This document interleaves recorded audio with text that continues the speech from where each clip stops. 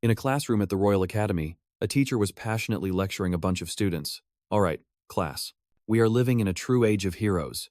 It's been 5,000 years since the Heroes Chronicle first appeared in this world.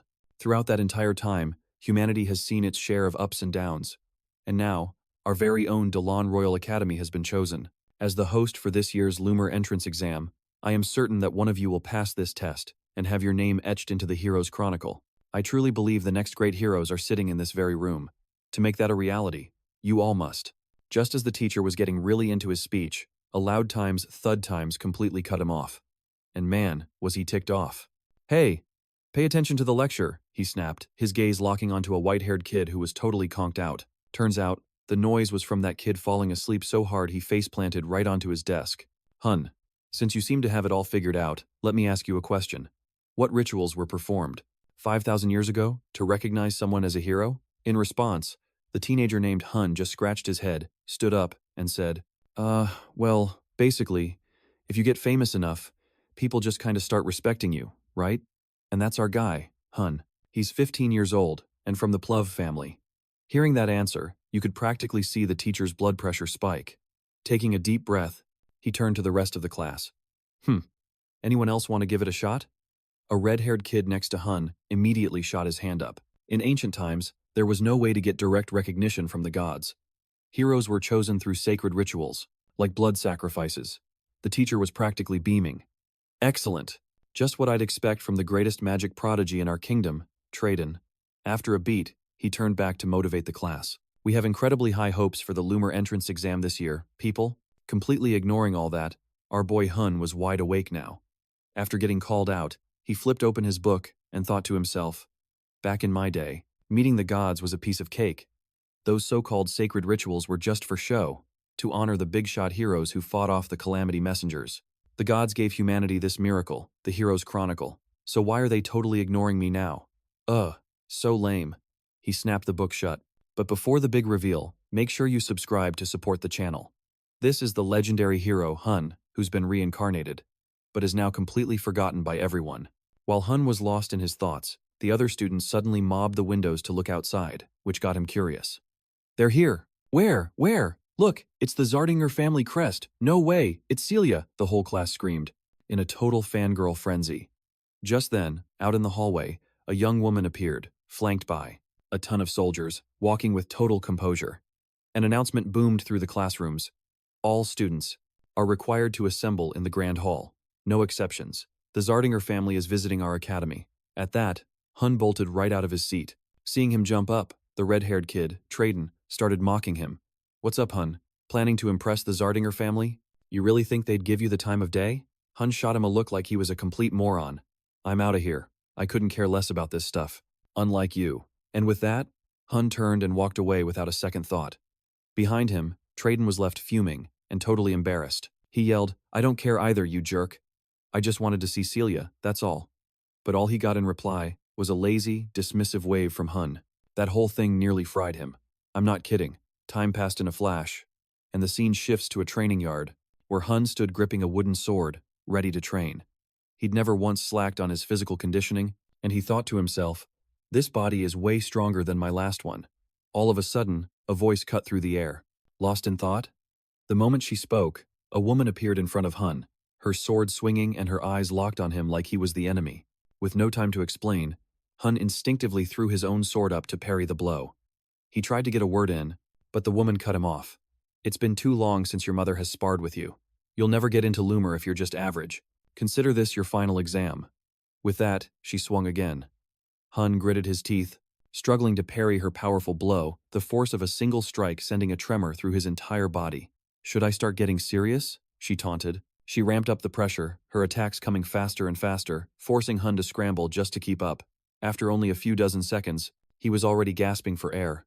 Aren't you laying it on a little thick, Mom? Hunne complained, but his words fell on deaf ears. You think you have time for chit-chat in a real fight? She shot back, unleashing a flurry of even more powerful strikes, moving at a blinding speed. But in the instant she committed to the blow, a wave of regret washed over her. Oh no, that was way too much force. If Hunne can't dodge this, she thought, panicked. However, in that split second, with everything on the line, Hunne simply tilted his head, dodging the attack with a look of pure calm. Taking advantage of her momentary shock, he brought his own sword to rest against her throat. "You okay, Mom?" he asked softly.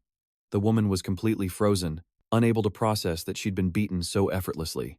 Just how deep does his talent actually run? After a moment of stunned silence, she composed herself, brushing the dust from her clothes. "Hunne," she asked, "are you still set on going to Lumer?" The Lumer Academy, humanity's premier hero academy, standing against the 4 great legions of the other races. It's the one place, Hunne thought, where my record-shattering potential has the best chance of being recognized. He nodded firmly. "Yeah, of course." Satisfied, his mother said, "The Zardinger family is visiting Delan's, and they'll be staying with us at the manor." "The Zardingers? Staying with us?" Hunne asked, surprised. "That's right, and not only am I thrilled about it, but I'm going to ask Viscount Zardinger himself to teach you their family's famous aura technique. With that under your belt, you'll be more than ready for the Lumer entrance exam next year." She ruffled his hair, completely unaware of what was going through his mind. "Mom, I'm planning on taking the exam this year." Time passed, and the scene shifted to the front of the family manor. Just as his mother had said, the Zardinger family soon arrived in a lavish, jet-black carriage. A girl named Celia emerged, muttering, "Ugh, why did we have to come here? Why would Uncle pick this place? Couldn't we just have booked an entire hotel? All I want to do is focus on the Lumer entrance exams. Why are we stuck staying with some minor family?" A million questions swirled in her head. "Aren't you even a little curious about this Hunne fellow?" her uncle, Giz, said from beside her. "He's the one who said he couldn't care less about the Zardinger name." Celia tossed her hair back haughtily. "Please," she scoffed. "Some knight in training who can't even use aura? Hardly worth my time, don't you think?" "I, on the other hand, see things a bit differently," Giz murmured. As they approached, they greeted the masters of the manor. "It's a tremendous honor to meet you both," they said, bowing their heads. "Welcome, Giz," replied the lady of the house, Ruina Plove, matriarch of the Plove family. As she stood beside her husband, Lord Dinger, Rhea Plove, the master of the house, made the introduction. "Celia, welcome. This is Marquis Giz." Celia placed a hand over her heart with a calm grace. "My name is Celia Zardinger. It's a pleasure to be here. I'm honored to finally meet you all." Celia smiled, thinking the girl was the spitting image of her father and uncle. But as her gaze lingered on Ruina, she froze. "Wait a second. Black hair and red eyes. Don't tell me. She's part of our clan?" As if reading her mind, Giz nodded and began to explain. "Rhea, the girl is. You're." The scene cuts to the drawing room, where Giz and Ruina are chatting over tea. Giz was recounting the day's events. "So, we swung by the Delan Royal Academy earlier. The place was crawling with students, but word is, Hunne completely blew us off and just bounced." Ruina let out a gleeful laugh. "Haha, so the legendary Zardinger family can get snubbed after all. I love it. If his actions offended you, I apologize on my son's behalf. That boy is all about his training." Giz then asked, his curiosity piqued, "What's this Hunne kid like, anyway?" Rhea answered without hesitation, "Hunne's talent is off the charts." Giz's face grew serious. "And you really believe he is worthy of inheriting the Zardinger flame? Not just because he's your son?" "I believe he's more than just worthy," Rhea replied. A smile touched Giz's lips. "Well, if you're that confident, I'm certainly intrigued. But I'll need to see the kid's potential for myself." The scene shifts to Hunne, sitting cross-legged, deep in meditation. Suddenly, his right wrist begins to glow, casting a soft light. Hunne's eyes snap open as he whispers, "At last, the vessel to hold it all is finally complete. The whole reason I've held off on learning to use aura is because once your body takes it in, it starts to adapt automatically, and you lose the prime window to build up mana and spiritual strength. In my past life, if I just had a better handle on my power and its true nature, if I'd just done things right, maybe I wouldn't have had to leave all those promising talents to die. This time, I'm going to master it all, starting with my aura." As Hunne muttered to himself, a voice cut in from behind. "You must be Hunne, right?" Hunne turned to see Celia Zardinger. Meeting his gaze, she offered with a friendly smile. "From what I can tell, your fundamentals are rock solid. How about I show you a few pointers with the sword?" Celia said brightly, though her real goal was to get on Ruina's good side, Hunne's mother. But Hunne didn't jump at the offer. Instead, he just asked, "And who are you?" Celia puffed out her chest, introducing herself with pride. "I am Celia Zardinger, but you may know me as the Sword Maiden of the Empire." "Oh, is that so? Thanks for the offer, but I'm not really interested in learning from someone weaker than me," Hunne said with a shrug. Celia just froze, completely dumbfounded. "Are you actually trying to say you're stronger than me?" Her face was a mask of pure disbelief. Hunne clarified, "If this were a fight to the death, you'd win. since I don't use aura. But if we're talking pure sword skills, that's a whole nother story, our hero declared with total confidence. A flicker of anger flashed in Celia's eyes. Spotting a weapon rack nearby, she snatched a sword and challenged him. All right, hotshot. If you're so sure of yourself, then let's have a duel. A smirk played on her lips as she thought, you think a little bit of talent makes you my superior? I'm about to give you a serious reality check. Celia laid out the terms. If I win, you have to be my personal servant for the entire week. I'm staying here. And what if I win? Hunne shot back. Celia declared, if I lose, I'll be times your time servant. The bet was on. Quick as a flash, Hunne scooped up a wooden sword from the ground. Let's get this over with. He lunged forward, unleashing a powerful strike with dizzying speed. Celia was just as quick to react, parrying with her own blade. But the force of the impact made her expression shift. His speed isn't half bad, she thought.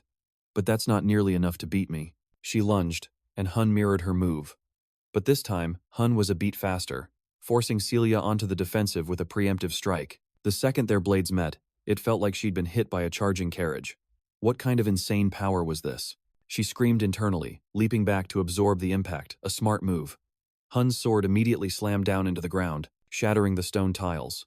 With Celia on the back foot, Hunne pressed his advantage, giving her absolutely no room to breathe, let alone counterattack. Overwhelmed by his relentless assault, Celia knew she couldn't parry the next blow. Hunne swung his blade straight for the so-called sword saintess, but his strike was stopped dead by an aura shield. Didn't we agree this was a duel of pure swordsmanship? Hunne asked, his voice cold. It was just instinct, Celia stammered. Doesn't matter, I'm still going to win, Hunne replied nonchalantly, leaving Celia stunned. The difference between using aura and not is like night and day, don't you get it? She screamed. Hunne simply replied, wanna bet? With that, he unclasped a bracelet from his wrist and tossed it to the ground. The moment she realized it was a magical artifact, Celia gasped in disbelief. You're insane. Without another word, Hunne just smirked, lunged forward, and swung his wooden sword right into her aura shield. It shattered like glass. Asterisk, what the heck? This guy is a monster. Asterisk, Celia screamed in her head. Asterisk, he's completely unhinged. Asterisk. Sometime later, the scene shifts to Ruina taking a walk with her brother, Giz, when she suddenly spots Hunne up ahead. Hunne, come over and say hello to our esteemed guest. Hunne glanced at Giz and bowed his head slightly. I'm Hunne, sir. Giz extended a hand. I'm Giz Zardinger, as you've likely guessed, your uncle. It's a pleasure to finally meet you. He gave Hunne's hand a firm squeeze as Ruina asked, oh, by the way, have you met Celia? Hunne hesitated, his eyes darting over to Celia, who was currently being carried away on a stretcher by several knights. What in the world happened to my niece? It all happened so fast, someone in the shocked crowd exclaimed.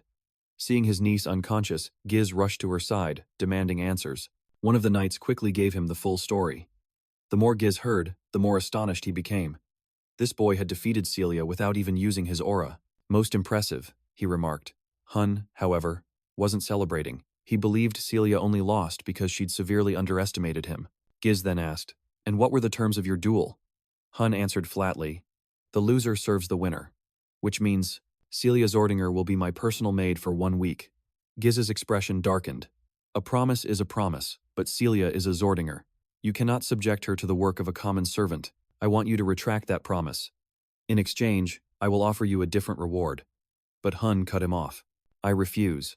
This was a promise between myself and Celia. As long as she carries the Zardinger name, she has a responsibility to uphold her word. Even if I offer to teach you my family's secret aura technique, Giz countered, completely oblivious that he was speaking to a legendary hero who had mastered countless skills. Hunne actually laughed. A secret aura technique offered as a bribe to cover up your niece's failure? Doesn't sound like much of a technique worth learning. Having been rejected so bluntly, Giz's pleasant demeanor vanished. Hunne, you've just declared that a direct heir of House Zardinger will serve as your maid, and you've also called our family's secret technique worthless. Am I understanding you correctly? Yes, that's precisely it, Hunne replied, his confidence unwavering. Suddenly, Giz broke into a loud, hearty laugh. Aren't you a bit full of yourself, kid? Hunne clarified his position. I have no intention of insulting House Zardinger. If you had offered me the aura technique as a prize for defeating Celia, I would have gladly accepted. But you offered it as a way to sweep her mistake under the rug, implying that she only lost because she wasn't paying attention. The truth is, even if Celia had been taking this seriously from the very beginning, the outcome would have been exactly the same. Hunne's sheer confidence intrigued Giz. The boy wasn't just being defiant. He was rejecting the man's attitude. Now this is interesting. If the Zardinger family had a kid like him, he waved a hand, signaling the knights to escort Celia to the servants' quarters and make good on his promise. Turning to Hunne, he said, "Hunne, just between us, you can call me Uncle." "Yes, Uncle." Hunne's nod made Giz grin with satisfaction. As Hunne walked away, Giz figured there was no need to test the boy's potential any further. Looking over at Ruina, he said, "Sister, you asked me to teach Hunne our family's mana manipulation technique, didn't you? Well, I think this kid might even convince the old man to let him learn the Phoenix Breath." Time passed, and the next morning, the scene shifts to Hunne's bedroom. Celia, dressed in a maid's uniform, her face beet red with humiliation, ground out through her teeth. "For 1 week, I will be serving as young Master Hunne's personal maid. I am Celia Zardinger." Across the room, Hunne was engrossed in a book. Hearing Celia's voice, he glanced up at her, nodding in appreciation. "It actually suits you. The simple maid outfit combined with your graceful air. It's a fascinating combination." His tone was laced with a hint of amusement, which made Celia tremble with rage. "I know I'm pretty, but that's a seriously weird compliment." "Whoa, no, I didn't mean to offend you. My apologies. I have a friend who's, let's say, overly passionate about praising beauty. I guess some of it just rubbed off on me," Hunne replied, sighing as he recalled a line from a close comrade in his past life. "When the world is finally at peace, I will dedicate my entire life to spreading beauty to all people." That was the catchphrase his old teammate always used. Celia calmed herself and remarked, "A friend who loves beauty that much must be a wonderful person." The problem was, he was way too direct, Hunne thought, remembering a certain incident. His beauty-obsessed comrade had once asked 2 of their female teammates to model for his sketchbook. There was the stoic but ethereal Reza and Luna as well. "For the sake of art, would you 2 be willing to pose? In the buff?" "I brought my sketchbook and everything," he had asked with genuine excitement, only to get the ever-living daylights beaten out of him by both women. Back in the present, Celia's eyes fell on the book Hunne was holding. Her curiosity was piqued. "That book looks like some special training manual. What are you reading?" Hunne glanced down at it and replied nonchalantly, "This thing? I read it all the time as a kid. It's called The Origin of Heroes." Celia was struck dumb, knowing full well it was just a children's fairy tale, and Hunne was already 15 years old. She stepped closer, scanning the books on his shelf before commenting, "You seem a little obsessed with The Origin of Heroes. Even scholars who dedicate their lives to studying the great heroes couldn't possibly have a collection this extensive." She was floored by the sheer volume of books Hunne had amassed. He just shrugged, saying he'd picked them up here and there over the years. Celia picked one up, muttering to herself, "But there are so many books specifically about the hero Hunne." A flicker of nostalgia crossed Hunne's face. "Among all the great deeds of the heroes, there are some unattributed accomplishments. I like to think they were his." Celia shook her head vehemently. "He was probably just a con artist, trying to steal glory from the real heroes. That's the popular opinion." "Obviously." "I think so too," Hunne whispered, too quietly for Celia to hear. "What was that?" she asked, not dumb enough to repeat it. Hunne quickly changed the subject. "We'll start training right after breakfast."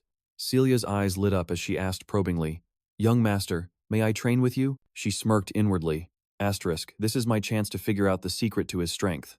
Hunne agreed instantly, since there wasn't really a secret to begin with. "It's going to be pretty tough to keep up. You sure you're game?" His teasing tone made Celia snap back in frustration. "I am Celia Zardinger." Despite her proud declaration, training with Hunne was crushingly intense. It wasn't long before she was completely drenched in sweat, gasping for air, totally wiped. Watching her, Hunne calmly pointed out, "Once you hit your physical limit, your reflexes get sluggish, your moves get all clumsy, and you leave a massive opening behind you." Celia shot him a skeptical glare. "You call this training? I'm completely drained." "That's the point," Hunne shot back, shaking his head. "Kids these days are just too soft. After 5,000 years of progress, key manipulation techniques have evolved like crazy, but basic physical conditioning has been totally ignored. Ki is supposed to optimize physical strength, and a stronger body means better ki, but nobody seems to care about the physical training part anymore." After a quick breather, Celia forced herself back up and charged again. "Don't you dare look down on me, you platinum blonde jerk." She lunged at Hunne, but she was moving at a snail's pace. He effortlessly swatted her away with a single, casual motion. Celia was on the verge of tears. Why? Why can't I beat him?" Hunne strolled over nonchalantly. "Super frustrating, right? Here, take this." He handed her a bracelet. The moment her fingers closed around it, the sheer weight slammed her hand straight to the ground. It's a bracelet enchanted with gravity magic. Starting tomorrow, you'll wear it during all your training sessions, Hunne explained, a smug grin spreading across his face, clearly thrilled to have someone else share in the misery. Time flashed forward, finding Hunne and Celia training in a clearing. Giz watched them quietly from a distance. He figured this would be a good learning experience for Celia before the Lumer exam. Having her pride knocked down a peg wasn't such a bad thing, he mused, before calling out, Hunne, I intend to petition the family head to allow you to inherit the Phoenix Breath technique. Hunne was stunned. He'd only ever heard rumors about it. The Phoenix Breath, the very source of every key technique in the Zardinger family. Only those officially recognized by the clan are allowed to inherit it, he thought. Celia immediately protested. There's no way Dad would. Just agree to that. Giz nodded in agreement. You're right. That's why there's a condition. You have to pass this year's Lumer entrance exam, he stated calmly, but Celia was the one who freaked out. What? The Lumer entrance exam is a full-on combat test. Dad, you know that's way too dangerous for someone like Hunne, who can't even use ki. But unlike her, Hunne wasn't scared in the slightest. He felt a strange thrill. A real fight. Awesome. It's not like I have a choice anyway, Giz asked. So, what do you say? Hunne nodded confidently. My parents told me they'd respect whatever I decide. So, I'm in. Hunne's answer didn't surprise Giz in the least. Just as I thought, this kid was planning on taking the exam this year all along. With a new fire lit under him, Hunne threw himself into training. Take a quick break, then we go again. He immediately took off running again. Who said I can't keep up? Celia yelled after him. 1 week later, the scene shifts to Delan Academy. Today was the day of the Lumer entrance exam.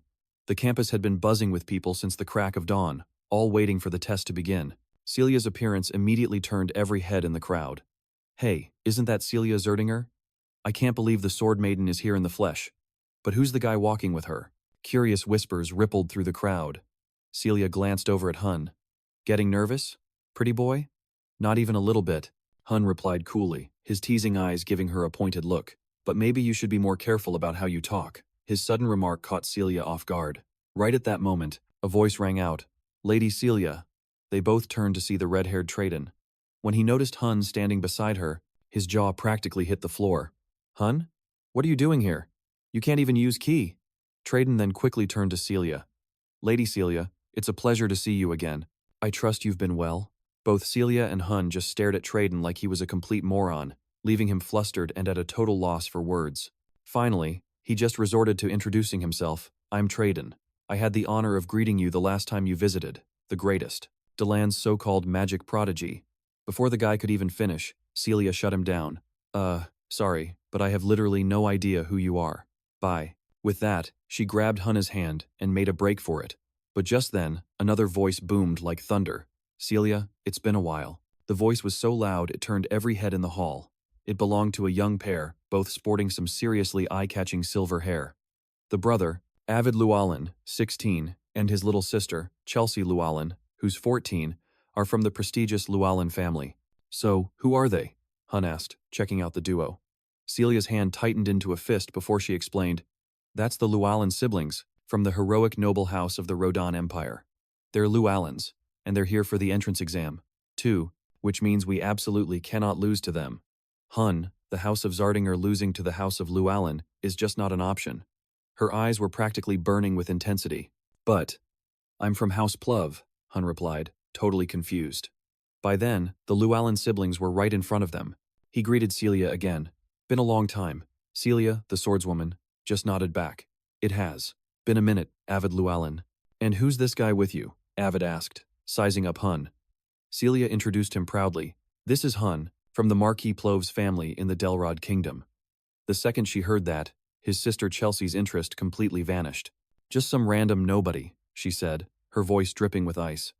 Avid looked just as unimpressed. After a few more stiff pleasantries, they turned to leave, but not before throwing one last taunt. Celia, that top spot is mine. Let's go, Chelsea. Right behind you, big brother, Chelsea replied. Watching them walk off all high and mighty, Celia muttered under her breath, God, they're so annoying. I'm definitely gonna wipe that smug look off their faces. Just then, a loud bang grabbed everyone's attention. A young-looking instructor had appeared on a high stage. Looks like we're all here. The name's Albi Giron, a professor here at Lumer Academy. As soon as he said his name, Celia's whole expression changed.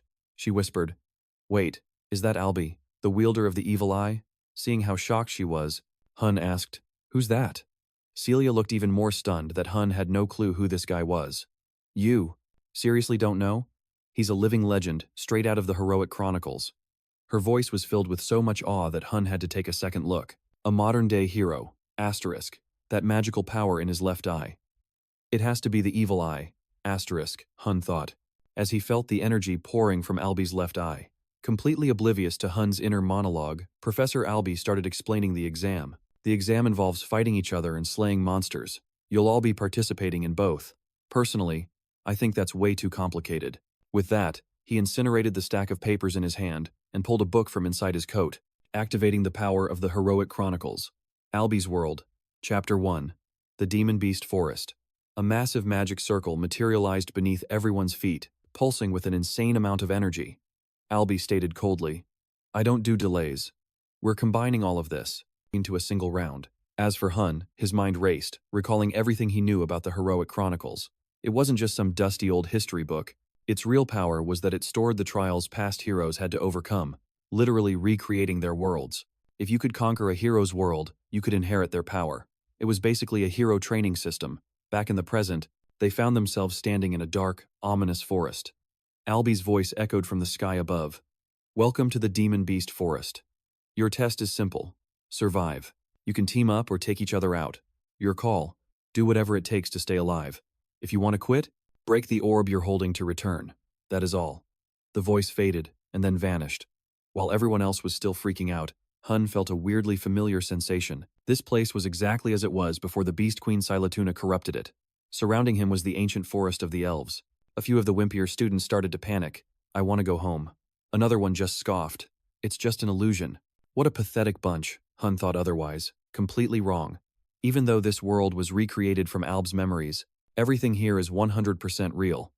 If you get into a tight spot, you'll actually be toast. At that very moment, a green arrow of light shot out from the forest, heading straight for Hunne. Always on guard, he dodged it just in time, and the one who fired it was none other than Chelsea Lou Allen. Seeing Hunne evade the attack, Chelsea stepped out, saying, "We've met before, haven't we? Taking down someone from the Zardinger clan ought to be fun." Hunne corrected her, "I'm from the PL clan, but weren't you just with Celia a second ago?" Chelsea immediately let out a yell, casting her wind magic to form an energy scythe in her hand. With all his experience, even Hunne was a bit taken aback. This is a type of magic that didn't exist back in my day. But the basic principles are still exactly the same. He gripped his sword, ready for anything. Seeing Hunne's completely unfazed expression, Chelsea got even more annoyed and clicked her tongue. "How can you be so calm with me standing right here?" She spun the scythe and launched it forward like a buzzsaw. However, the attack didn't even faze Hunne. With just a simple swing of his sword, he easily deflected the scythe. Seeing him handle it like it was nothing, Chelsea's expression instantly changed. "He's just some nobody, but I can't sense a single drop of his aura. Could it be an undetectable aura trait?" she wondered. Hunne suggested, "That attack was way too basic. How about we team up? This test usually rewards the ones who last the longest. As a mage, wouldn't it be more useful to have a swordsman by your side?" He offered a convincing smile. But to Chelsea, his words went in one ear and out the other. "Yeah, too bad. I'm a battle mage. And more importantly, you dared to call my attack basic." Her voice hissed with rage. But Hunne just calmly confirmed, "You heard me. For wind magic, that move is painfully predictable. As for its power, it's just so-so." Hearing Hunne lecture her, Chelsea's eyes went wide. "Are you seriously trying to school me on magic? A direct descendant of the Llewellyn family? Let's see how you handle this basic attack." She swung her staff, firing off a barrage of wind blades and arrows toward Hunne. But the moment she attacked, she realized Hunne had vanished without a trace. Where did he go? "I can't sense a single trace of his mana. How is that possible?" Chelsea panicked. Suddenly, Hunne appeared right in front of her, landing a solid punch to her gut, which sent her to her knees. "So, should I politely ask for your cooperation now?" Hunne tied Chelsea to a stake, then started a fire with a sly grin on his face. Time flew by. By nightfall, Chelsea Llewellyn groggily came to, only to find herself tied to a wooden stake. Below her, a fire was roaring, as if she were about to become a ritual sacrifice. "What the heck is this?" Chelsea screamed in a panic. Seeing she was awake, Hunne continued his little persuasion attempt. "So, ready to cooperate with me now?" Chelsea gritted her teeth, glaring at him defiantly. "In your dreams. I don't need anyone but my brother. Windblade, she shouted, activating her magic to slice through the ropes.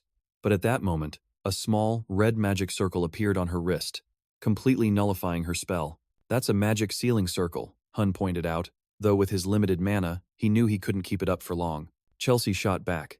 This kind of small fry magic? I can break it in a heartbeat. Hunne gave a cold smirk. You really think I'm just going to let you sit there and concentrate? The flames crept closer, singed a corner of Chelsea's skirt. Whoa, stop, it's hot, she shrieked. But Hunne was relentless, pressuring her to cooperate. With no other choice, Chelsea finally gave in. All right, fine, I'll do it. But Hunne didn't let her go just yet. Instead, he made her swear on her family's honor. Okay, I swear on the honor of House Lumine that I'll cooperate. Now stop. Tears welled up in Chelsea's eyes. Hunne smirked to himself. Piece of cake. She's still so naive. He gave the rope a sharp tug, sending Chelsea tumbling, only to gently catch her. Hunne said with a warm smile, A pleasure working with you, Mage Llewellyn. The scene shifts to the outside, where the students are battling it out in the forest while the professors watch on monitoring screens, scoring and assessing their performance. The longer Professor Albie watched, the more irritated he grew.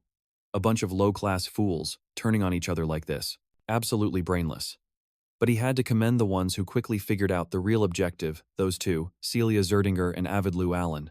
The Rodrian Empire certainly has a bright future ahead of it. Albie's eyes flickered to another screen, landing on Hunne and Chelsea working together against a giant forest buffalo. Wait a second, isn't that Hunne? His behavior at the campfire was eccentric, to say the least, but convincing Chelsea Llewellyn to team up with him is a major point in his favor. He doesn't have the raw power or brilliance of Celia or Avid, but he's a wild card, completely unpredictable, he muttered, intrigued, his eyes glued to Hunne's screen. Back with Hunne. Even though she'd been strong-armed into it, Chelsea couldn't help but be grudgingly impressed by his skills. Having a knight around is actually pretty useful. Can I ask you a question? What kind of aura are you using? I can't sense a single drop of mana from you, she asked, her curiosity piqued. Hunne didn't bother being secretive, and answered bluntly, I don't use an aura. Chelsea just froze, her mind completely blank. What? You can do all that without using an aura? Hunne replied, It's the essence of a thing that truly matters. The same goes for wind magic. What do you think its true nature is? As if to answer, Chelsea unleashed a blast of wind magic, forming sharp blades that shredded a monster trying to sneak up on them. She smirked condescendingly. Lecturing a Llewellyn about magic? Don't try to teach a master his craft. That's hilarious. But Hunne was completely unfazed, and calmly pointed out, Your power is impressive, I'll give you that. But your application is all wrong. He stepped forward with the air of an instructor, prompting Chelsea to mutter under her breath, You are such a... But before she could finish, Hunne held up a hand, silencing her. Hold it, and then Chelsea saw why. Up ahead were several shriveled corpses, completely desiccated. They look like mummies, she said with a frown. Hunne spoke. I've seen something like this before. Now I get what it takes to pass this test, he murmured, but then a sudden feeling of unease washed over him. Without a moment's hesitation, he lunged forward, grabbing Chelsea and yanking her aside just in time to dodge a bizarre attack that came out of nowhere. A group of students approached them. Such a shame. I was hoping to deal with Chelsea Llewellyn before she got knocked out of the running. As for the guy, with her, he's just some nobody. The voice belonged to Trayden, who'd formed a posse with other students to hunt down the stronger competitors. All right, get him, Trayden roared, and his whole crew charged forward like a pack of rabid dogs. But they made a fatal mistake, trying to fight Hunne up close. In the blink of an eye, his fist connected with one guy's face, dropping him to the ground instantly. Seeing their buddy get taken down in a flash, the others started to panic, hesitating to make a move. Cover me, Hunne yelled over to Chelsea. Oh, right, she stammered, still reeling from that close call. After a moment of stunned silence, Trayden's goons snapped out of it, roaring, What are you waiting for? Everybody, go. They blindly charged in again, completely oblivious to the fact that Trayden, their ringleader, had already quietly bailed. I can't just go down like this. I've got to find a new target, he schemed, and then bolted. Meanwhile, not too far away, Celia spotted Trayden's silhouette and started moving in the opposite direction. This little detour led Celia and Avid Llewellyn right to Hunne, Chelsea, and the whole crew of defeated students lying all over the ground. The moment she saw her brother, Chelsea joyfully ran over and threw her arms around Avid. Big bro? Avid comforted her. Chelsea, you okay? Celia asked, looking amused. So, how did you two end up together? Hunne replied. Oh, I just suggested we team up. This one's a real hard head, so I had to do a little convincing. His sly grin made it clear to Celia that there was more to the story. All right. What are you scheming this time? She asked wearily. For a couple of reasons, Hunne began as he helped the other beaten students to their feet. Chelsea asked curiously, why are you helping them? Hunne explained, this isn't the time to be rivals. We're all going to conquer this world together. The beast forest is in a seriously weird state. See those bodies over there? Every last drop of moisture has been sucked right out of them. And that's not the only freaky thing. Hasn't anyone else noticed that there are way too few monsters around here? Celia said, as it dawned on her. Now that you mention it, it's like something's already eaten them all. There's definitely a high-level monster scaring all the others into hiding. The white-haired boy, Avid Llewellyn, nodded. I see. Professor Alby's first great heroic feat was defeating a high-level monster. The second he finished speaking, the whole group felt a terrifying, murderous aura wash over them, making everyone break out in a cold sweat. Looks like it's here, Hunne muttered, cutting back to Traden. He was using a light spell to see where he was going. No matter what it takes, I'm gonna take you down, Hunne, he growled, then noticed a shadow blocking his path. Traden raised his staff to get a better look. Realizing it was a corpse, he stumbled back in horror. What the heck is this? He screamed. All of a sudden, a drop of slime splattered onto his staff, making Traden look up. He lifted his head and froze, paralyzed with absolute terror. Looming above him was a gigantic spider, staring down at him hungrily. The scene cuts to the grand hall outside, where a few students, who had already washed out of the test because things got too real, were bragging. I probably took down like 15 or 16 of them, a brown-haired student boasted. Yeah, me too, another one agreed. All the while, Professor Alby watched them, his face a mask of disappointment. In total, we're at about 500 students so far, and every single one has failed. Hearing that, another professor urged him frantically, but Professor Alby, no matter what, you have to pick about 100 of them. Just like in the other sectors, there are only 50 students still in the test. Professor Alby was firm. If they don't meet my standards, I will fail every last one of them. The headmaster entrusted this exam to me precisely because he knew that. He focused on a monitor showing Hunne, thinking, true heroes are found in times of adversity. Hunne. He's already realized something's off about this forest. But does he have what it takes to conquer this world? Professor Alby wondered to himself. Back with Hunne's group, they had all gathered together and were moving forward quickly. Crap, it's pitch black in here, a long-haired student grumbled. Suddenly, Celia, who was leading the pack, stopped and held up a hand. Wait, there's something up ahead. Everyone, get ready for a fight. She channeled mana into her sword, making it glow with a soft red light. Right after that, they spotted Traden's body, completely wrapped up in some kind of webbing. What is that? The one behind him is the real deal, Avid warned, preparing to cast a spell. But before he could finish the incantation, Hunne shouted at Traden, Gulliver, snap out of it. Break the crystal now. At the sound of his name, Traden gritted his teeth, shattering the crystal orb in his fist. His body dissolved into a flash of light, warping him out of this dimension. The colossal spider let out a furious shriek, like its dinner had just slipped right through its claws. With Traden gone, Avid casually unleashed his magic. Windfang, he yelled, blasting out a barrage of razor-sharp wind blades, drenching the spider in a shower of its own ichor.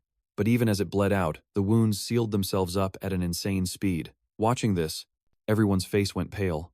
That's still not enough? Hunne thought grimly. Just as I suspected. This is Tarantulia, the spider princess. He'd figured out what the monster was. Across the field, some student with an axe gripped his weapon and charged in for close combat. Eat this, you freak of nature. But before he even got close, one of the spider's legs swatted him away like a fly. Celia didn't have a second to worry about the guy who just got launched. I'm ending this in one shot, she declared, channeling a massive surge of energy into the tip of her blade. Once it was fully charged, she unleashed a laser-like beam of power that blasted straight through the spider's head. But its life force was just too immense. In mere seconds, the gaping hole in its head sealed up completely. The impossible sight left Celia totally speechless. No way. Seeing Celia's attack fizzle, Avid stepped up with a smirk. The kind of destructive power a mage can dish out is way beyond what a knight can do. Brimming with confidence, he cast Tempest Slash, unleashing a devastating arc of wind that ripped right through the spider's torso. But for the spider princess, it wasn't nearly enough damage. It just made her even more ticked off. Since Avid had dealt the most damage, its fury zeroed in on him. Chelsea quickly threw up a protective ward for her brother, saving him in the nick of time. Avid got away with just a minor gash on his arm. Are you okay? Chelsea asked. Thanks, Chels, Avid replied. Seeing both Celia and Avid get shut down, the axe wielder was losing hope. What even is this thing? Hunne explained. It's got insane regenerative abilities. That's the daughter of Silatuna, the Queen of Tartarus, a monster from Urban's army that laid waste to the elven woods. The whole group stared at Hunne like he'd just grown a second head. In his mind, Hunne's thoughts raced. The mana in Alb's left eye. It belongs to the elven Spider King, the ruler of the cursed wildwood. It's the one that destroyed the elven forest and devoured the king's arm. I thought Luna had already killed Tarantulia, but the king's right arm, which it swallowed, or more accurately, the endless life force from the Ring of Vitality. That's what saved it. A new wave of determination washed over the group. If this monster's the key to passing this test, then I'm the one who's going to take it down, Avid declared. Oh yeah? Says who? Celia shot back. The two of them started spamming their skills at the spider, but Hunne knew it was pointless. It's just going to keep regenerating until you two are completely out of mana, he warned them coolly. So what's your brilliant idea? Celia asked. Hunne replied, You two are going to have to work together. Not a chance. I'm getting the top score on this thing. No, I am, Celia yelled. Seeing them squabbling, Hunne snapped, If we don't clear this heroic world, we all fail. Got it? That shut them both up, forcing them to swallow their pride. Avid spoke up. Even if we team up, it's going to take time to charge up an attack powerful enough to one-shot it. Only Celia and I have the firepower to hold it off that long. Celia fell silent as the rest of the group hesitated. Hunne stepped forward. I'll do it. The confident look on his face completely stunned Celia. What? That's a suicide mission. You can't even use battle aura yet, can you? I know, but I can still buy you 5 minutes. Hunne replied calmly, as if it were no big deal. Avid asked nervously, And what happens if the big attack fails? Hunne answered, I wouldn't be so sure. Fire and wind are practically best friends. When they team up, it's a sight to see. Hearing him say that, Celia and Avid shot each other a look, as if an idea had just sparked between them. While they were busy scheming, Hunne was already charging the spider, his grip tightening on his axe. He brought it down right on the monster's mouth, making it shriek in agony. Back with Hunne, watching the beast recover so fast, he thought to himself, Asterisk, just as I figured. Asterisk, this is as far as I can go without using my aura to stall for time, he called out to Chelsea. Chelsea, use your wind magic and blow all the weapons around here my way. The words barely left his mouth before he had to dodge a giant spider leg lunging at him. Hearing his demand, Chelsea freaked out. You're moving so fast. What if you get hit? There's no time to explain, Hunne insisted. I'll catch them all. Don't worry, just hurry. Which ones? Chelsea yelled back. Any of them will do, Hunne answered. Obeying his order, Chelsea used her wind magic to send a weapon flying his way. Hunne judged its trajectory by sound alone. From the whistle of the wind, he could tell it was either a scimitar or a double-edged sword. He poured power into his legs and launched himself into the air, snatching the two weapons as they flew past. Using his forward momentum, Hunne unleashed a whirlwind of slashes, severing the spider's legs, one by one. But under the immense pressure, the sword shattered after only a few hits. Hunne immediately yelled, Next one! Without missing a beat, Chelsea's timing was perfect, sending weapon after weapon his way. Hunne showcased his masterful weapon skills, laying into the spider with a relentless barrage, giving it absolutely no room to breathe. Chelsea was floored. He's the same age as us, but he looks like a literal god of war out there. Avid, watching the whole thing, couldn't dare to underestimate Hunne anymore. So he's not just some scrub after all, he muttered while landing a punch on the spider. Hunne caught a shallow cut on his cheek. Feeling the warm trickle of blood, he grinned with excitement. Man, I've missed this feeling. If I can't even take down a pest like this, those guys back home will laugh me out of the room. Tightening his grip on the sword, he poured every ounce of his strength into a single slash against the monster's torso. And just like the others, the sword shattered on impact. Hunne called for the next weapon, but Chelsea screamed. That was the last one. The sudden news left Hunne stunned, but fortunately for him, Celia had just finished her incantation. An intense surge of power erupted from her. Die, you disgusting bug, Celia roared. She swung her sword, unleashing a searing pillar of flame. The spider didn't even get a chance to screech before it was incinerated into a charred husk. After its defeat, an announcement echoed through the air. World of Alb, Chapter 1. The Wilds, complete. Completely drained, Celia collapsed to her knees. It's finally over, she breathed, relieved, turning to Hunne with a look of pure admiration. You actually held that thing off for a full 5 minutes. Incredible job, Hunne. Before she could finish, Chelsea jumped in. That was insane. So awesome. You looked like a hero straight out of a legend. You think so? Hunne sighed. Knowing he wasn't just times like times a hero, he times was times one. Chelsea looked at him like he was her new idol. Totally. I want to be a battle mage, but close quarters combat is my biggest weakness. You have to teach me. Celia snickered to herself. Asterisk, these poor innocent lambs have no idea what Hunne's training is like. Asterisk, this is going to be good. I hope everyone gets to experience Hunne's special training at least one time, she said with a devilish grin, leaving Chelsea completely bewildered. Hunne ignored their chatter, bending down to pick up a ring from the ground. So, this ring is the loot, huh? A beam of light shot out from it, and a tiny winged figure materialized in the air. Hunne recognized him instantly. Silith, you remember me, right? It's me, Hunne. Prince Silith offered a faint smile in return, then dissolved into light, merging with the falling rain. Hunne thought to himself, looks like he's become the king of the elves. It was thanks to the sacred relic I left behind that he gained that mana eye. The space around them began to collapse. A voice boomed. Initiating countdown for return from the trial zone. 5, 4, 3, 2, 1. Issuing reward for fulfilling the Elf King's oath. A mysterious figure materialized in front of Hunne. The voice was a whisper, its face completely shrouded in shadow, but Hunne's eyes flew wide open as if in recognition. Time passed, and the scene shifted to a bustling town where an old man was reviewing a report, muttering to himself, "It seems the exam in the Western Territory has concluded." That old man was none other than Alien Bedian, a master swordsman, and the headmaster of Lumer Academy. Beside him, a woman who appeared to be his secretary groaned, "It's over, but the other regions are still overflowing with applicants. How many did Professor Albie pass?" Alien glanced at the report, a look of surprise on his face. "Oh, this is Albie's list. This number is pretty solid. 40 students passed. That's quite a few, don't you think?" The secretary let out a long sigh. Alien just laughed. "Don't get so worked up. I was expecting only about 10 to get through." "So, are you curious?" the secretary asked. "I bet the valedictorian is either Celia or Avid Llewellyn. Who ended up on top?" Alien replied, "It's a tough call. Apparently, there's been a nomination for the new class representative." The secretary was in complete shock. Professor Albie actually recommended someone? That's a first.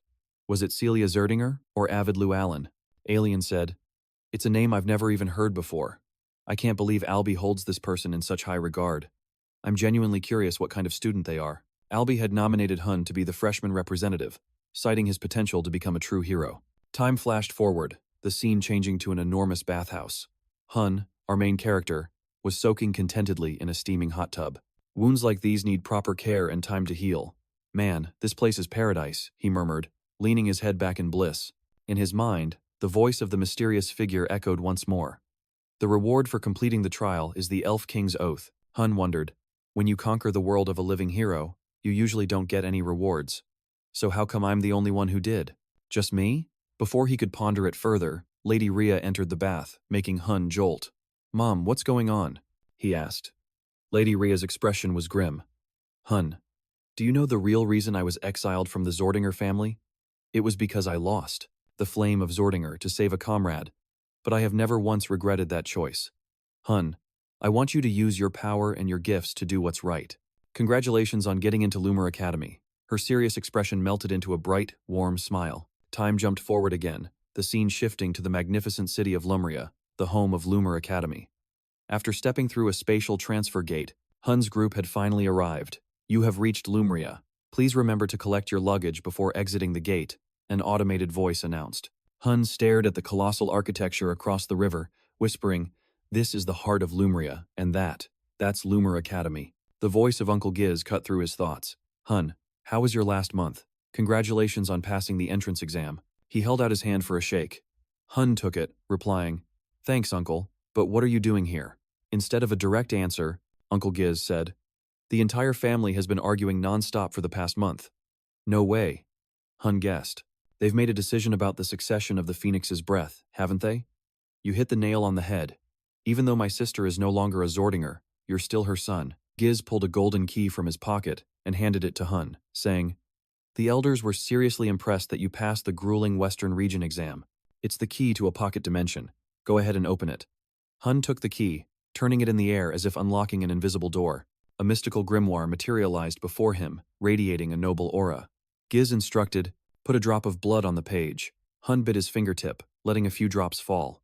The book immediately burst into a brilliant light, and strange, ancient runes appeared on its pages. "Now, You're the only one who can read this book.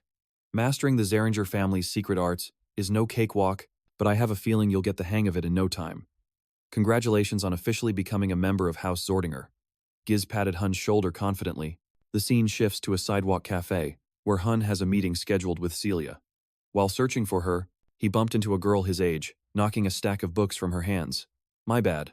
I wasn't looking, the girl said, quickly gathering her books before hurrying away, leaving a student ID card behind. Hunne picked it up, murmuring, Khloe Mueller, a freshman at Lumine Academy. Putting that aside for a moment, Hunne walked into the cafe. Celia was already there, nagging, Hunne, you're late. We've got uniforms, textbooks, a whole mountain of things to buy. Hunne apologized. Sorry about that. I had to meet with my uncle, Giz. Hearing this, Celia's eyes immediately lit up. So, did they make their decision? What's the verdict? Hunne decided to just show her. A pair of blazing wings sprouted from his back, casting a brilliant glow. Am I doing this right? He asked casually. Celia, completely stunned, dropped everything in her hands. No way. It took me 3 weeks just to feel a hint of that secret art. Hunne, what in the world are you? She wondered in astonishment. No wonder. She had no idea that Hunne was a legendary hero who could master any skill with absolute ease. Time passed, and the scene shifted to a harbor. A modern, engine-powered ship came into view. The new students gasped in awe. Whoa, that thing is massive. A professor approached them. Welcome, new students. I am Professor Alandu, your instructor for the night class. We will now proceed directly to Lumer. Please board the ship. The group quickly boarded the ship, where a dessert buffet was already laid out. As everyone was enjoying the food, a voice called out to Hunne and Celia, Hey, you two love birds. Got a minute? I'm Card Thomas from the Kingdom of Moira. From potions to weapons, I sell it all. If you need anything at the academy, just look me up. He handed them a business card, adding that as an alchemist, he's got plenty of stock. Celia bristled at being called a couple, so Hunne replied, It's a pleasure to meet you. I'm Hunne Appel from the Kingdom of Delrod. Card looked impressed. Delrod, eh? So you passed the Western Regional exam? Not bad at all. Hunne glanced around, feeling like something was off. Am I the only one who thinks this is weird? Everything's a little too quiet, don't you think, Celia? A warm welcome for the new students who passed the exam? What's not normal about that? Card said, munching on a piece of cake, nodding. Exactly. There's no reason for them to hassle students before the orientation. But just as he finished his sentence, the ship suddenly lurched violently. A giant tentacle erupted from the sea and slammed into the ship, cracking the deck wide open. Panicked screams echoed everywhere. Professor Alandu, save us. Still calmly sipping his wine, Alandu replied, Save you? You are students of Lumine Academy, hero candidates. When danger strikes, you must overcome it yourselves. He glanced forward, where a giant octopus with a fanged mouth was rising from the sea. The sudden turn of events made Celia furious, and she stomped a piece of cake flat under her foot. Seeing this, Hunne sliced off a tentacle with his sword and reassured her. Celia, calm down, she snapped back. You should be worrying about yourself. True to her word, the girl lunged at the octopus, her sword blazing with a radiant aura. But the monster was no pushover. It immediately countered, blasting her with a massive jet of water and soaking her to the bone. Hunne could only facepalm at the sight. Well, duh, that's its natural reaction. It's using water to counter your heat. That's like basic elemental stuff, he said, dripping with sarcasm, earning a death glare from Celia. Meanwhile, somewhere else, some unlucky student got snatched by a tentacle, about to become calamari lunch. You son of a squid, Hunne yelled, and charged in to save him. The two of them sliced the tentacle clean in half. Carr, who was cowering under a table, was totally floored watching Hunne and Celia work in perfect sync. Whoa, that's Celia, the valedictorian from the West. But who the heck is this Hunne dude? He wondered in awe. He barely got the words out before a frozen tentacle whizzed right past his face. Hey, watch where you're throwing that thing, he screamed at whoever cast the spell. Hunne followed his gaze and recognized the girl he'd bumped into earlier. Her ice magic was seriously powerful, no joke. The girl shot back at Carr. If you can't defend yourself, then get out of the way. Carr whimpered. Geez, do the powerful ones ever care if us weaker folks get caught in the crossfire? It was like he jinxed himself, because another tentacle came flying right at him, like he was a total tentacle magnet. This time, Avid and Chelsea jumped in. This competition isn't over yet. Celia Zardinger, Avid taunted. Right back at you, Celia shot back, annoyed, as the students continued to fight. Meanwhile, Professor Alandu casually sipped his wine, muttering, The lake leading to Lumer is teeming with hidden monsters. Just perfect for a freshman welcoming party. His eyes narrowed. as he observed the standout faces. As expected, it was the top-ranked students. Chelsea from the eastern region, Celia Zardinger and Avid Lou Allen from the west, Khloe Muller from the north, Juan Deeden from the south, and Duran from the central region. This year's batch of freshmen is exceptional, but the most impressive one is that unknown kid. His swordsmanship is completely flawless. He moves as if he's predicting the Kraken's every action. I'll be seeing him in my night class. Elandu smiled, full of anticipation. Thanks to the combined power of the top students, the Kraken was finally overwhelmed and surrendered. The ship carrying them docked at Lumine Academy. The moment they stepped off the ship, every student looked green and ready to hurl. I can't believe we're already out of healing potions, Carr grumbled. Professor Elandu leaped gracefully from the ship's bow. You'll all be crossing this lake plenty more times. Best get used to it. Now then, everyone, to the admissions hall. The scene shifts to the Lumine Academy's radiant training grounds, where the new freshmen were gathered along with spectators on the hunt for new talent. See? Told you. Not a single dud in the bunch. Here's hoping we get some interesting prospects this year. A buzz of chatter spread through the crowd. Unfazed, Professor Elandu announced. And now, we will begin the entrance ceremony. All students, line up by your region, with the valedictorians at the head of each line. And now, a speech from our headmaster. The students quickly fell into neat rows. Once everyone was settled, Headmaster Callie began to speak. You are all here to become heroes. My one and only piece of advice for becoming a hero is to prioritize yourselves and shatter your own limits. Anyone who can't do that has no place here. Getting way too hyped, he smashed the podium to smithereens with a single slam. This rather aggressive display left the entire hall in stunned silence, with no one daring to clap. Noticing the lack of applause, a flustered Headmaster Callie asked, did I talk for too long or something? The students finally snapped out of their shock and burst into thunderous applause, which pleased the headmaster. But since the cheering still seemed a little weak, he teased, I can't hear you. The faculty standing behind him were completely stone-faced, thinking, the longer you teach at Lumer, the more the dignified image of a master just evaporates, trying their best to ignore their headmaster's eccentric personality. The announcer took over. And now, a speech from our freshman representative. Hunne, would you please join us on stage? Hunne was taken aback, glancing over at Professor Albee, who gave him an encouraging smile and a nod. With no other choice, Hunne walked up and began the speech he'd prepared for all the professors and students. We, the incoming freshmen, will join Lumer as proud members of this academy. After a whole lot of blah blah blah, he finished with, thank you. But the MC cut him off. Thank you, Hunne. Hunne. Now, how about you share your goals as the freshman representative? Hunne instantly saw what the school was up to. They wanted him to light a fire under the other students who were this close to getting his spot. Totally unfazed, he laid down a challenge. Hey everyone, I'm Hunne, your freshman rep. If you want this spot, come and take it. I don't care who you are. His brazen tone left the professors, who'd pegged him as some quiet kid, completely stunned. All they wanted was a nice quiet entrance ceremony. Time flies, and by late afternoon, the scene shifts over to the Lumer dormitories. An RA was leading the freshmen, saying, you all had a long day. Starting tomorrow and for the next week, trial classes will begin. You can drop in on any class you want, and after that, you'll pick 3 for your major. Make sure you get some rest so you don't sleep through your first class. Before heading into his room, Carr called out, hey Hunne, looks like we're neighbors. I'm so stoked for tomorrow. Night. Yeah, see you then, Hunne replied with a nod. Once inside, he tossed his suitcase onto the bed and just collapsed, not even bothering to change. But Hunne wasn't just chilling. As he closed his eyes, his consciousness drifted into a vast open space that looked like a library, packed with an infinite number of books. There's something specific I'm looking for here at Lumer. I hope my Chronicle of Heroes is in here somewhere, he thought to himself.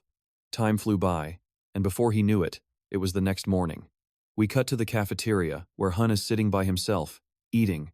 Carr plops down next to him, his tray piled 3 times higher than a normal person's, and asks, hey Hunne, mind if I join you? Hunne, unbothered, just shrugged. Sure, whatever. The words were barely out of his mouth when trouble came calling. A tray of food slammed down on the table right in front of Hunne. Yo, freshman rep, a voice barked. You really mean all that crap you said yesterday? The voice belonged to Duran Moira, captain of the Central Sector team and one of the big shots on campus that Professor Elandu had his eye on. Duran's lunch looked pretty standard, except for a hamburger with a dinky little flag stuck in the top, like something from a kid's meal. Hunne just kept eating, completely ignoring Duran's obvious hostility. Guess my little speech yesterday really ruffled some feathers. Huh? Well, I guess it's not that weird for some random dude to come pick a fight. His totally nonchalant tone just made Duran even more furious. Feeling completely disrespected, Duran glared. Do you have any idea who I am? I'm the captain of the Central Sector. Hunne and Carr, like they hadn't eaten in a week, just kept on chowing down, totally ignoring him. Duran looked like a total clown, trying to get a reaction and getting absolutely nowhere. Finally snapping, Duran unleashed a crackle of lightning, kicking his own tray into the air and sending Hunne's flying as well. But that was a big mistake.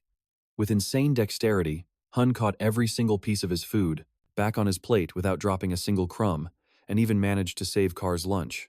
Hunne then casually stacked some of the saved food onto his burger, creating the perfect double-decker cheeseburger. Wasting perfectly good food like this is a cardinal sin, you know, he said with a smirk. Duran, seeing his little stunt completely backfire, lost it. I'm gonna knock you off your high horse right now. I can't stand watching some weakling act so damn cocky, he roared. But before either of them could make a move, a massive hand landed on each of their shoulders, holding them back. It was Professor Elandio. In an icy tone, he said, Well, what do we have here? A team from the Central Sector. The team leader and the freshman rep are already at each other's throats on the very first day at Lumer. Looks like you kids are all fired up for what's coming next. The professor's menacing tone made both of them gulp nervously. Time passed, and the scene shifts to the Night Division's exploration class. The students were all waiting. But Professor Elandu hadn't explained a single thing yet, prompting a brown-haired student to finally speak up. Excuse me, Professor, but isn't class about to start? Celia was also wondering why Hunne hadn't arrived. As if on cue, Hunne and Duran walked in, drenched in sweat, looking like they'd just run 10 laps around the entire campus. Celia immediately rushed over to him. Hunne, what happened? Did you get into another fight? Hunne didn't explain, just shot Duran a look full of amusement. Once everyone was present, Elandu began. All right, looks like we're all here. Welcome, freshmen. I am Elandu, your first-year instructor for the Night Division. Duran, still fuming, shot a blistering glare at Hunne. Carr could feel the tension in the air. Oh? A full-blown psychological war already. Ignoring their little rivalry, Elandu explained. There are 3 types of power: mana energy, magical power, and ki. Ki is the most difficult to control. Does anyone know why? Celia answered, because ki reduces the flexibility of mana during its conversion. Elandu nodded in approval. Exactly. While magic and soul energy use mana in its free state, ki absorbs and processes mana to make it compatible with the body. Now, can anyone explain how to use the ki stored inside you? Celia thought to herself, don't you just apply force to release it? No one else answered, so Hunne spoke up. We use ki by burning mana. Elandu looked surprised for a moment, then nodded. That's right. And what's the most important factor when burning mana? Endurance, Hunne added. Impressed by his answer, Elandu asked, Hunne, have you ever studied ki before? No, sir, Hunne said, shaking his head. Someone who's never formally studied ki already grasps its essence. Elandu chuckled. All right, that's enough theory. Time for a little practical application. He channeled energy into his feet and then stepped into midair as if he were walking on solid ground. This is ki-based footwork. The basic principle is to focus ki into your feet. Its applications are limitless. The students broke into groups to practice this incredible skill, but it was so difficult that most couldn't get the hang of it except for Celia. Being a prodigy, she picked it up pretty quickly and bragged to Hunne. Call me your master, and maybe I'll teach you. Hunne replied, the principle behind it isn't really that different. He seemed completely unfazed, not needing her help at all. Elandu noticed Duran constantly glaring at Hunne and a smirk formed on his lips, as if he'd just cooked up a fun idea. He clapped his hands. Focus up. We had a bit of a commotion this morning. Celia asked curiously, what happened, Professor? Elandu called Hunne and Duran to the front, and then asked Duran Moira, what's got you so worked up? Duran replied, I'm not, but he avoided the professor's gaze. Sensing the real reason, Elandu proposed a challenge. Let's settle this on the field. The Central District team leader, Duran Moira, and the freshman representative, Hunne, will have a one-on-one race to decide who becomes the class representative. You are free to use your ki. Duran was taken aback. Carr immediately seized the opportunity to stir up some action. Place your bets, everyone. The prodigy of House Moira, descendant of heroes, the master of lightning ki, Duran Moira, or the dark horse from the outskirts, the unknown variable who took down the other team leaders, the freshman representative, Hunne. The students started murmuring. I mean, he's the freshman rep, so he's got to have something going for him, right? But from his conversation with Celia Zardinger, It sounds like he can't even use the key footwork. Did anyone hear anything about him yesterday? Man, this guy is so irritating. Captain of the Central District isn't some title you can just pick up off the street. What has this freshman valedictorian even proven, anyway? Totally unfazed, Elandu saw they were both ready and declared, "First one to the finish line wins. Regardless of who wins, accept the outcome with sportsmanship. That's the knightly way." On your marks, Celia thought to herself, "My head is telling me Hunne can't win, but my gut says he always pulls off the impossible." "Begin!" Elandu yelled. Hunne and Duran shot forward with everything they had. Just as everyone expected, Duran used his aura advantage to blast into the lead. "Already got you beat, freshman," he taunted, then took off like a rocket. His speed left the crowd in awe. "Whoa, that's Duran for you, he's insanely cool." As for the freshman valedictorian, they glanced at Hunne and shook their heads in disappointment. "I can't believe this. Totally pathetic." Just as I figured. That guy's all talk and no show. While everyone else was groaning at the sight, Chelsea saw Hunne being ridiculed and yelled out her support. "You can do it, Hunne." On the track, moving at lightning speed, Duran had already finished half the race. Carr was getting worried for his new friend. Duran's already at the halfway point. Hunne noticed it too, as he hit the turn. Then, for some reason, he suddenly screeched to a halt, poured all his power into his legs, and launched himself right off the track. Celia's eyes widened in total confusion. What is Hunne doing? As everyone watched, Hunne vaulted into the stands, pausing for just a second to track Duran's position, then channeled all his power into his legs and unleashed the Phoenix Step. The leap was so powerful, it shattered the floorboards into a million pieces, and Hunne blasted forward, faster than a speeding bullet. As he zipped past Duran, he dropped a taunt, "Catch you later, slowpoke." Before Duran could even process what happened, Hunne had already crossed the finish line. It wasn't just Duran. The students who'd been mocking Hunne were completely floored. "Did you just see that? That was absolutely insane. Duran's supposed to be the fastest guy here, and he just lost to him. I bet that dude doesn't even know basic aura footwork." The whole group just stared at each other, totally baffled. Celia, however, realized that the technique Hunne used wasn't aura footwork at all. That was the Phoenix Step. Meanwhile, Chelsea and Carr, they were acting like a couple of hyped-up fans, not thinking too hard about it, just ecstatic that Hunne won. Professor Elandu, with his years of experience, saw everything. Duran used his lightning-based aura for a speed boost, just as expected, but Hunne, despite starting slower, demonstrated far superior control. He concentrated his fire-based aura into his feet, creating an incredibly formidable type of aura footwork. A truly brilliant application for someone of his generation. Perhaps a true hero is finally about to emerge. He smiled, full of anticipation. After his victory, Hunne walked over to his opponent. "That was a good race, Duran. If the track had been longer, the outcome might have been different." He offered his hand, but Duran was too much of a sore loser to be civil. "Get lost, you smug jerk." He slapped Hunne's hand away and stormed off in a huff. Ignoring Duran's little tantrum, Chelsea rushed over, her eyes sparkling with admiration. "Hunne, that was so awesome. I want to train with you sometime too." Carr turned to Celia and whined. "Why is she always fawning over him and not me? She should be paying attention to me too." Celia gave him a look like he was a complete moron. "No kidding." Carr then suggested, "Class is over. Let's all go hit the cafe. My treat today." He'd clearly made a killing on the bet, but Hunne declined. "Sorry, you guys go on without me." "Where are you headed?" Carr asked, curious. "I'm off to summoning class," Hunne said plainly. Carr was completely thrown. Why would a student from the swordsmanship department be going to a summoning class? Celia sighed. Who knows what goes on in that head of his? On his way to the summoning class, Hunne thought to himself, something feels off. Why would the Spirit King grant me an oath as a reward? Rewards from the heroic worlds are always linked to the World Master's own power. So my reward is all about summoning. But Professor Albie is a pure mage, not a summoner. Usually, I'd get some kind of magic skill. And to even make a pact with a spirit, I'd have to go to the spirit world. So for now, this thing is totally useless. A girl's voice suddenly cut through his thoughts. So, you're taking the summoning class too? Hunne turned to see Traden Shaw, the 17-year-old captain of the Eastern District. She gave him a nod. Nice to meet you. Hunne smiled right back. Nice to meet you too, Traden Shaw. Just call me Shaw, she said, waving it off. It's weird though. I totally pegged you as a swordsmanship major. Never thought you'd be into summoning. I've got an interest in spiritology, Hunne replied, keeping it vague. Guess we'll be seeing a lot of each other then, Shaw said smoothly. Hunne asked, mind telling me what kind of spirit you've made a pact with? Shaw didn't hesitate. Summoning a water elemental, she then asked, Show me yours. Hunne had to explain. I haven't actually made a pact with a spirit yet. Shaw looked shocked. Seriously? Well, if you ever need a hand, just let me know. I could give you a few pointers on summoning. Got it. I'll keep that in mind. Hey, how old are you, anyway? Hunne asked, curious. I'm 17. You're 15, right? I saw you talking with Celia earlier.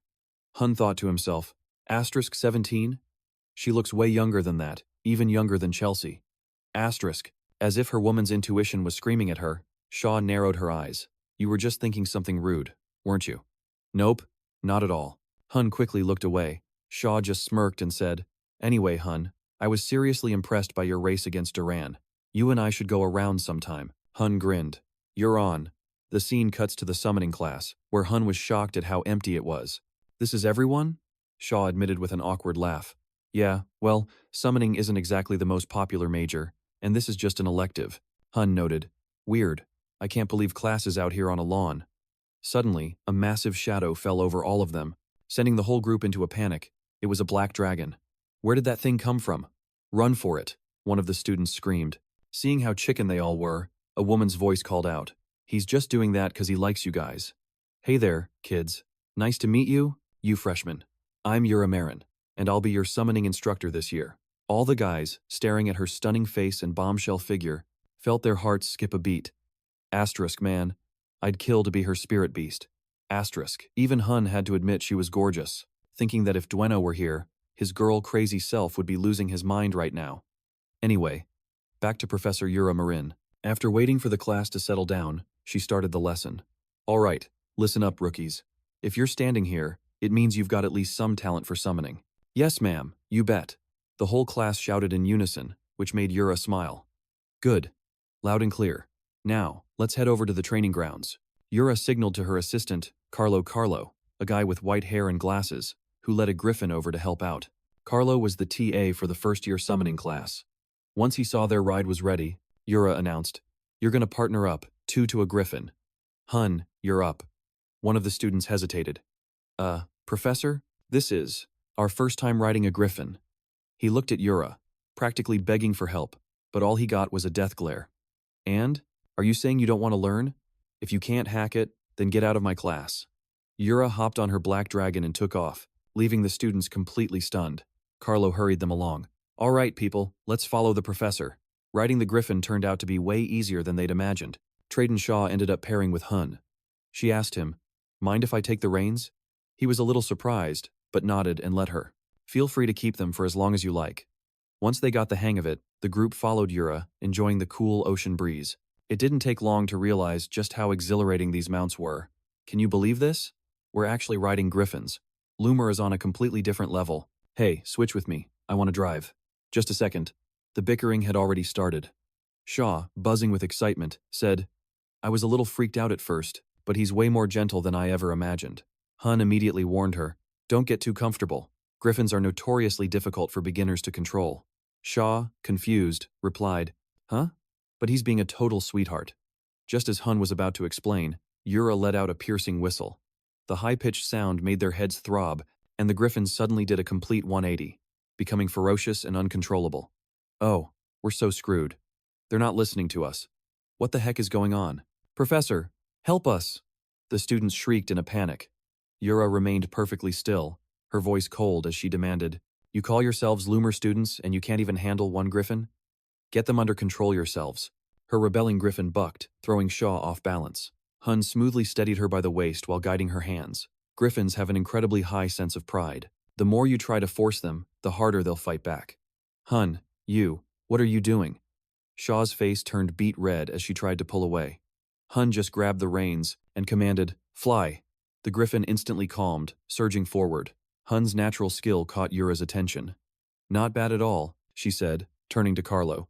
The top freshman is a knight candidate, correct? Carlo checked his notes and nodded. Yes, ma'am. Does his family own griffins? Yura asked.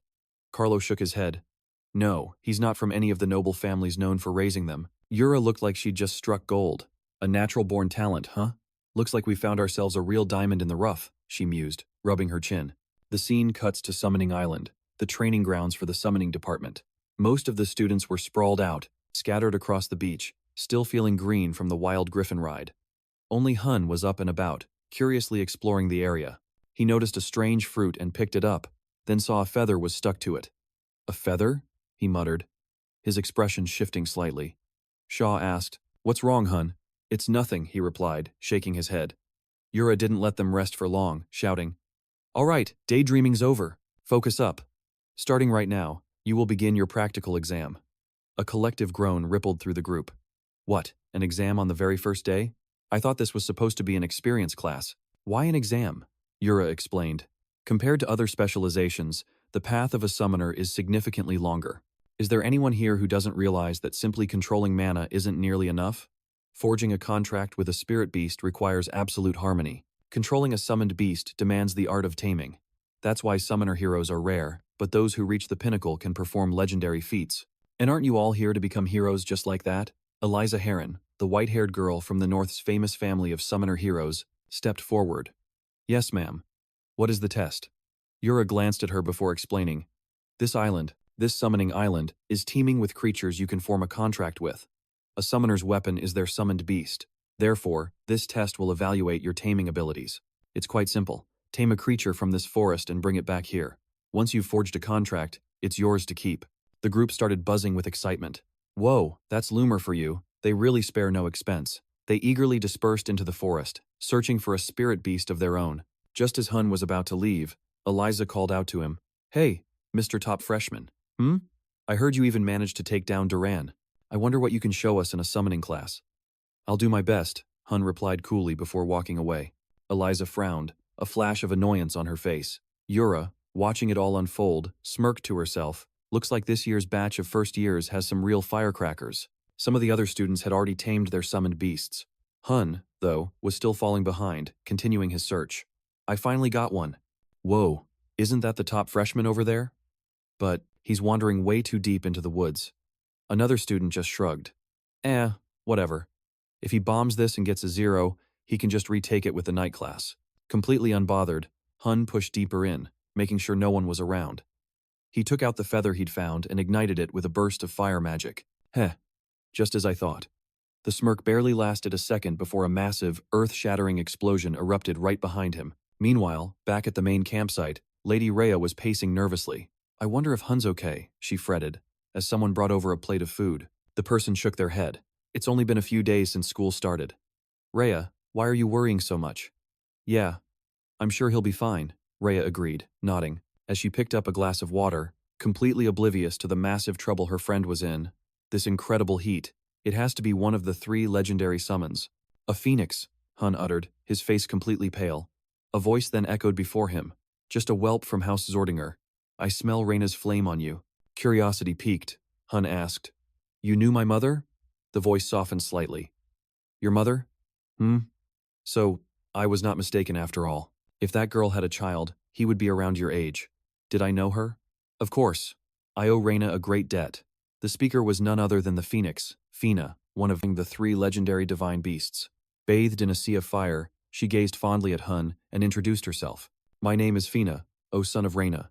Hunne replied, "It's an honor, Phoenix Fina. I'm Hunne. What was your connection to my mother?" "You said you owed her a debt," Fina said, lost in thought. "Reina once saved my summoner, Luna, during a dungeon crawl in Saren. Luna had lost all her companions and was hanging on by a thread. Your mother appeared and saved her, but the price was her own brilliant, fiery essence. If not for that day, Reina would have undoubtedly become a legendary hero." Hearing this, Hunne felt a sharp pang of sorrow for his mother. But he firmly stated, "My mother told me she never regretted her choice that day, not for a second." "Oh, I know. That's exactly the kind of knight she was." Fina agreed with a warm smile. But when Hunne asked why she was on the summoning island, she became evasive. "That is something I cannot tell you." She quickly changed the subject. "But you are a knight, are you not? What business do you have here?" Hunne replied, "I'm in a summoning class." Fina looked stunned for a moment, then let out a soft chuckle. "How fascinating. This must be destiny. Hunne, at long last, I can repay the debt I owe your mother. Hold out your hand, take this." She offered him a brilliant, golden egg. "This is my child. One day, when you have become a great summoner, I hope you will form a bond with him. A shame for the summoner who was originally meant to receive this." Hunne then asked, "Can I do it right now?" Fina froze, warning him urgently, It is far too soon. You could be killed. But it was too late. Oh no. That reckless spirit of yours. It reminds me so much of Ruina. Good luck. Hunne's consciousness was pulled into a dark, empty space. Before him floated a single, warm, glowing ember. The moment he touched it, the ember exploded, engulfing him in a ferocious vortex of fire. It's unbearably hot. This is the flame of the phoenix, which forges a soul of immense power. We endure this agony daily. We are beings who live through endless rebirth in eternal flame. I understand your pain, and I will share it with you, Hunne whispered, his own resolve hardening, the flames calmed, their intensity softening. Back in the real world, the eggshell cracked, lifted from Hunne's hands, and began to hover in the air. All the surrounding fire was drawn into the floating egg. You actually did it? Fina asked in disbelief. I did it, Hunne said with a smile, as Fina beamed with pure joy. You are a true prodigy, Hunne. You will become the greatest summoner of all. Congratulations on successfully forming the bond. His name is Fiora. I entrust my son to your care. Fina smiled, a poignant, motherly love in her eyes. Her newborn son was already leaving the nest. He got to hold it for about 3 seconds before it was passed to someone else. Hunne eyed the phoenix with total disbelief. Was this thing for real? It looked just like a baby chick. The tiny creature chirped, staring curiously at Hunne, which only confirmed his suspicions. Yep, definitely a chick. The scene then cuts over to Professor Yura Marin.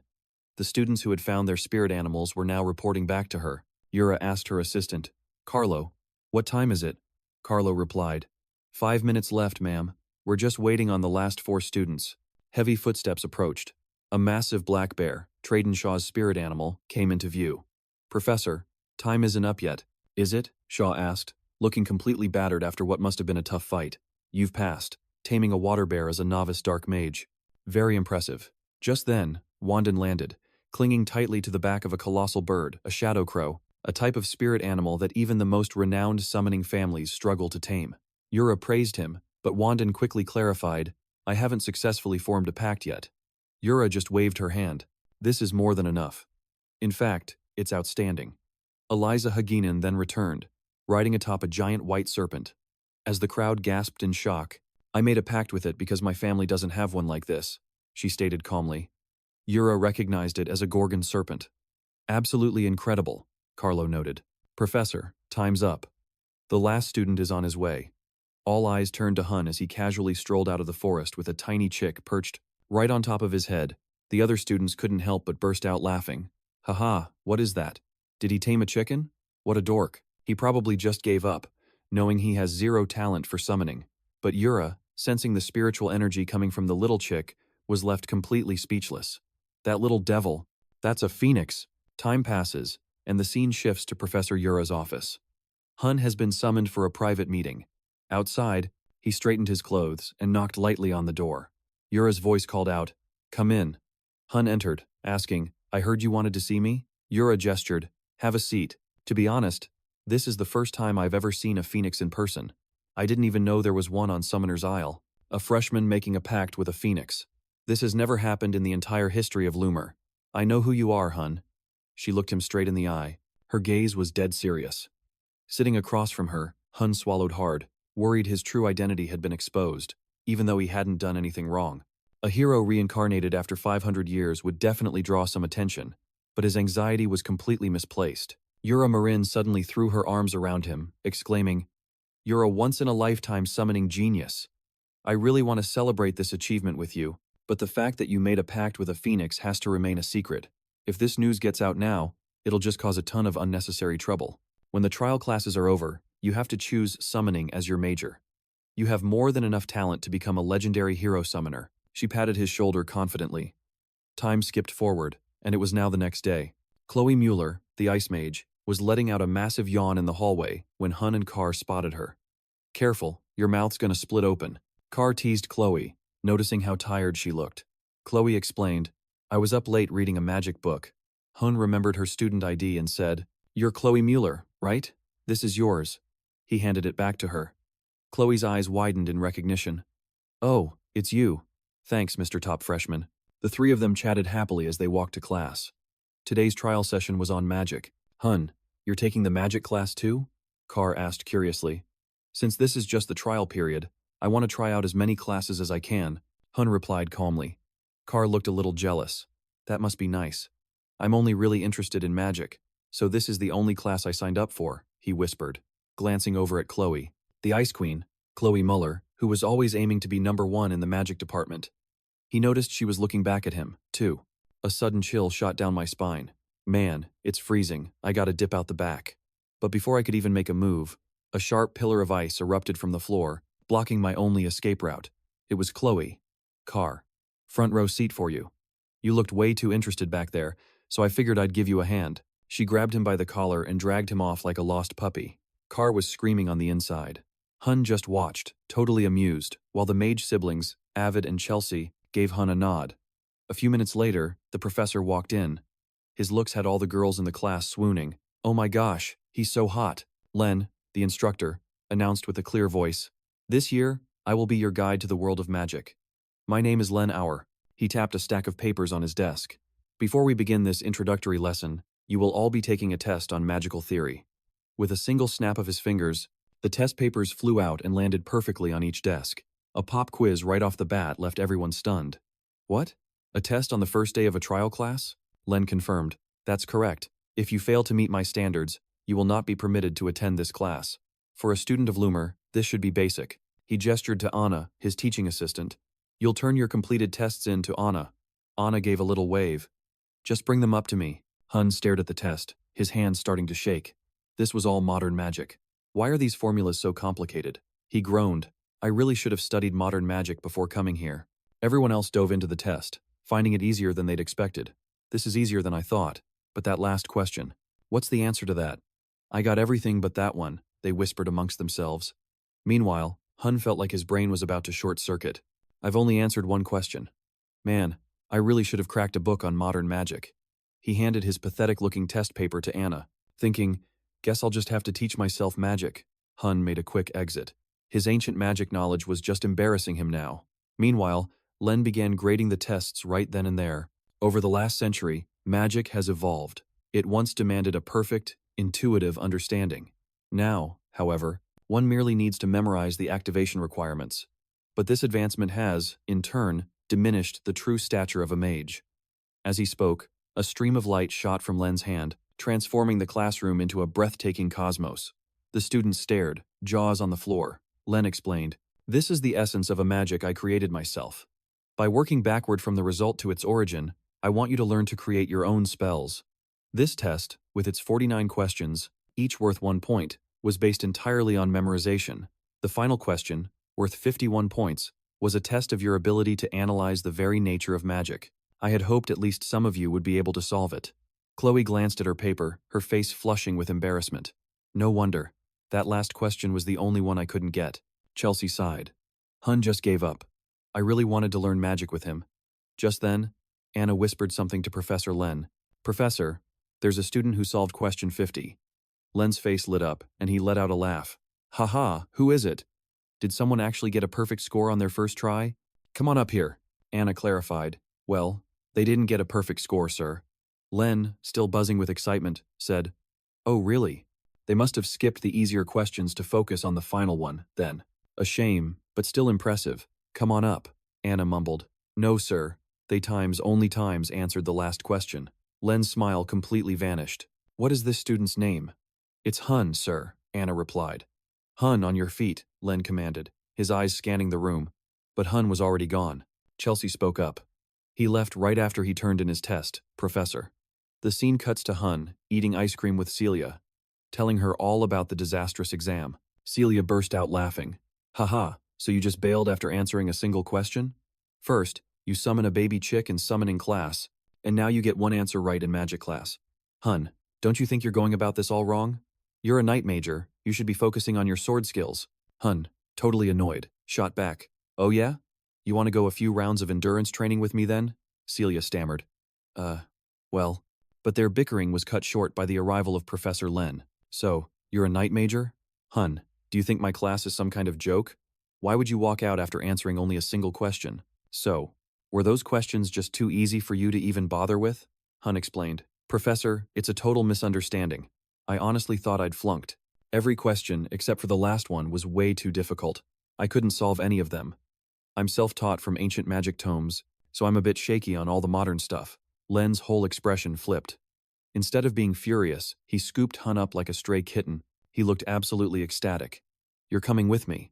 And with that, a giddy Professor Len started dragging Hunne along like his favorite new toy, giving the kid zero chance to protest. Celia just stood there, completely baffled. "That's Lumer's magical theory, Professor." "The guy was a total eccentric," she whispered, her eyes wide with confusion. Right then, the TA, Anna, came sprinting up, totally out of breath. "Have you guys seen Professor Len anywhere?" Celia was like, "Huh? Is something crazy going on?" Anna gasped, obviously from chasing after the professor. Celia explained, "He was just here, but then he suddenly grabbed Hunne and just hauled him off." Anna freaked out and took off after them, thinking to herself, "Oh my god, what is that lunatic planning to do now?" Meanwhile, Len had dragged Hunne into a conference room, frantically scrawling equations on the board and demanding, "Solve these." Now, Hunne, despite being totally confused, started blazing through them. For Len, this was the ultimate test of talent. If he didn't solve that last one by a fluke, then he has to have his own unique magic system. "Let's see it." But before Len could even finish the thought, Hunne stopped writing and said, "Okay, I'm finished." A bead of sweat trickled down Len's forehead. You solved all of this practically in your head?" Hunne just shrugged. Len, practically drooling, whispered, "Finally, I've finally found him." Meanwhile, Professor Albie was just strolling down the corridor when Len came charging at him, looking like he'd just hit the jackpot. Albie, getting a bad feeling, turned to make a quick exit, but Len tackled his ankle, clinging on for dear life and gushing, "Thank you, Professor Albie. Thank you so much." Albie promptly used magic to levitate him. "Consider this a warning. This isn't your first over-the-top reaction, but today you've gone way too far." Len, completely unfazed, just rambled on, "He's a magical prodigy. Hunne, that freshman representative you recommended, he's a genius." Albie, looking baffled, replied, "At magic? The kid's a knight." Len screamed, "Absolutely not. Hunne must become a mage, no matter what. I will not let his talent be wasted on swinging around a stupid metal stick. Sending him to the Knights Division would be a slap in the face to all of magic." Just then, Anna arrived. Albie released his spell, letting Len drop. Anna managed to catch him. "Thanks a bunch, Anna," Len said with a huge grin.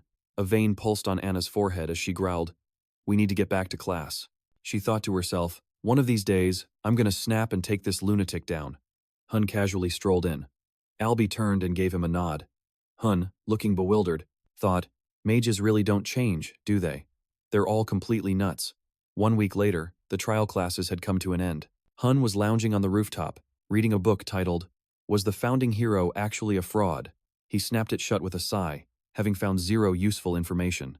Over in Headmaster Callie's office, he was trying to get some work done when the 3 department heads Magic, Knights, and Summoning all burst in waving application forms. "You need to see this." Hunne had applied for all 3 majors, something completely unheard of in the history of Lumer. They were all trying to claim Hunne for their own department, starting a massive argument right there in his office, which just made Callie laugh. "Haha, this whole situation reminds me of the legend of the 5th great hero, Hunne, the only person in history to master every single discipline." The scene cuts to a track where Celia and Chelsea are jogging, while Carr is just lounging on the grass, chuckling. "Geez, who in their right mind trains on a weekend?" Hunne explained. "Chelsea asked me to help her train." Carr shot back, "So why are you just running? Where are the weapons?" Celia and Chelsea, totally wiped, shot back. "It's for stamina, a crucial part of a battle mage's mobility." Chelsea waved Carr away like he was a gnat and plopped down next to Hunne. Chelsea did a complete 180. "This weekend run is awesome. I miss this feeling. I want to run with you again, Hunne." Hunne asked curiously. "For real?" Celia did a spit take with her water, horrifying Chelsea. "Gross, what is wrong with you?" Hunne, knowing exactly why, said, "Whatever, I'll run with you. We're gonna train properly this time." Celia wailed. "I already told you I am not running with you," Carr asked, intrigued. "What's the deal with you two? You guys seem super close. I totally thought you were dating." Celia pointed a finger at Hunne, explaining, "What? No, he's family. My cousin, my aunt's son." Both of their jaws dropped. "He's a Zardinger." Celia waved her hand dismissively. "Not exactly. It's complicated. Just drop it." She didn't explain any further, perhaps because she wasn't sure herself. Hunne stood up. "All right, let's get serious," Chelsea cheered.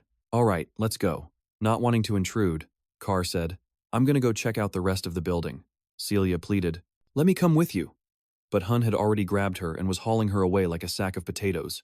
Watching Celia's pathetic display, Carr thought, why do I keep running into these fake-ass nobles? On the day of class assignments for years 1 through 5, Carr waved. Hunne, over here, Hunne asked. You already knew I was in class 5?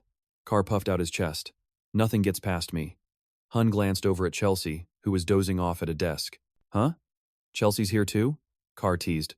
What did you do to her over the weekend to wear her out like that? Hunne shrugged. Just some basic training. Chelsea silently swore she would never endure that kind of training again. A mocking voice from an upperclassman cut through the air. Well, Class 5, the class of misery. I wonder how many of you will even survive the first semester. You poor little underclassmen. My condolences. They burst out laughing, without a shred of sympathy. But they really shouldn't have said that out loud. Their new homeroom teacher was approaching. Poor things. I think you two are the ones to be pitied. Wouldn't you agree? The voice belonged to a teacher with the face of a vagrant. This was Horace Edmund, homeroom teacher for the first-year Class 5 at Lumine Academy, nicknamed the Wailing Wall, he muttered. Chair. The two upperclassmen immediately bent over to form a human seat. Horace sat down, smirking at the students. Welcome, you worthless dregs. This is the class for failures, the ones with the absolute lowest scores. I'm sure you've all heard of me, the Wailing Wall. Does anyone know why I'm in charge of this particular class? Carr, ever the busybody, timidly raised his hand. To help us improve our grades? Horace turned and snorted. Spoken like a true bottom feeder. Is there no one in this pathetic class who understands the duty of a Lumer student? Chelsea raised her hand. To conquer heroic worlds through practical combat missions. Horace nodded. Correct. But all I see is a bunch of brats who'll get themselves killed the second they set foot in a heroic world. It's better to expel the pathetic lot who just drag their teammates down and die early. That's why I'm here, and that's why they call me the Wailing Wall. Observing Hunne's calm expression, Horace thought to himself, this kid might just survive long enough to whip these factory farm chicks into shape. He commanded, change into your training gear and get out to the practice field. It's time for practical combat class. The scene shifts to the practice field, where everyone is changed and assembled. Horace was sprawled out as if he were on vacation. Let's begin class. Time to fix that rotten mindset you've had since you got to Lumer. In the real world, where life is cheap, what saves you? Nella Carvin, a knight major with a healing aura, hesitated. Don't our teammates protect us? Horace shook his head. No, it's your own skills. Only by honing the abilities that can shine in the face of danger can you truly help your comrades. Are you confident you can protect them? Alina raised her hand. I am confident, Professor. Horace smirked. All right then. Let's see those magic knight skills of yours. Create a fireball. Alina confidently conjured a ball of fire in her hand. Horace sneered. Is that it? I bet that thing couldn't even squish an ant. Pushing her mana, Alina created 2 massive fireballs that radiated with blistering heat, forcing the other students to back away. The whole class was stunned. Whoa, not just 2, but they're like double the size, Horace admitted. Impressive. Now, how about you try hitting this little guy? He summoned a tiny, humanoid wind spirit. It zipped right over to Alina, booped her on the nose, and then just hovered there, clutching its stomach, laughing its head off. Totally ticked off, Alina hurled her 2 fireballs, but they didn't even come close to singeing the little thing. The spirit zipped back to Horace's side. Chuckling, Horace taunted her. What good are 2 fireballs if you can't even land a hit? You lack any real skill application.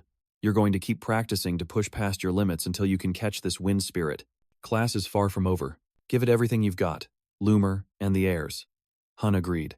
Despite Horace's brutal honesty, everything he said was on point. He stepped forward. I'll give it a shot. Horace looked on with anticipation. Step right up, Hunne Plove. Let's see if you're a total fake like that storybook hero Care, the first to supposedly master every element.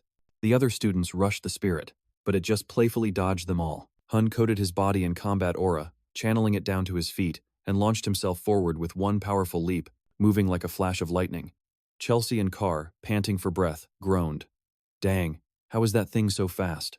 How are we ever supposed to catch it? Hunne used an air step, launching himself into the sky, aiming right for the taunting spirit. Hunne dove down like an arrow. The spirit, caught off guard, reacted in a flash, zipping to the side just in the nick of time. Hunne smirked, condensing his combat aura into a whip and snapping it toward the spirit. Just when he thought he had it, Duran suddenly burst in with lightning speed, snatching Hunne's moment of glory. A homeroom teacher appeared behind Duran, clapping slowly. Seems our Class 1 has a thing or two to teach you all. The white-haired man, with a sly look on his face, was Sadon, the homeroom teacher for Class 1 at Lumer. Fun fact, Sadon ranked second to Horace's first in their graduating class poll, which basically kicked off their lifelong rivalry. Horace, casually taking a sip of milk, shot back. "Oh, is that so? Why don't you just take over my class for me then?" Sadon shot him a look that could curdle milk. Carr whispered, "It's a clash of Lumer's titans. They've both been teaching here for over 20 years. Professors Alandu, Ura, and Len were all their students back in the day." Nella's jaw dropped. "For real? How do you know that?" Carr puffed out his chest, blushing. "I've got a nose for juicy info." Chelsea looked like she was about to gag. Sedon sneered.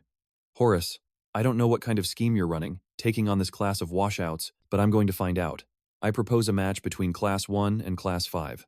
We'll play Barra, Lumer's most historic sport." Horace stood up, accepting the challenge. "Just as I'd expect from a genius like you.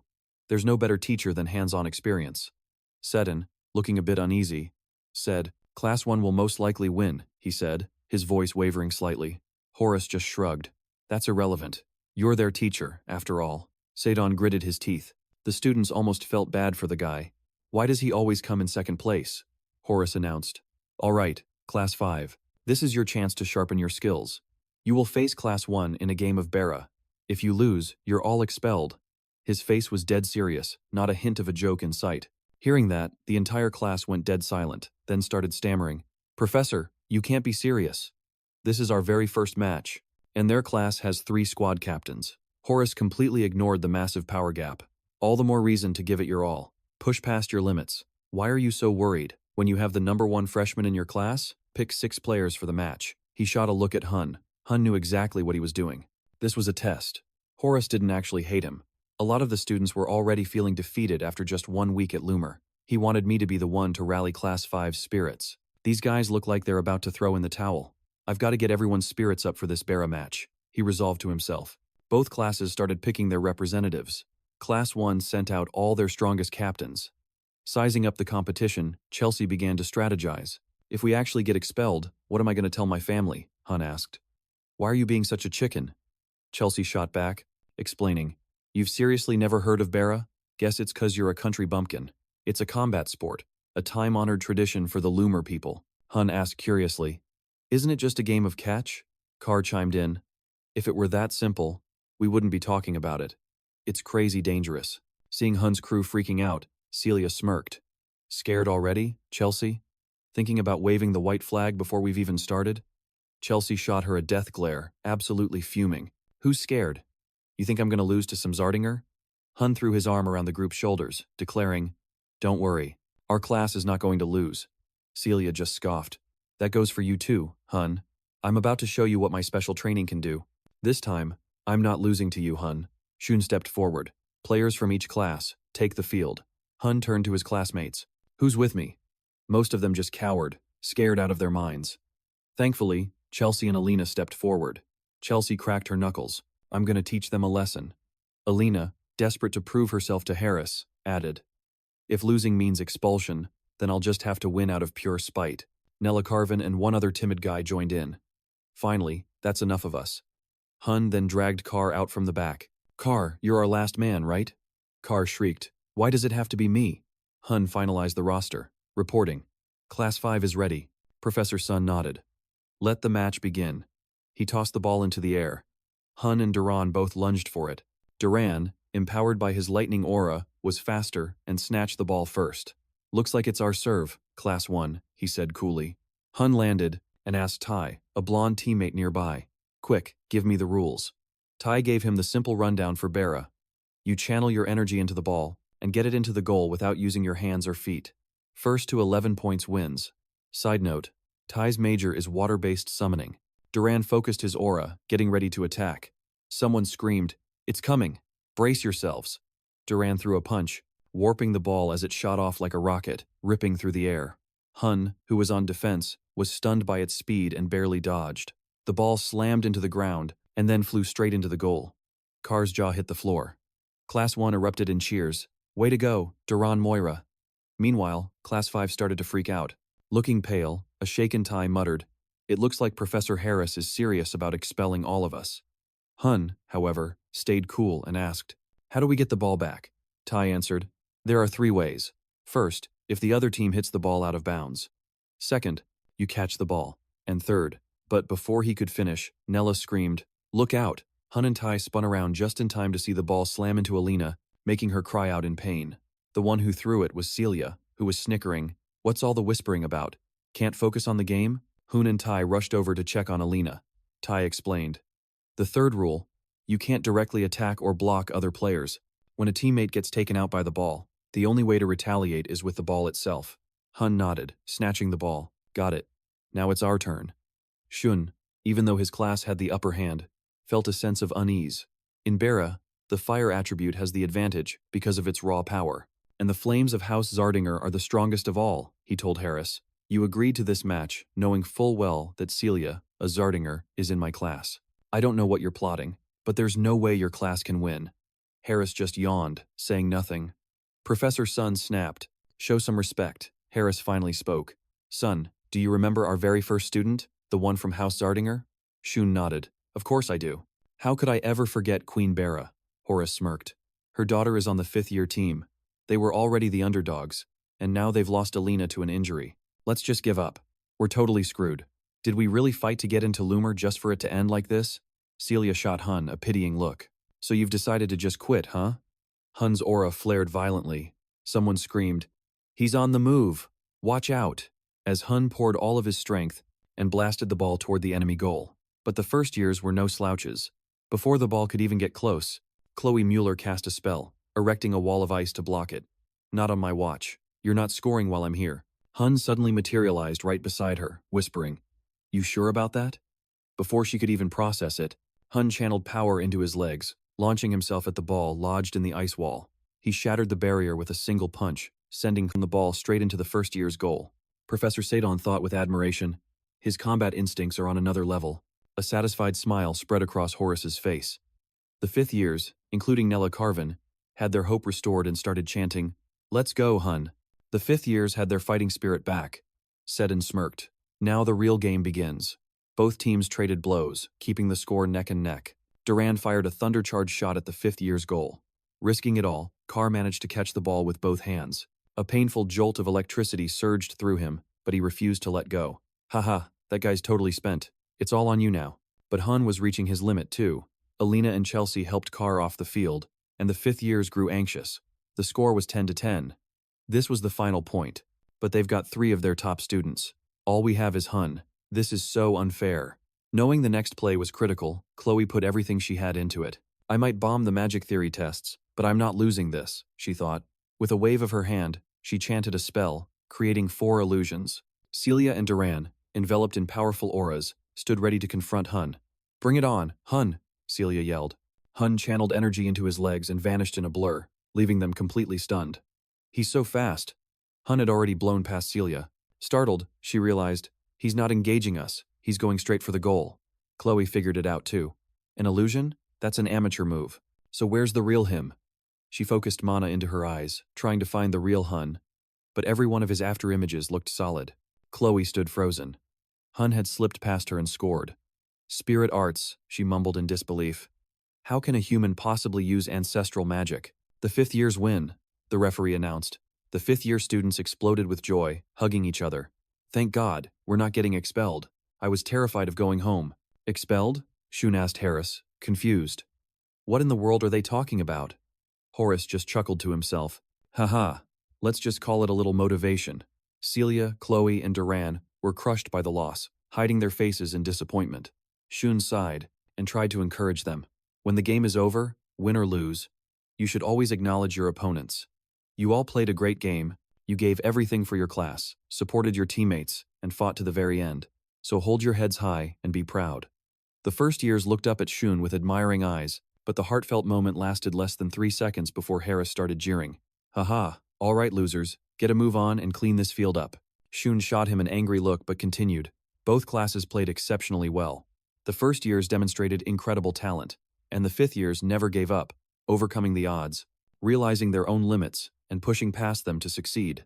I hope you all continue to compete with this kind of harmony. Now, shake hands. As the students shook hands, Celia broke into a wide grin. You guys managed to drag that out longer than I thought, she said. I figured you'd lose way earlier. Chelsea retorted. Funnily enough, I was about to say the same thing. You're as stubborn as a squid, you know that? Meanwhile, Carr grinned at Duran. Guess we won this time. Duran just gave him an icy stare that sent a shiver down Carr's spine. Khloe, fuming with tears welling up in her eyes, glared at him. Hunne reached out a hand to comfort her. You were amazing out there, Khloe. With a little more experience, you'll be unstoppable. Khloe snapped. Are you making fun of me? I swear, one day, I'm going to take you down. She vowed silently, her hand gripping Hunne's tightly. 1 month later, Hunne's crew was sitting around having some tea. Carr, eating like a starving wolf, spoke up. So, by the way, what clubs are you guys thinking of joining? Chelsea, with her usual classy demeanor, reminded him, try to eat with some dignity. Hunne shared, I'm thinking of starting my own club. Carr nearly choked. Chelsea, on the other hand, lit up. If you're starting it, Hunne, then count me in. Carr asked, what kind of club is it? Hunne answered bluntly, Hero Research. I want to look into the forgotten heroes and the primordial hero, Kyle. Carr and Chelsea just looked at each other and shook their heads. Carr burst out laughing. Kyle? Dude, he's just a myth. Nobody's gonna join that. Chelsea, seeing this as a golden opportunity to get closer to Hunne, shouted, I'm in! Their conversation was cut short by a loud yell from outside. They're back! Carr suddenly remembered. Oh, that's right. Today's the day the 5th years get back from conquering the hero dungeon. He quickly rushed outside to see the commotion. Fragments of the hero chronicles are being unearthed all over the world. Occasionally, they glitch out and create what are known as hero dungeons. The upperclassmen at Lumine Academy are tasked with conquering these dungeons and collecting the fragments of the hero chronicles. They're usually gone for about 2 weeks, sometimes over a month. Mom must have done this too, Hunne thought to himself. Nearby, a crowd of mages was oohing and ahhing. Whoa. So this is the best Lumer has to offer? Carr boasted. That buff dude from the east is Lee Jamua. The girl from the south is Toru Yan, and that shady-looking one in the hood is Ulta. But I don't see him anywhere. Carr frowned, as if searching for someone specific. Hunne asked, who's him? Carr replied, the student council president of Lumer. All of a sudden, a hand clamped onto Hunne's shoulder and yanked him away. When Carr turned back around, Hunne was gone without a trace. The culprit? None other than Celia. Seeing how rushed she seemed, Hunne asked, Celia, what's going on? Celia said, you need to come with me to Lumeria City. Right now. The student council president wants to see you. Hunne was surprised. The president? Why would he want to see me? Celia, who didn't seem to know either, just sighed. It's not like you ever pay attention to school affairs anyway. Just come on, you'll see. The scene shifts to a room with distinct Eastern architecture. Celia was fidgeting restlessly, constantly looking around. Why in the world did he pick this place? Hunne shrugged. Smells pretty good to me. Just then, the student council president appeared. Celia bounded over to him like an excited kitten. Her older brother, Zardinger, ruffled her hair before turning to greet Hunne. It's a pleasure to finally meet you, Hunne. I've heard a lot about you. You're aiming to become an all-around hero, aren't you? A student specializing in the night track, was also the student council president of Lumer. Before getting down to business, ordered a steamer of dumplings for everyone. So, what do you think? To your liking? He asked. Hunne nodded. Yeah, it's great. Noticing Celia's hesitation, asked, what's wrong, sis? Celia admitted this was her first time trying this kind of food, so she was a little nervous. She took a bite, and her eyes lit up. This is amazing. Chuckled. Haha, this is the restaurant I always wanted to bring you to when you got into Lumer. Turned to Hunne. I never would have guessed you were her son. It clicked for Hunne. You knew my mom? Nodded. Yeah, a few times when I was a kid. Your mother was a total legend around here. Hunne's curiosity was piqued. Started recounting some of Reina's greatest hits. She once declared the dorm desserts were garbage, so she rallied the other students and stormed the headmaster's office. Celia gasped. No way, she was the mastermind behind that incident? Chuckled. The one and only. Hunne sized up. So the rumors are true.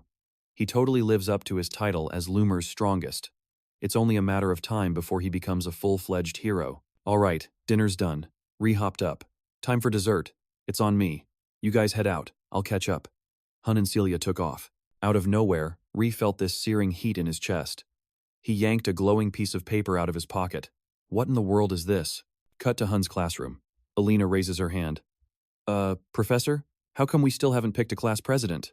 Like, every other class already has one. Horace, kicking his feet up on the desk, just snorts. What a pointless question. Ty nods along. Then Horace seems to remember. Class president. Oh, right. Totally slipped my mind. Hunne, you're it. But before Hunne could even react, Alina and Ty were already complaining, "Hey, why don't we get to vote on it democratically?" Horace slams a stack of papers half a meter high onto the desk with a loud thud. "Class president, here's your first job. Sort through all this." Alina just shrinks in her seat and shuts up. Then, the PA system crackles to life. In a few moments, there will be a joint lecture on the study of the 7 altars. All first-year students, please prepare to move to the main auditorium. Hunne asks, "Professor, should we head over now?" Horace just nods. Now that's times what I'm talking about. A true class president. The scene shifts to the auditorium, and it's absolutely packed with students. Hunne and Carr spot Khloe, who looks completely wiped out. Hunne walks over. "Whoa, Khloe, you look exhausted." Chloe's eyes instantly light up. "Do you have any recovery potions? I'll buy a few off you." Carr tosses her 2 vials. "That's all I've got left." Hunne looks concerned. "Dude, it's the start of the semester and you're already burning yourself out." Khloe just chugs one of the potions, insisting, "I'm totally fine." Seeing how stubborn she is, Carr looks impressed. "That's intense. She's #1 in magic theory, you know." Chelsea chimes in, "Yeah, but Chloe's on edge. If Hunne starts studying modern magical trends, he could totally overtake her in the theory exams." Carr, looking confused, asks, "So, what's the big deal about getting second place?" Chelsea gives him a look like he's a complete idiot. "Did you leave your brain at home? She's a tower mage. For battle mages like us, flunking theory doesn't really matter, but for them, magical research is everything. Her entire reputation is on the line. Are you even a real mage?" Carr just shrugs. "Of course I am. I use survival magic, and I'm proud of it." Meanwhile, elsewhere, Ree, after discovering the glowing paper, is rushing to see Headmaster Callie. After hearing Ree's story, Callie's expression grows grim. A fragment from the hero's Chronicle is acting up. "This hero fragment, it actually reacted?" Headmaster Callie asks. Ree gives a firm nod. "Yes, sir. It's a severely damaged fragment, one that shouldn't be capable of reacting at all. But it did. And what's more, there weren't any other artifacts nearby," Callie continues. "And has it reacted again since then?" Ree shakes his head. "No, sir." With so little to go on, Callie can't make sense of the bizarre phenomenon. Let's see. We'll need to look into this further. You just got back, so you must be exhausted." "You did well." He summons his secretary, Elena, and gives her an order. "Take this to the Hall of Genesis, the first year's joint auditorium." Elena nods. "Yes, I understand," and she hurries off. Callie muses to himself. Sometimes, a small fragment like this will react if someone recorded within the hero's Chronicle itself comes into contact with it. Scene change. Lumer's lecture hall. It's the first-year heroics class. Professor Ardian, who oversees classes 1 through 8, is trying to lecture. The students are all gathered together, and it's as chaotic as a marketplace. A flustered Ardian says, "Could we please have some order?" But the students just keep chattering away like a bunch of magpies. Ardian's patience finally snaps. A spectral unicorn appears behind her as her entire demeanor does a complete 180. "Silence. You little brats are going to regret this. Who wants to be made an example of? Any volunteers?" she roars, a complete departure from her usual sweet self. Then, like a switch was flipped, she's back to being sweet as sugar. Finally, some peace and quiet. "Thank you, class." The students are all trembling. That's terrifying. No matter how many times we see it, it's still horrifying. The professor is seriously scary, all of Class 8 thinks, shaking in their boots. Hunne is just completely speechless. Whoa, so she's a spiritual mage. Back in my day, you almost never saw one of those. Ardian whipped out a dagger and kicked off the lecture. "We're now officially starting our first-year heroics course. Ever since the heroic chronicles first appeared, the great hero clans have risen, unlocking the very worlds of these legends. You'll need an artifact that has a deep, personal link to them. Naturally, descendants of heroes have a major leg up. This is also the reason why Lumer, the place that houses the heroic chronicles, is so tight with these families. It's like they hold the keys to the kingdom. So, now you get why heroics is such a big deal, right? This class is all about digging up clues to conquer a hero's world and really get inside their head. By the time you're seniors, you'll have to pick a hero, inherit their power, and face their heroic chronicle head-on." Right on cue, Elena walked in and handed a fragment to Ardian. She announced, "This is a fragment of a heroic chronicle, brought back by one of our 5th years." The entire class collectively lost their minds. Ardian cracked the box open, and you could hear a pin drop as everyone leaned in, but she snapped it shut before anyone could get a real taste. "First, tell me what your goal is. Why do you want to be a hero?" The whole class let out a collective groan of disappointment. Celia shot her hand up. I want to be a knight who surpasses every generation of the Zardinger family. RDN nodded. Excellent. Khloe spoke up next. I want to write a grimoire filled with my own original spells to support heroes. Carr declared boldly. I want to support heroes too. RDN clapped. Fantastic. Then Hunne spoke up. My goal is to completely annihilate the Herbans. The room went dead silent. After a solid 2 seconds, RDN stammered. Well, that's quite an ambitious goal. Next, please. Hunne just sat back down, totally unfazed by all the weird stares. The upperclassmen started whispering and snickering. That kid's totally delusional. Horace and Shun had overheard Hunne. Seddon asked. Your take. Gives me the chills, Horace replied. He wasn't kidding around. He thought to himself, asterisk, for thousands of years, the bins have been beaten down and sealed away, but they just keep coming back, time and time again. Asterisk. Asterisk. Just a single resurrected fragment is enough to cause a total catastrophe. This dream of wiping out the bins for good. It's anything but simple. Asterisk. RDN continued. Today, we're going to examine a page from a heroic chronicle recovered from a dungeon. Each class will try to guess the hero's name and figure out how to conquer their world. The professors are all watching, so don't mess this up. A wave of excited chatter immediately swept through the classroom. Our first time actually touching a heroic chronicle. This is insane, RDN called out. Class representatives, up here, please. Hunne and the others quickly made their way to the front. She explained. We had 2 heroic chronicles brought back. We'll be using one of them today. The other is just a tiny fragment, more of a show and tell piece so you know they're real. She presented 2 boxes. Hunne took the smaller fragment, and then, all hell broke loose. A voice boomed. The heroic chronicle has opened the world of Kyle. A massive magic circle materialized on the stage. Sin screamed. It's going haywire. Their forms dissolved, only to reappear in a completely alien world. This was a different dimension. The sky was a sickening blood red, and they were surrounded by the corpses of countless, twisted monsters. One of the girls in the group started screaming in pure terror. They're all dead bodies. Horace, dropping his usual smirk, tried to calm everyone down.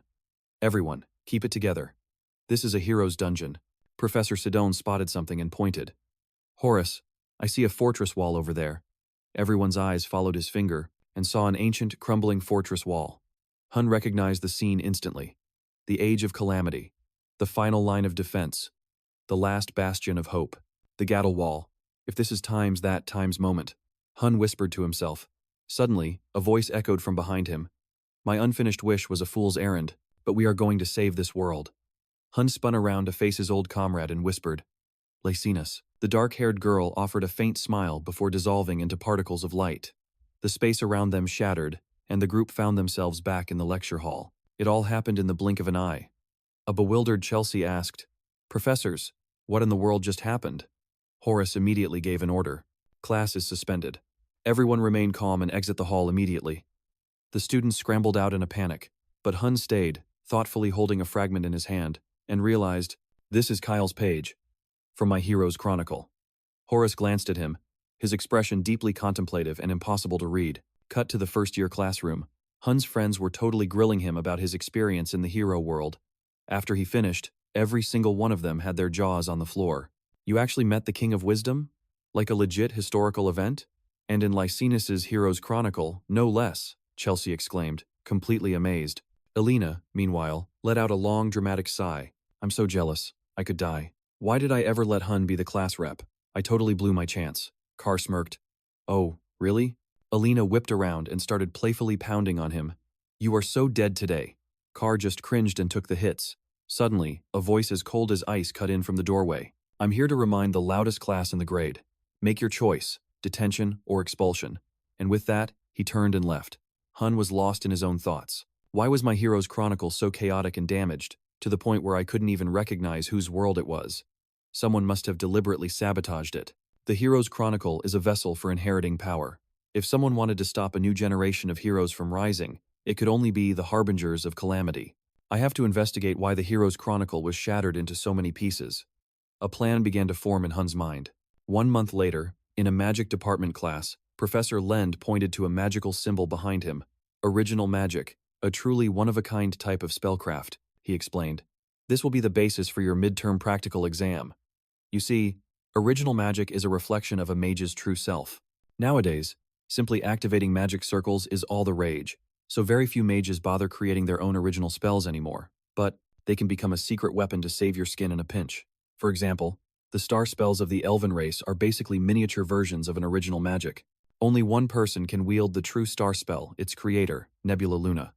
Khloe shot a look at Hunne, remembering the time he used a star spell to turn the tables on her during their duel. Hunne caught her gaze and then noticed a grimoire next to her radiating a dark aura. As soon as she saw him looking, Khloe quickly hid it. Hunne thought to himself, "Is that book cursed?" Professor Lend then ended the class, and everyone was buzzing with excitement to discover their own unique magic. That concludes today's lesson. The students chattered as they filed out. Worried about that book, Hunne called out to Khloe. "Hey Khloe, wait up, want to grab lunch?" Seeing her hide the book only made him more suspicious. Khloe shot him down. "I don't have time. And I'm definitely going to beat you in the practical exam." Carr jogged over, chiming in teasingly. "Ooh, what's this? Hunne challenging our Ice Queen for the top spot in magic?" Khloe stated firmly. "I may be outmatched by Hunne in technique, but when it comes to magic theory, no one is better than me. This time, I will win." Hunne just smiled. "Well, it'd be pretty disrespectful to turn down a challenge like that, wouldn't it?" Khloe nodded. Hunne held out his hand. "You're on. Let's both give it our best shot." Carr whistled. "Wow, that handshake looks supernatural." Later that afternoon, at the Hero's Tower, Hunne was searching for clues about the Hero's Chronicle. Lumer's restricted library should be around here. Maybe I can find a clue about the missing pieces of the Chronicle. With that thought, he started up the stairs. A girl spotted him, her face flushing as she whispered, "A first year? What's he doing all the way up here? He's so cute." Then, a voice called out, "Hunne, Professor Lend has told me so much about you. It's a pleasure to finally meet you." It was Torua Yan, a 5th year from the magic department. Hunne bowed his head in greeting. Torua asked, "What's a first year like you doing in the Hero's Tower?" She casually blocked his path with her leg. Hunne replied, "I'm here to see the student council president. I've already registered for the magic department." Torua moved her leg.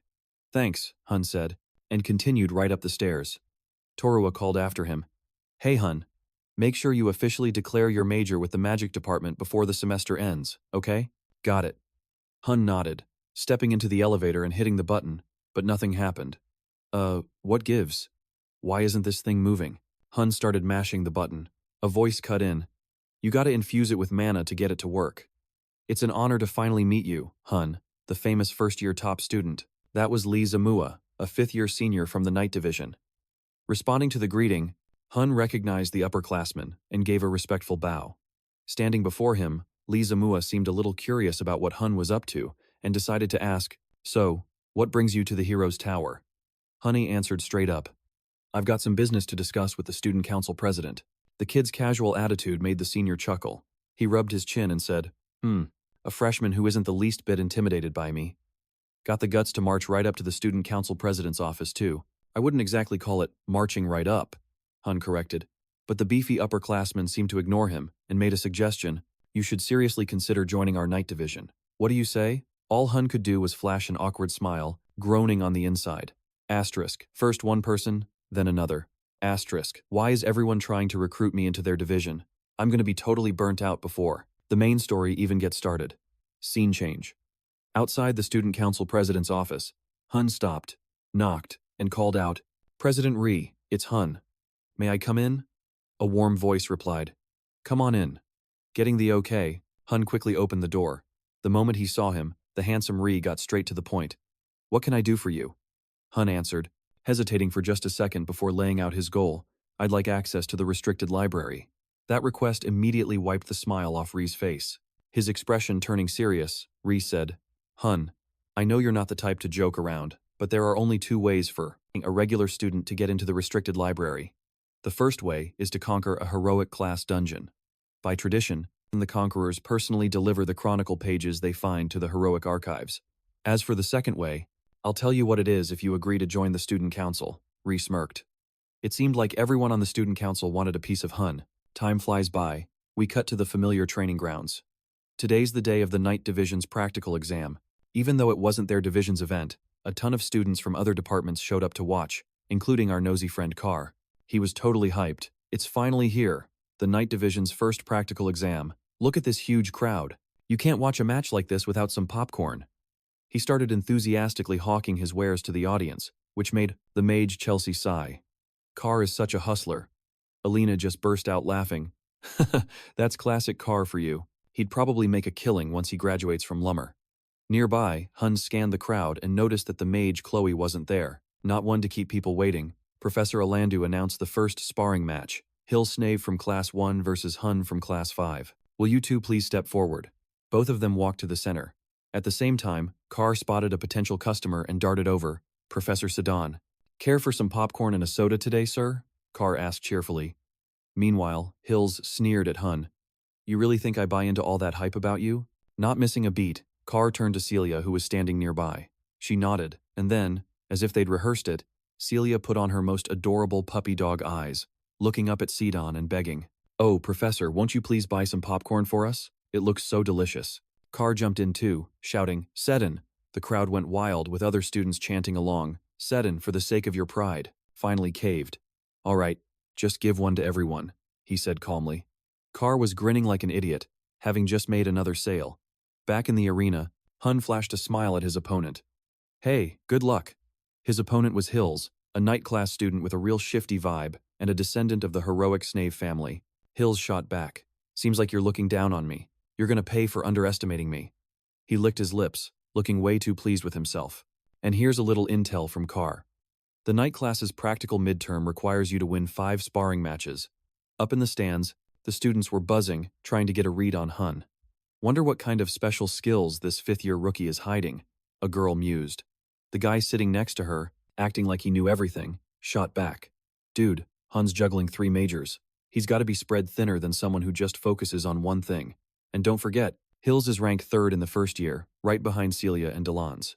Meanwhile, Hills himself totally despised Hunne, seeing him as some arrogant jerk who was always hovering around Celia.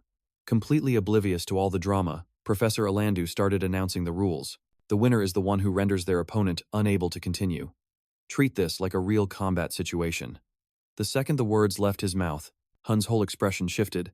He just sensed a sinister aura radiating from a nearby building. Cutscene. The mage, Khloe, was buried in a mountain of books, desperately trying to find a way to take down Hunne. But the more she studied, the more hopeless it seemed, until she furiously ripped out a page, gritting her teeth. No, this isn't it. With just my own power, I can't create a one-of-a-kind magic. In a fit of rage, she swept every book off her desk, muttering to herself, there is absolutely no way I'm losing to Hunne in this practical exam. Her mind made up, Khloe's eyes fell on the black magic tome that had worried Hunne before. She whispered, with this, I can win. This time, I'll definitely win. Her expression twisted, no longer looking like her usual self at all. Back at the training grounds, Hunne was still standing there, completely frozen, staring at the building where that dark aura was coming from. Seeing Hunne totally zoned out right after the starting bell, Hills immediately seized the opportunity, tightening his grip on his spear. He lunged forward like a bolt of lightning. Way too careless. You're toast. He aimed the spear point straight for Hunne's face. But with his combat experience, all Hunne had to do was tilt his head to dodge it. But Hills's assault wasn't over yet. He unleashed a rapid-fire barrage of spear thrusts, the tip of his spear blurring into the image of a striking snake, aiming straight for Hunne's throat at a terrifying speed. Even so, an attack like that was nowhere near enough to rattle Hunne. With a single, fluid motion, he snatched the spearhead out of the air, stopping it dead in its tracks. The strength in Hunne's grip was so immense that Hills wondered if he was dreaming, unable to comprehend where that insane power came from. Hunne yanked the spear, dragging Hills's entire body forward.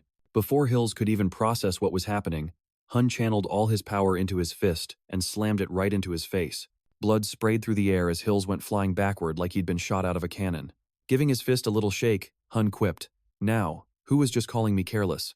Even though the punch left him reeling, Hills staggered back to his feet, ready for more. Don't get cocky. The real fight starts now. A bizarre green energy began to swirl around him. To Hunne, this whole display was just pathetic. Here was a guy who didn't even know how to properly wield his own battle aura. Brute force can't make up for a shoddy foundation. A unique battle aura, huh? Hunne muttered, glancing at the green energy. He enveloped his own body in a blazing red aura as a defensive measure. Hills, on the other hand, was still totally clueless about the massive skill gap between them, and started boasting. Unless you've got a fire-type aura on par with Celia's, you can't even dream of pushing me back, he declared arrogantly. A split second later, Hunne's red aura sliced right through the green shield, and was suddenly right in Hills's face. Looks like you're the careless one, Hunne said coldly. His piercing gaze completely shattered what little confidence Hills had left. Up in the stands, the students were kicking back with popcorn, enjoying the fight like it was some kind of action movie. Nearby, Delan, who'd lost to Hunne before, just narrowed his eyes at Hills's pathetic display. Celia Zardinger was just as confused. Hunne, since when did you power up your fire aura to this level? She thought to herself, her eyes wide with shock and curiosity. From Hills's perspective, even as dense as he was, it finally dawned on him that Hunne's power was no joke. Seeing the red aura enveloping Hunne, Hills thought in horror, what the? That's fire on par with Celia's. Is this psycho trying to master every element or something? The sheer anxiety over Hunne's strength caused a bead of sweat to roll down his cheek. He knew if he didn't use his trump card, victory was impossible. Left with no other choice, Hills went all out. I was saving this move to take down Celia, but I can't believe I have to use it on you, Hunne. With that, Hills focused his energy into his palm, unleashing his ultimate technique, Serpent Bind. A green mana python shot out from his hand, rocketing toward Hunne at terrifying speed. As it closed in, it coiled tightly around him, hissing menacingly.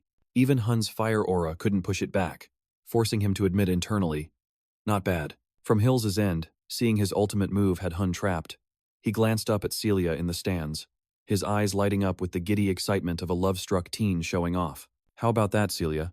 I developed this technique specifically to counter your flames. Celia caught his gaze, sighed, and just pointed forward. Confused, Hills turned back, only to see his energy serpent visibly evaporating. Hunne's flames flared even more intensely, and within 3 seconds, the python vanished completely, as if it had never been there. The sight of his painstakingly perfected ultimate technique having zero effect on Hunne left Hills stunned. Out of options, he resorted to close combat with a cold grunt. Hills gritted his teeth, tightened his grip on his twin spears, and charged. Hunne quickly drew his sword to meet the attack. The force of Hunne's strike was so powerful that it sent one of Hills's spears flying from his hand after a single clash. The overconfident boy collapsed to his knees. Hunne pointed his sword at him, advising, "Never let your guard down until the flames are completely out." Professor Alandio, seeing the match was over, declared, "The winner is Hunne." In the stands, Hunne's biggest fan, the mage Chelsea, cheered enthusiastically. "Awesome. That's our Hunne. I knew you were the real deal." Carr added, "Seriously impressive, Hunne." In his mind, Hills admitted defeat. He's this good even in a practice match. No wonder he's on the same level as Celia. Celia's voice pulled him from his thoughts. "That was impressive. You did well," she said with a smile. Her words made Hills blush and scratch his cheek. "Wah, really? You thought it was cool?" Moving on, Professor Alandio called out, "Next contestant, from Class 5, Alina, step forward." The red-headed sorceress eagerly hopped into the arena. "All right.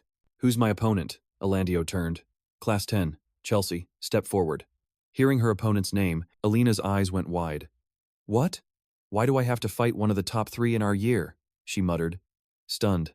But no one answered. The summoner Chelsea stepped up, clasping her hands. "Please go easy on me." Alina replied, "You too." Seeing they were both ready, Alandio declared, "Let the match begin." The second he finished, Chelsea summoned her mana, a torrent of water swirling around her. Alina gripped her sword, wreathed herself in flames, and shot forward like an arrow, aiming her blade right at Chelsea. From the stands, Hunne worried, "Ooh, that's gotta hurt." And sure enough, Alina's sword was stopped cold by an energy barrier. She was thrown backward like a rag doll.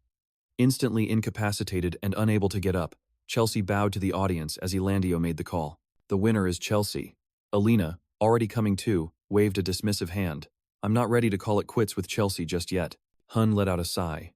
It was a long shot from the get-go, but if she just kept her cool, she could have done way better, he muttered. The next match was Celia versus Delan. Both of them were from Class 1. "This should be fun, going up against you," Celia said with a grin. Delan stayed silent, his expression thoughtful. Up in the stands, Hunne swiped some of Carr's popcorn, commenting through a mouthful, "Now this times is going to be a good one." Down in the arena, Celia and Delan drew their weapons, their bodies flaring with powerful auras that had the whole crowd holding its breath. "Let's see who the top knight of the first years really is," Celia yelled. Without another word, they both unleashed a flurry of lightning-fast sword strikes. Their powerful blades clashed, filling the air with the shriek of metal as shockwaves rolled all the way up to the stands.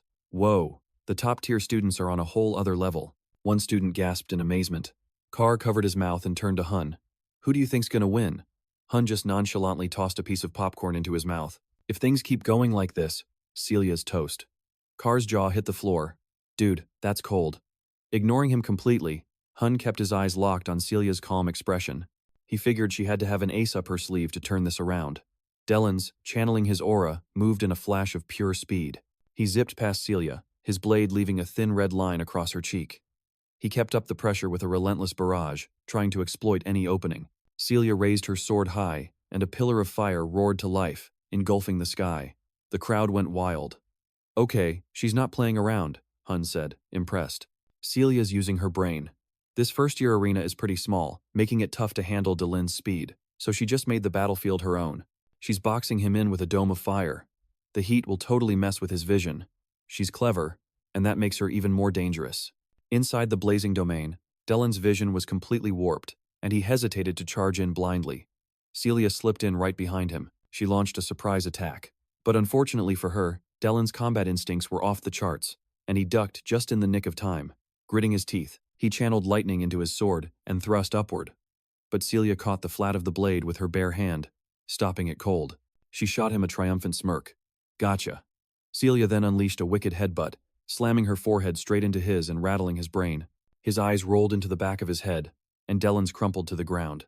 Still looking a bit dazed, Elandu confirmed Delan's was out for the count and declared, "The winner is Celia Zardinger." Her friends erupted in cheers. Seeing Delan starting to stir, Celia offered some advice. "You should probably work on your physical conditioning, you know?" She held out a hand to him. He took it and let her pull him up. Their display of sportsmanship actually brought a few students to tears. That move was absolutely legendary. "I gotta get a picture of this," one of their friends said, aiming a camera. Hunne couldn't help but smile for Celia. "All that training paid off." "Celia, you were awesome," Carr screamed. Celia. Professor Sagan, who had just snagged some of Carr's popcorn, stated calmly, "Celia won." Yeah? Thanks for the recap, Professor." And with that, the night department's practical exams were over. Celia Zardinger, 4 wins, 1 loss. Delan's, 4 wins, 1 loss. Chelsea, 4 wins, 1 loss. And Hunne, the only one with a perfect 5-0 record, remained undefeated. Time flew by like a flash flood. 1 week later, the linguistics theory exam concluded in a thick, tense silence. Professor Horace, his eyes as sharp as daggers, held the stack of exams, carefully recounting them before squaring the pile with the meticulous precision of an artist. He gave a single, sharp nod. His deep, commanding voice echoed in front of the nervous students. "You all performed adequately. Don't get lazy now and flunk out. Hit the books." And with that, he slammed the ancient wooden door shut, the boom echoing like a thunderclap. The entire class jumped, their hearts hammering in their chests. The second the professor was gone, Alina, the resident hothead. The girl exploded in frustration. "Ugh, they're always threatening to expel us," she shrieked. Her face turning as red as a ripe tomato, you could just tell she totally bombed the test. Meanwhile, in another corner, 2 guys with eyes gleaming like a pair of starving cats were stealthily creeping up on the class genius, Chelsea.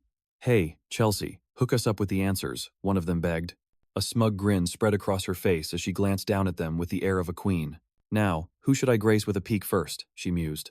Both boys' jaws dropped, and they immediately started pleading, "Me first. Let me go first. Come on." Cutting to another corner of the classroom, we find Hunne, our main character, sprawled out on his desk as lazily as a cat soaking up the sundae. His hair was a total mess. All of a sudden, his pink-haired friend, Nella, turned around, her eyes sparkling with curiosity. "So, how'd you do on the test?" At the sound of her voice, the class president looked up, scratching his head and replying in a sleepy mumble. "I think I did."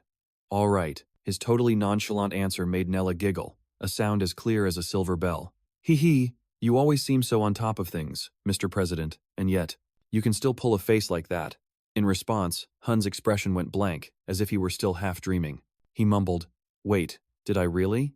His clueless look just made Nella laugh harder. She generously offered, "Hey, if you're sore anywhere, just let me know.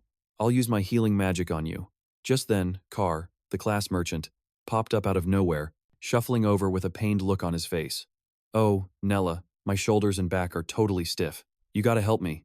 But before Nella could even reply, the sorceress Chelsea hammered Carr's back with a flurry of precise and powerful blows. The orange-haired boy yelped, a bit of spit flying from his mouth, his face contorting like he was about to cry. Chelsea just grinned from ear to ear. "All better now, right?" Then, she turned to Hunne with a look of concern. "Hunne, how's your summoning training coming along?" "Thank you," cut in, scoffing. "What training? You barely ever show up to practice." Hunne, completely unfazed, replied with a confident glint in his eye, I just train really hard where nobody can see me. Chelsea, for one, totally bought it, nodding enthusiastically. That is so you, Hunne. So what rank are you aiming for in the summoning exam? With a brilliant smile, Hunne declared, first place, obviously. Time flew by in a flash. The scene shifts to the summoning department's training grounds, where the atmosphere was buzzing like a carnival. Today was the day of the practical summoning exam, and even though it was a summoning department event, students from other departments had packed the stands, their excited chatter filling the air with anticipation. The announcer's voice, Runis, boomed out like a brass bell. Hello everybody, it's that time of year again. The most epic event of the first semester for all you first years. Welcome to the Summoner's Race. I'm your host, Run Battis, a third year from the summoning department. Up in the stands, the siblings Celia and Ree were watching intently. Celia, filled with curiosity, turned to her brother and asked, This is actually a test? Ree explained with a gentle smile. The Summoner's Race is a beloved tradition in the summoning department, little sis. It's also one of the biggest interdepartmental events, so everyone gets super hyped for it.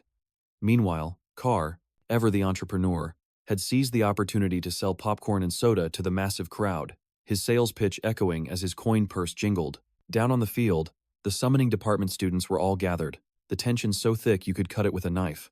Eliza, a summoner with a piercing gaze, shot Hunne a provocative glare. I heard you were the star of the show over at the night department's practical.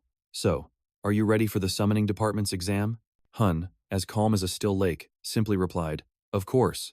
Eliza, clearly skeptical, said with a voice as sharp as a dagger, Funny, considering you didn't bother to show up for a single practice session. What, you think you're too good for the summoning department? Her words were like a spark, igniting the resentment of the other students. Who's over there growling like a wild animal? Oh right. If you're just gonna slack off, then get lost and stop wasting our time. We haven't seen you pull off a single decent summoning contract yet. A wave of whispers rippled through the students. Ty stepped forward, his voice low as he tried to calm them down. Everybody, just take it easy. But his words carried no weight, completely ignored as the students' frustration continued to simmer. A blonde student, with fire in his eyes, snapped, Ty, don't stick up for him just because you're classmates. That guy is making our entire major look like a joke. Chenia frowned, her voice laced with worry. This kind of tension right before the exam is a really bad sign. Before she could even finish, Senlu, another student from the eastern continent with perfectly slick-back black hair, just like Chenia, let out a sneer. You're one of the top dogs over in the night division, aren't you? I bet you couldn't care less about what happens here in the summoning major. Chenia faltered, her confidence wavering for a moment. Warridan, a brawny Guardian-class student, bellowed like thunder, Keep it down.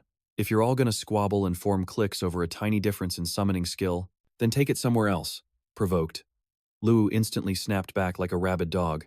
What was that you just said, Warridan? Warridan's expression was one of pure, ice-cold contempt. I said, I'm sick of listening to you guys acting all high and mighty, just because you're a little better at writing contracts, like you own the place. Turning to Senlu, he added, What? Did I strike a nerve? It's not like you ever bother showing your face at taming practice anyway. With a sarcastic smirk, Senlu replied, That's because I find it completely pointless. I'm not a blockhead like you, who can't even tame a simple griffin. Absolutely enraged, Senlu clenched his fists, his eyes turning bloodshot, and threw a punch at Warden, completely forgetting that his target was the top-ranked student from the south and a full head taller than him. Before the punch could land, Hunne moved like a flash and caught Senlu's arm, his voice as sharp as a blade. Starting a fight before the exam will get you more than just a warning. You'll be disqualified from competing. His words hit Senlu like a bucket of ice water, but instead of showing any gratitude, Senlu just scoffed, his eyes blazing with pure hatred. Tai moved closer to Hunne and whispered, The vibe in the summoning major is really tense this year. Are you really surprised? Hunne shot back. A flicker of sadness crossed Tai's face. There's a huge skill gap in summoning between the dedicated majors and everyone else. Since you and I, two so-called outsiders, are at the top of the class, the second years are seriously resentful of us. On top of that, you hardly ever show up for the practical training sessions. Understanding the source of the hostility, Hunne wasn't surprised at all. I'm sure it looks like I'm just lazy to everyone else, he thought firmly, but I'm not cutting any corners. Elsewhere in the stands, a mysterious figure in a black cloak watched Senlu intently, muttering coldly, It's starting. With a wave of their hand, they opened a shimmering spatial gate and vanished like a phantom. For some unknown reason, Senlu suddenly felt a white-hot rage building inside him, with no way to release it. He gritted his teeth. Just you wait. You arrogant jerk. I'm going to completely crush you." His eyes flashed with an unnatural light, as if he were being controlled by an unseen force. Time flew by, and soon, the day of the exam arrived, and Tessa's voice rang out. "Before we begin, here are the rules. First-year students in the summoning major are permitted to use summoning magic only. Even those of you who are dual majoring are strictly prohibited from using aura or any other forms of magic. When the event begins, your first task is to tame the griffin directly in front of you. You will then cross Summoning Island and make your way back across the Lake of Silence. Who will emerge as the star of this midterm practical exam? We're about to find out." As her voice echoed, the first-year summoning students were already poised at the starting line, their faces etched with nervous tension, their eyes locked forward like warriors preparing for a life-or-death battle. Professor Yura's voice then cut in. "All right, rookies, don't get tense. Just do exactly as you've practiced. Anyone who can't handle the pressure gets left behind." Her words only cranked up their anxiety, hearts pounding in their chests, sweating buckets. They all told themselves, "Chill out." But their bodies, shaking uncontrollably, clearly didn't get the memo. Ura announced with authority, "The race begins now." A few students, who looked like they'd planned this, shot each other a look and gave a nod while everyone else scrambled for their griffins. Senlu's lackey with the shifty eyes started chanting a spell aimed right at Hunne and Warridan.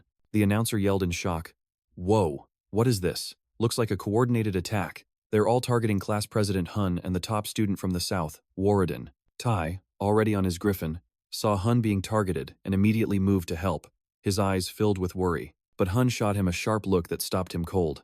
"Don't worry about me. Just go. This is a test." Tai mumbled an apology, then urged his griffin forward, its wings beating powerfully. In the stands, the crowd erupted like an angry beehive, booing Senlu's crew for their dirty, totally cowardly move. Summoning department, give it up. Play fair. If they'd had rotten eggs, they would have been flying. Hunne, annoyed at being singled out, thought to himself, "I knew they didn't like me, but I didn't think they'd stoop to ganging up on me like this." Runnus, a summoning student himself, awkwardly defended the underclassmen. Haha. Despite the boos from the fifth years, that's just their strategy. Oh, and while I've been talking, Warridan has already broken through the magic circle. Warridan, now steady on his griffin, turned to Hunne with a sharp gaze. "You good? Need a hand?" Hunne waved him off, his voice firm as steel. "No, I got this." Though still concerned, he spurred his griffin into the sky like an arrow, leaving a vortex of wind in his wake. Meanwhile, Hunne was still trapped in the chaotic mess of magic, his eyes cold but resolute. In the stands, Chelsea bit her lip, her heart pounding, watching him anxiously from another part of the arena. Professor Yura, with eyes as sharp as a hawk's, observed the whole situation, unable to hide a flicker of concern in her deep gaze. The conflict between the first years was deeper than she'd thought. "Are they openly teaming up against Hunne?" she mused, her heart heavy. "Hunne's specialty isn't spirits, it's summoning. This test is going to be a brutal challenge for that boy." Those were the uneasy thoughts of the summoning department's professor. However, her train of thought was completely derailed when she witnessed the spectacular scene before her. Hunne, our protagonist, stood tall amidst the chaos, his eyes burning like an eternal flame. He began to murmur an incantation, his voice low and mystically resonant. "Oh, spirits, release these shackles and open the path before me. Grant me nature's great mercy. Oh, spirits, release these shackles and open the path before me." As his chant echoed, the space in front of Hunne erupted in a brilliant flash, as two blinding beams of light shot out. From within, two tiny spirits emerged, one a blazing red like hellfire, the other a lush green like a forest wind. Their ethereal forms clearly represented the elements of fire and wind, their latent power hidden within their delicate bodies. Professor Yura, upon hearing those incantations, felt her mind drift, as if lost in a dream. The spirit language, spoken perfectly without a single mistake. She wondered, her heart racing. How did that kid do it? A first year. How was that even possible? Meanwhile, Hunne glanced over at Yura from across the field, a teasing, mischievous smirk flashing across his face, like a kid who just won a bet. Seeing that, Yura's worries vanished like morning mist. She let out a sigh, her lips curling into a helpless smile. "Man, I might need to retake Summoning 101. This kid. He's not someone you can just write off." Time swept by like the wind across a meadow. The scene cuts to the other students, now riding griffins as they soared over a vast, green prairie. One of the clowns in Senlu's clique smirked, then let out a loud, obnoxious laugh, his tone dripping with contempt. "Ha ha, serves him right. The so-called freshman representative and valedictorian of the South. He can't even..." Get off the ground. He'll be lucky to scrape by with a B rank. Next to him, Senlu nodded along, a devious glint in his eye, adding, "How's that feel, Eliza? Pretty satisfying, right?" In response, the white-haired Eliza, who radiated an icy aura, suddenly picked up the pace, her griffin surging forward to fly alongside Senlu's. She shot him a withering glare, sharp as a shard of ice. "I don't like these games. I can beat Hunne, Warridan, or anyone else without stooping to these kinds of dirty tricks." Her words left Senlu stunned, his eyes flashing with surprise. To hammer her point home, Eliza stated bluntly, her voice cold as steel, "What do you think people will say about the summoning class after this?" Senlu didn't show the slightest bit of guilt or worry. He just laughed arrogantly, his voice thick with smugness. "Who cares? Ha ha. Those losers deserve the humiliation." Seeing his attitude, Eliza knew he was a lost cause. She warned him, her voice chilling, "Next time, think before you act." With that, she yanked the reins, spurring her griffin forward like an arrow slicing through the wind, leaving Senlu in her dust, grinding his teeth in a fit of rage. He cursed under his breath, growling, "That arrogant little brat, acting all high and mighty just because her family's got her back. But whatever, I'm definitely taking first place. Besides Eliza, I'm the best beast rider out here. This time, I'm gonna be number one." A delusion of grandeur shimmered in his conceited eyes, but his little fantasy only lasted a few seconds before a frantic scream tore through the air. "Senlu, look behind you!" Whipping around, Senlu froze solid. It was Chelsea, the super-energetic girl, standing confidently on the back of her own griffin. Her posture was as solid as a pro surfer carving a wave. Her face was lit up with pure joy, totally stress-free, as if this was a joyride, not a grueling test. What the heck kind of stance is that?" Someone stammered, their voice full of shock. Senlu's earlier confidence shattered like glass. "She's not even using her spiritual energy to enhance her beast. That kind of speed should be impossible," he shrieked, his voice cracking with panic. Falling back on instinct, he resorted to his old tricks, shouting, "Everyone, gang up on her for me." An orange-haired girl, her eyes wide with excitement, yelled back, "You got it, eat this." She summoned a wind spirit, getting ready to attack. But Chelsea, with the sharp intuition of a seasoned fighter, had already sensed their pathetic little scheme. As if she wouldn't be prepared, the second the wind spirit appeared, Chelsea guided her mount into a breathtaking aerial arc. The loop completely caught the orange-haired girl off guard, leaving her no time to react. "What?" she screamed, her voice laced with panic. Without a moment's hesitation, Chelsea leaped from her griffin, unleashing a perfectly aimed kick that connected like a sledgehammer with the girl in pigtails. Before she could even scream, she was sent flying clean off her ride, tumbling through the open air.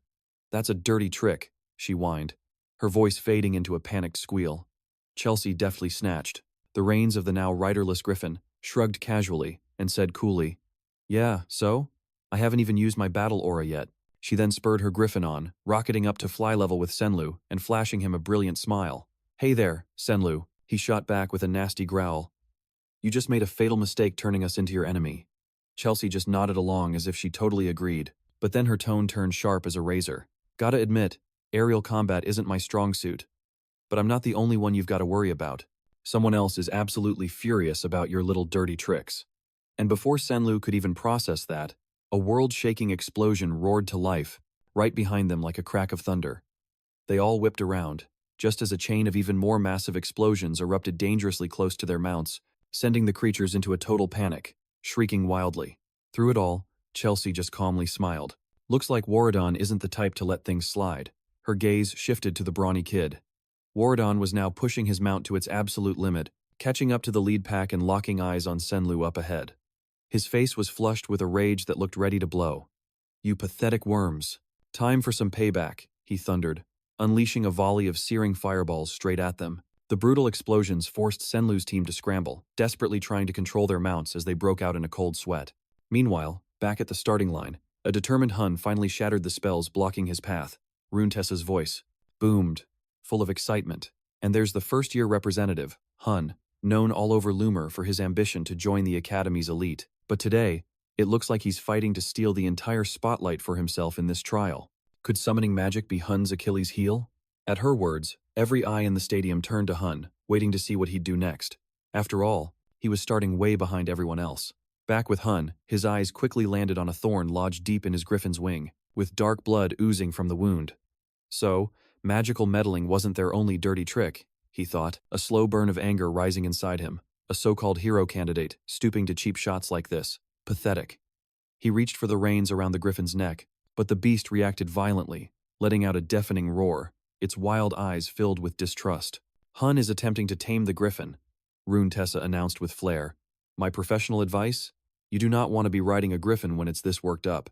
Up in the stands, the swordswoman Celia whispered, her eyes wide with concern. Oh no, why is Hunne being so reckless?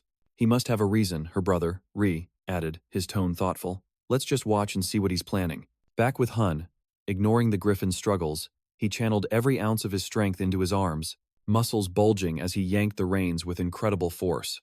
I know how you feel, but right now, you listen to me, Hunne commanded, his eyes as cold and sharp as daggers. The griffin, sensing his overwhelming presence, shuddered, as if it realized that fighting back would only lead to a world of hurt. It quickly submitted, bowing its head in obedience. Seeing the beast had finally calmed, Hunne vaulted onto its back with the agility of a wildcat, officially entering the race.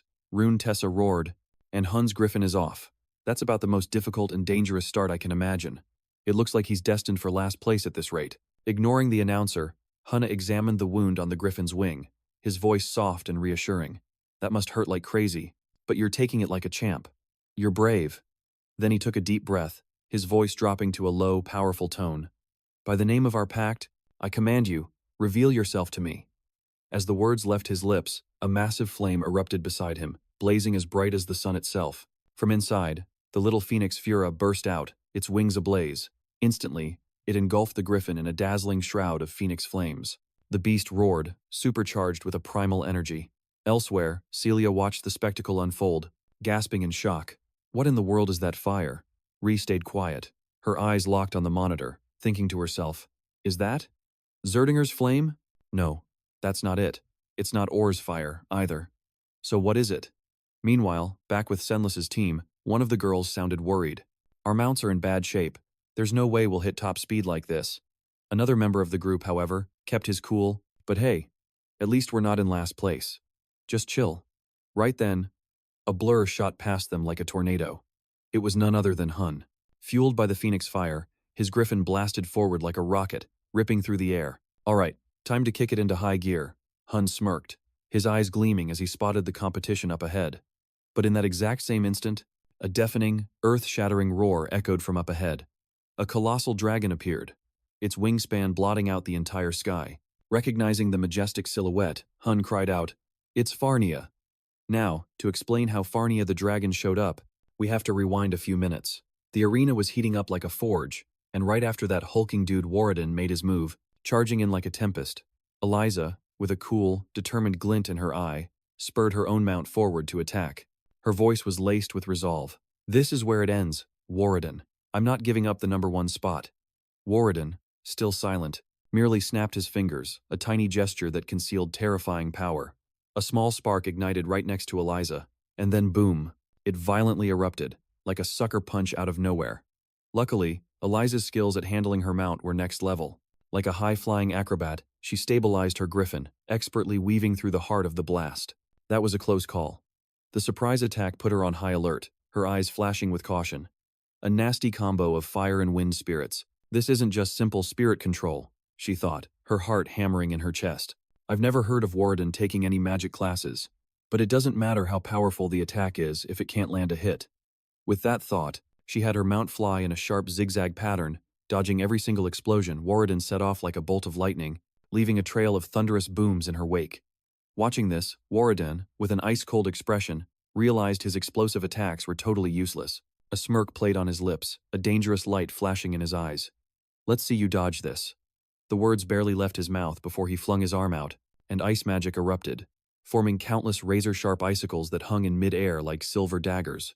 Then, combining it with wind magic, he turned the icicles into a deadly barrage of ice, hurtling toward Eliza at incredible speed. It was a massive area of effect attack, like a full-blown blizzard that seemed to shake the very air. As skilled as she was, there was no dodging it, but Eliza didn't even flinch. With a complex hand sign, she commanded her griffin. It immediately opened its maw and unleashed a scorching pillar of fire, blazing hot like molten lava, shooting straight into the oncoming storm of ice. The icicles instantly melted and shattered on impact, disappearing into a thick cloud of steam. The spectacular sight sent the commentator, Run Betis, into a frenzy. He roared, "What an absolutely incredible clash." Warden used a 3-spirit combo attack, and Eliza countered by supercharging her own summoned beast. And right at that moment, Chelsea seized the opportunity to shoot into the lead. "Hee hee, thanks for the opening. You two," she chirped. The dark-haired girl flashed a dazzling smile, her voice as clear as a silver bell. But Eliza wasn't about to let her just waltz on by. Her eyes blazing, she snapped, "I don't think so, Chelsea." With a flick of her wrists, she unleashed 2 glowing energy whips, sparkling like miniature galaxies, which coiled tightly around Chelsea's neck, yanking her back with immense force. At the same time, a small spark of fire materialized right in front of Chelsea, flickering menacingly. Her sharp instincts screamed that something was very wrong. She vaulted off her mount as fast as the wind. And just as she'd guessed, asterisk boom times a massive explosion erupted right where the spark had been, shaking the very air. Completely unfazed, Chelsea grabbed the energy whips with both hands and tore them apart. The motion clean and decisive, as if ripping through fabric. She landed gracefully back on her griffin's saddle, her eyes sparkling with confidence. Warden and Eliza's teamwork. "They're no joke," she muttered, a few beads of sweat on her forehead, but her grin was as bright as ever. All of a sudden, a deafening roar ripped through the sky, grabbing the attention of every single contestant. Following their gazes, they saw Senlu, his face twisted in madness, summoning a colossal black dragon whose wings blotted out the sun, its breath reeking of pure destruction. He glared at the others, his eyes bloodshot and wild, roaring, "I'm gonna mow you all down, you pathetic insects." "Senlu, using anything other than a griffin is against the rules," Chelsea yelled, charging forward to warn him, but her words were like water off a duck's back. Senlu was completely consumed by his rage, all reason gone. "Shut up. Like I give a crap. You're all just a bunch of wannabes coasting on talent. I'll end every last one of you." He commanded the black dragon to block their path, its massive body like a living mountain, halting the group's advance. Warden's brow furrowed as he muttered, "He's formed a pact with a black dragon." But Eliza, after a moment of observation, shook her head, her voice ice cold. "That's no black dragon. It looks more like some kind of mutated beast." Just then, Hunne's griffin shot forward like a rocket. His sudden appearance left Senlu completely stunned, his voice stammering, "Hunne, how did you catch up to me?" Cutting him off, Hunne shot Senlu a look as cold and sharp as a blade. "Where did you dig up that lizard?" Senlu, completely missing the serious tone in Hunne's voice, bragged arrogantly, "Haha, what's the matter? Jealous? This is my power. I registered a pact using my own summoning magic. You look like you're just dying to get your hands on my summoned beast, aren't you?" Hunne, realizing Senlu was a lost cause, just smirked. "You're mistaking times that thing times for a summoned beast? That's hilarious. It's a mutated demon beast. One of the powerful creatures from Tartarus's army we wiped out during the Great Calamity. Where could he have gotten his hands on it?" Hunne wondered, his mind racing with suspicion, his eyes glinting with caution. Before he could process it further, Senlu started screaming maniacally, "Attack! Get them!" The black dragon, obeying its master, opened its massive maw and unleashed a destructive beam of light, as blinding as the sun, aimed straight at the group. Hunne's group frantically steered their mounts aside, dodging the blast by a hair's breadth. But Chelsea, who was further back, couldn't react in time. Knowing it was too late to evade, she quickly conjured a shimmering energy shield, but it was far too fragile against the dragon's terrifying power. The shield shattered in less than a second, and both Chelsea and her griffin were blown out of the sky, sent plummeting to the ground in a cloud of dust. Fortunately, Hunne reacted with lightning speed, diving down to catch Chelsea just before she hit the ground. After a quick check, he frowned. "She's been knocked out by the impact. First things first, we need to make sure Chelsea's safe." With that, he roared at Warden and Eliza, "Everyone, hit the ground, now." They both nodded, their faces set with determination. In a flash, the group found a clearing to land. Meanwhile, Senlu, completely full of himself, let out a smug little laugh, his voice dripping with arrogance. "So this is what it feels like to look down on everyone," he mused. "This feeling, not bad at all." He urged the black dragon to dive, hot on Hunne's trail. This whole insane scene was being broadcast live back to the arena, and the crowd was absolutely losing it. The voice of the announcer, Runes, boomed with excitement. "Well, folks, it looks like the contestants have flown way off course and out of our coverage area. The situation is escalating fast. Senlu has summoned a black dragon and is attacking the other team leaders." But before he could even finish the sentence, Professor Yura stormed in, landed a swift kick on the announcer, and yelled, "You absolute moron. This is a crisis. Not the time for your color commentary." She grabbed the mic, her steely voice booming through the arena as she called for all teaching assistants from the summoning department. Deploy all available flying summons to that location, immediately. This match is officially suspended. At the same time, Professors Sidon and Lou Allen, realizing something was seriously wrong, rushed into the commentary booth, demanding, "What in the world is happening?"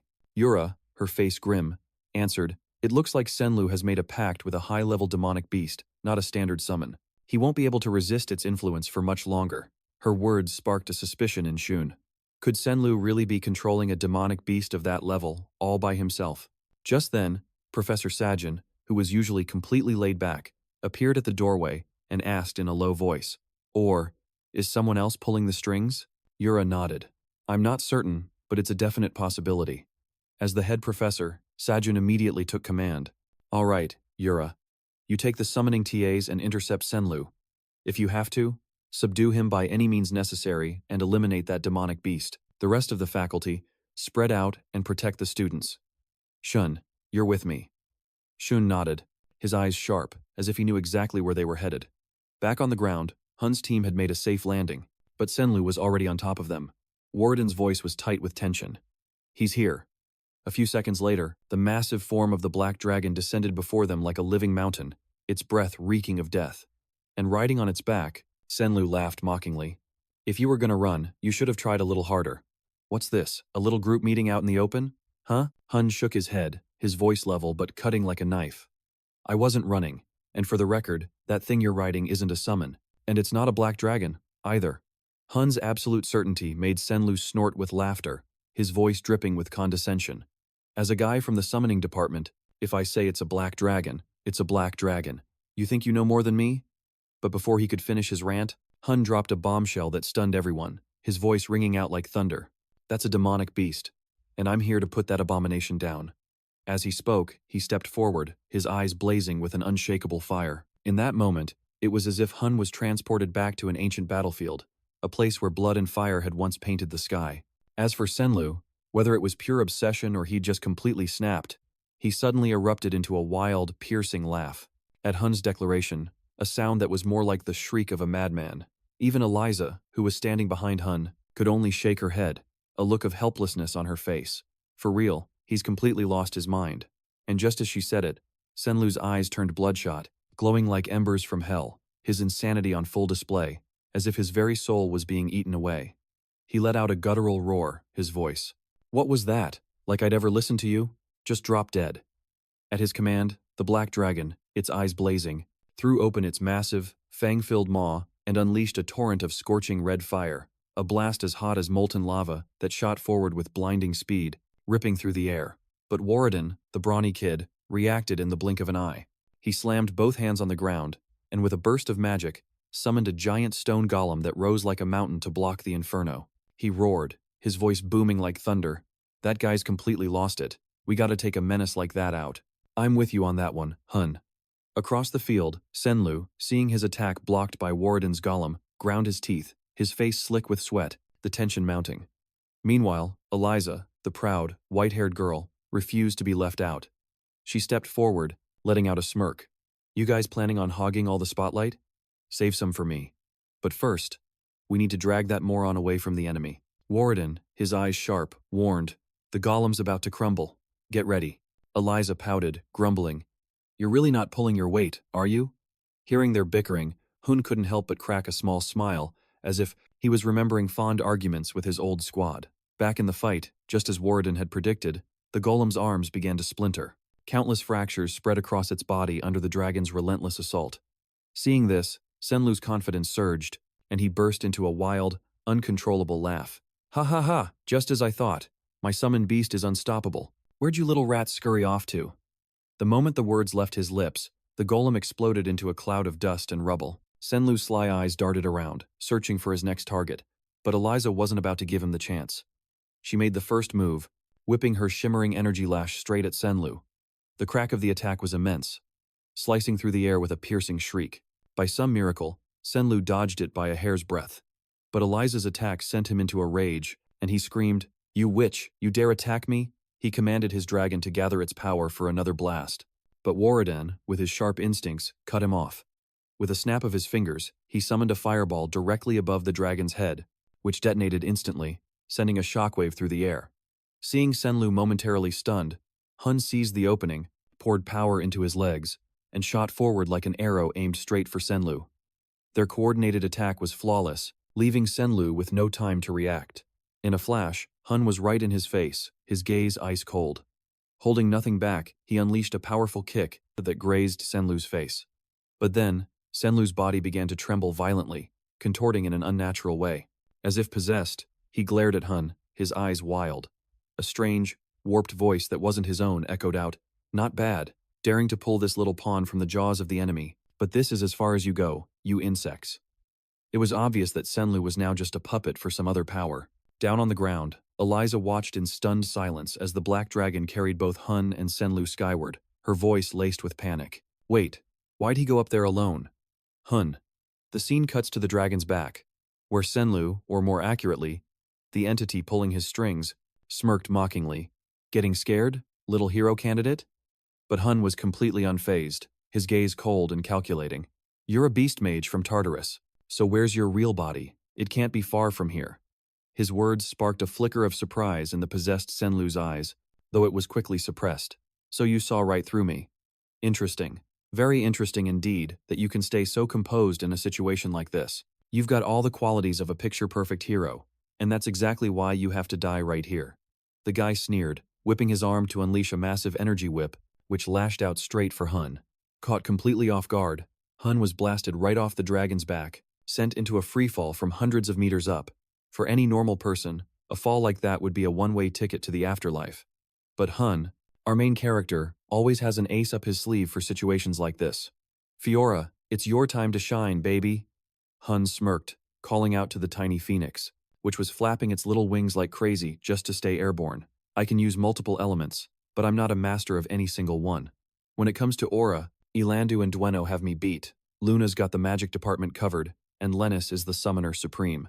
The path I chose was to fuse my aura and magic together.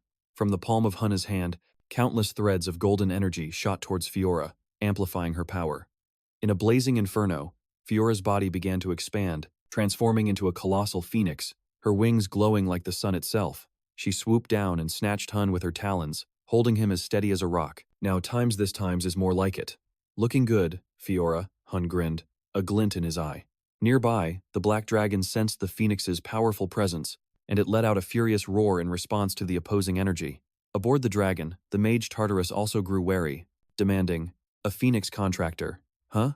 Who are you, really? Tell me where you found Faria, and I'll give you the answers you seek." Hunne just gave a cool reply, but his words only made the mage's killing intent spike. "You even know about the magical beasts from the Great Cataclysm? You're not leaving here alive," he snarled, yanking the reins hard and forcing the dragon to charge up an attack in its mouth. Hunne, completely unfazed, channeled flames into the tip of his blade, readying his own counter. "Fiora," he yelled, unleashing Zordinger's ultimate sword skill, Phoenix Breath, Blazing Bloom. At that exact moment, both of them launched their attacks. The two terrifying beams of energy slammed into each other, creating a deafening explosion that rocked the very heavens. Their clash became a battle of attrition, but Hunne was starting to lose his edge, sweat pouring down his face as his energy rapidly drained. The mage Tartarus laughed victoriously. "This is the end." But then, he suddenly cried out in panic, "Who is that?" The dragon's attack faltered. Hunne quickly put it together. His real body is under attack. His mana link is weakening. "This is my chance." With a roar, Hunne unleashed every last bit of his remaining energy, creating a massive pillar of fire that pierced straight through the dragon's body. It erupted in countless rays of golden light before exploding like a massive bomb, its blinding flash lighting up the entire sky. As for Senlu up there, no one knew if he survived the blast. "Awesome work, Fiora. Let's head back," Hunne said with a relieved laugh. But of course, it wasn't going to be that easy. All of a sudden, Fiora reverted to her tiny, baby form, leaving Hunne completely speechless. And just like that, Master and Summon were in a freefall. Again, the wind screamed past his ears. Meanwhile, somewhere else, the mage Tartarus, who had been concentrating on controlling Senlu, was suddenly blasted by a brilliant pillar of light from above.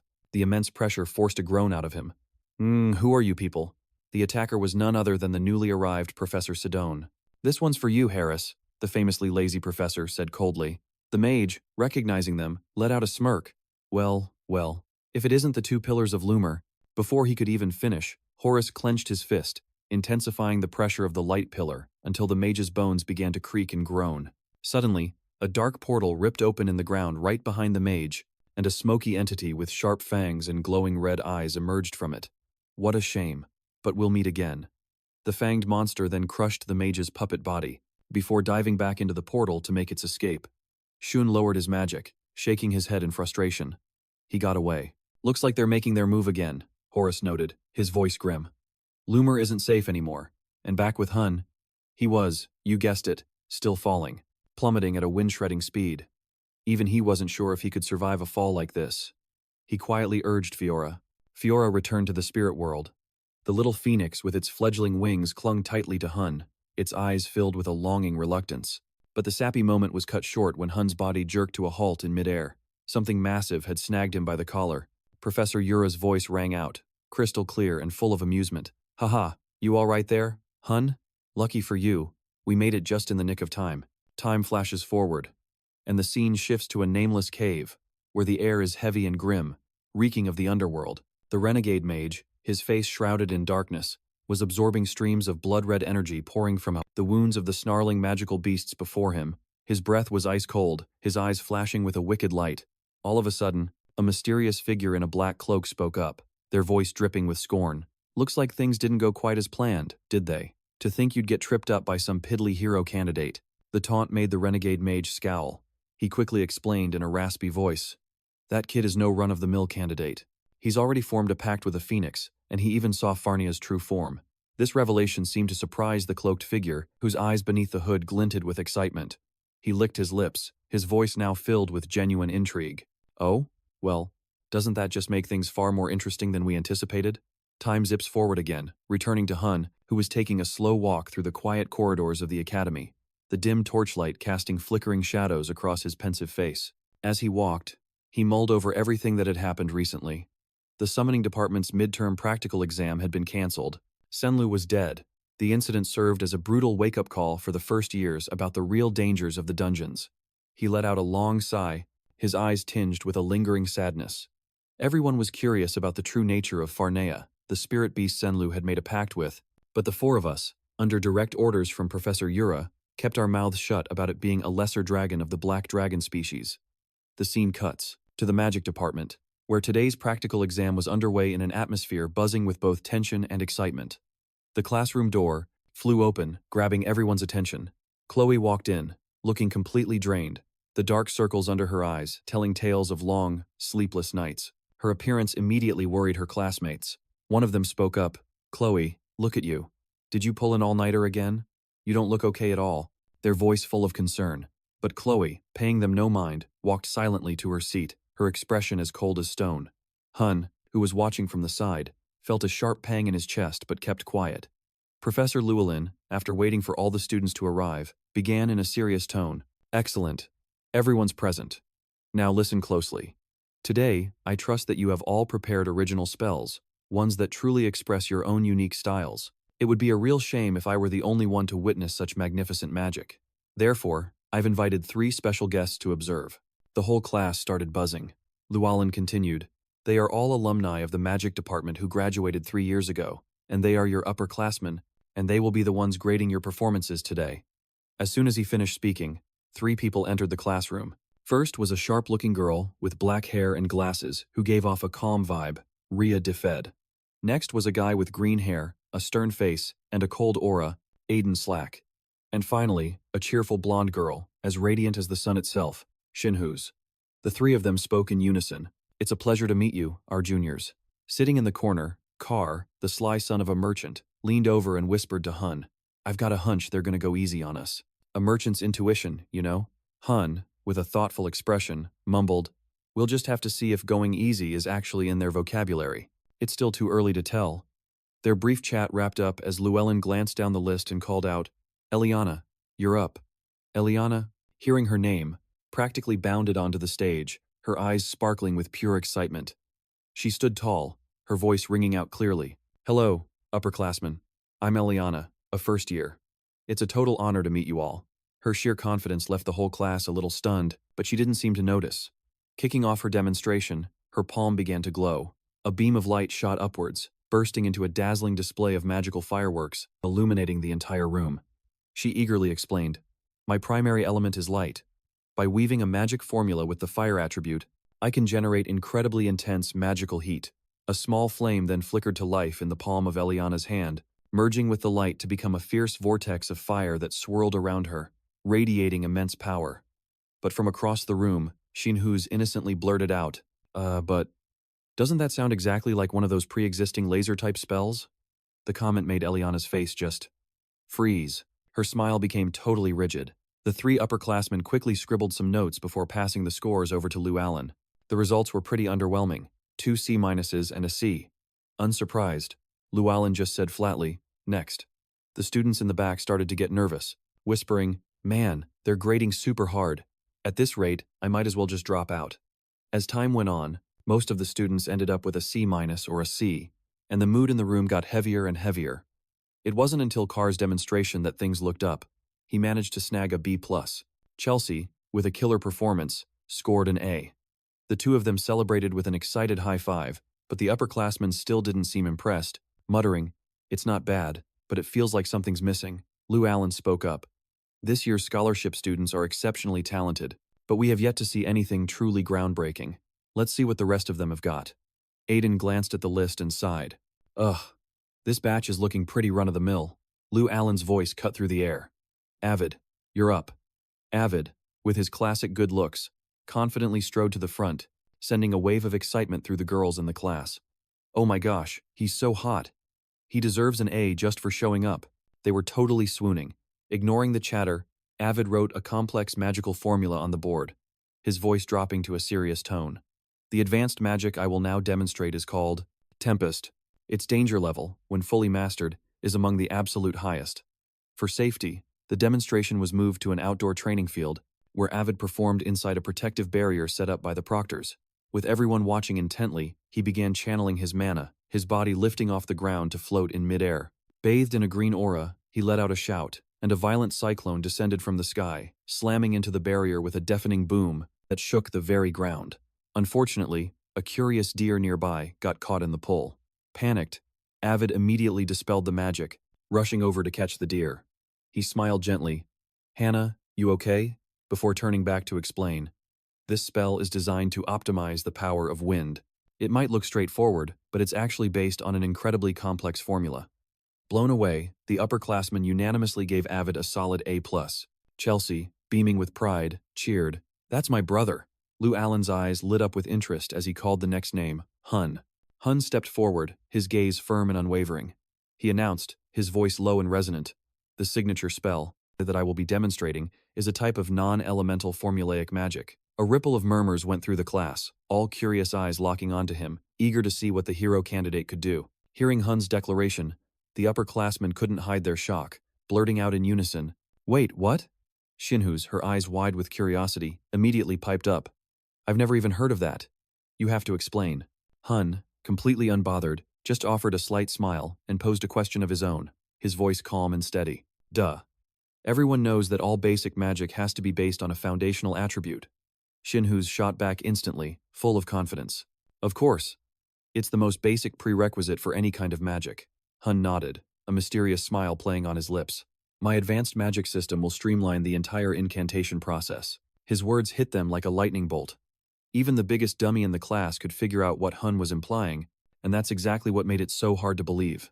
Whispers erupted throughout the classroom as every skeptical eye in the room locked onto him. Aiden, the laid-back, green-haired upperclassman, shook his head, his voice dripping with sarcasm. Is this kid for real? Talk about delusions of grandeur. Just to be clear, Shinhuz asked, her eyes sharp as daggers, are you saying you're going to create an entirely new incantation system? Hunne simply nodded. Precisely, he affirmed. Unnoticed by anyone, Professor Llewellyn was watching from a corner, his face completely flushed with excitement. His eyes were gleaming like he'd just discovered a hidden treasure. He muttered under his breath, This kid. He was born to be an archmage.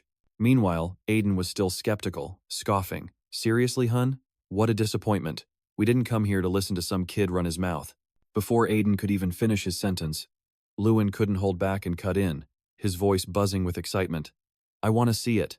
Write the incantation down right now. Rielda, a sharp-witted female upperclassman, chimed in.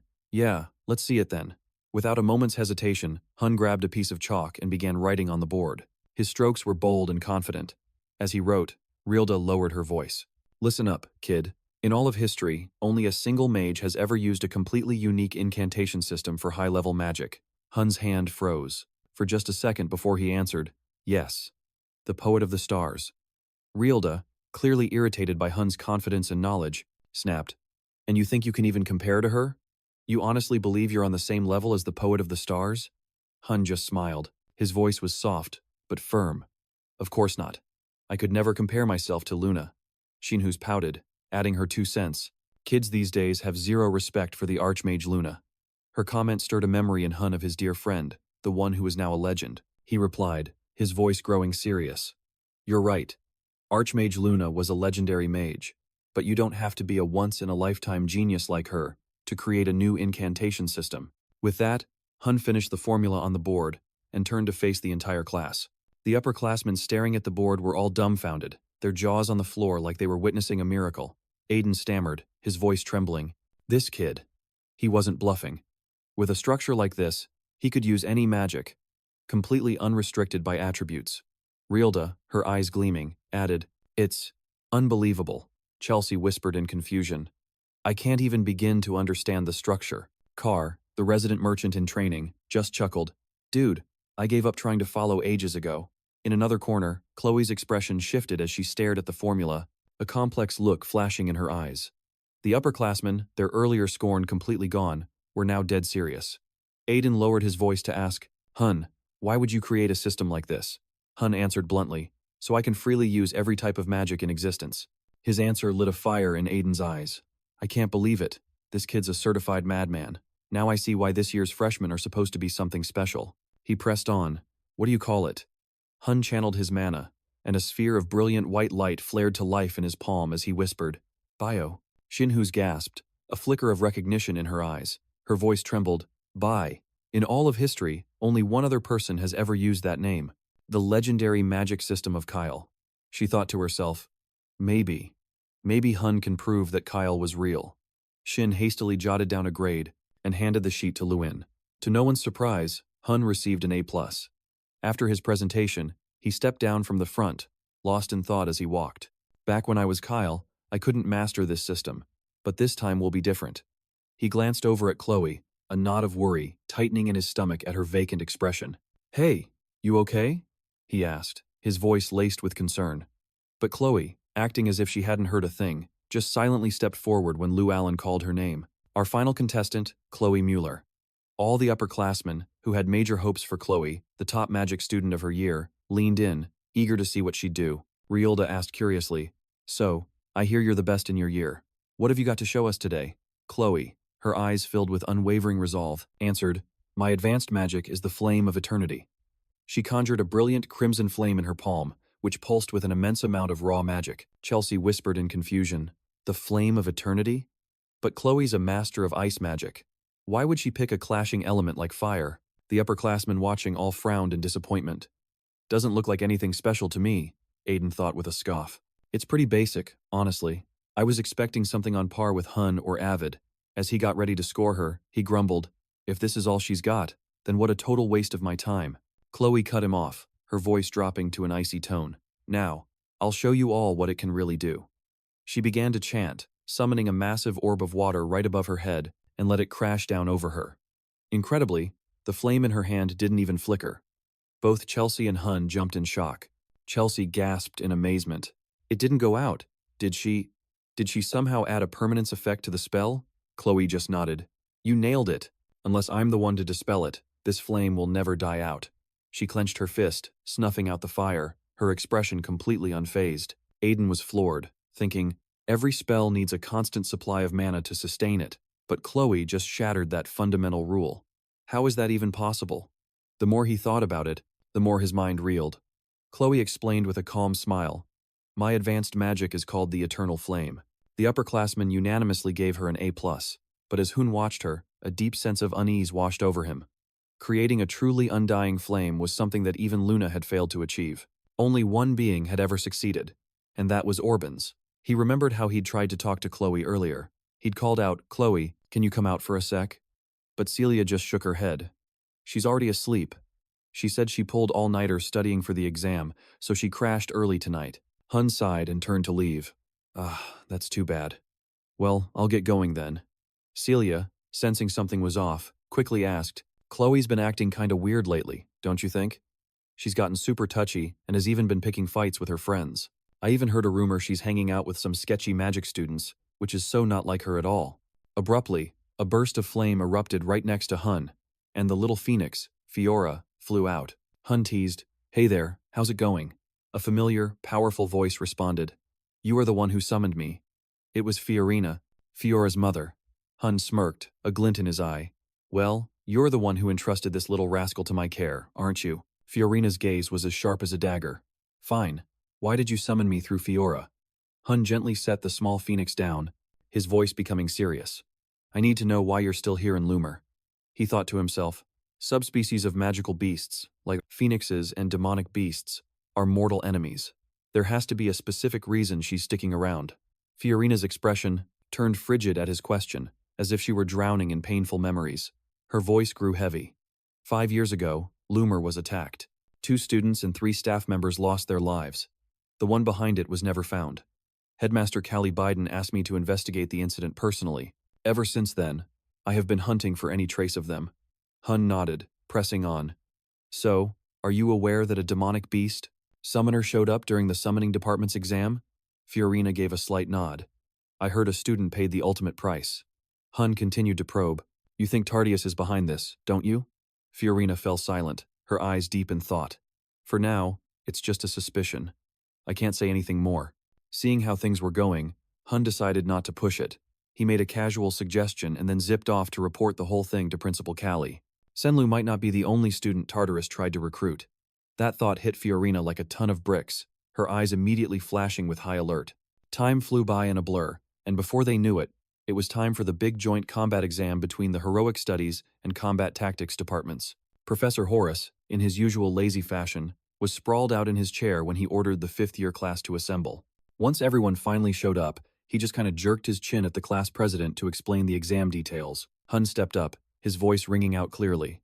This year's joint exam will require each team to conquer a heroic world. This time, the theme is the Chamar Incident. The whole class erupted in a collective gasp, everyone's jaws on the floor, looking totally freaked out. The only one not panicking was Alina, who just looked confused and asked, what's the Chamar Incident? Nella, standing right next to her, just stared like she'd grown a second head. Oh my gosh, Alina, you seriously don't know? It was all over the study guide. But before she could finish her sentence, Professor Horace barked, Settle down. Class president, continue. Hunne pulled out a sheet of paper and started reading. 30 years ago, 5 first-year students from Lumine Academy took on a mission in the central Deadwood Forest. They were ambushed by Tardius.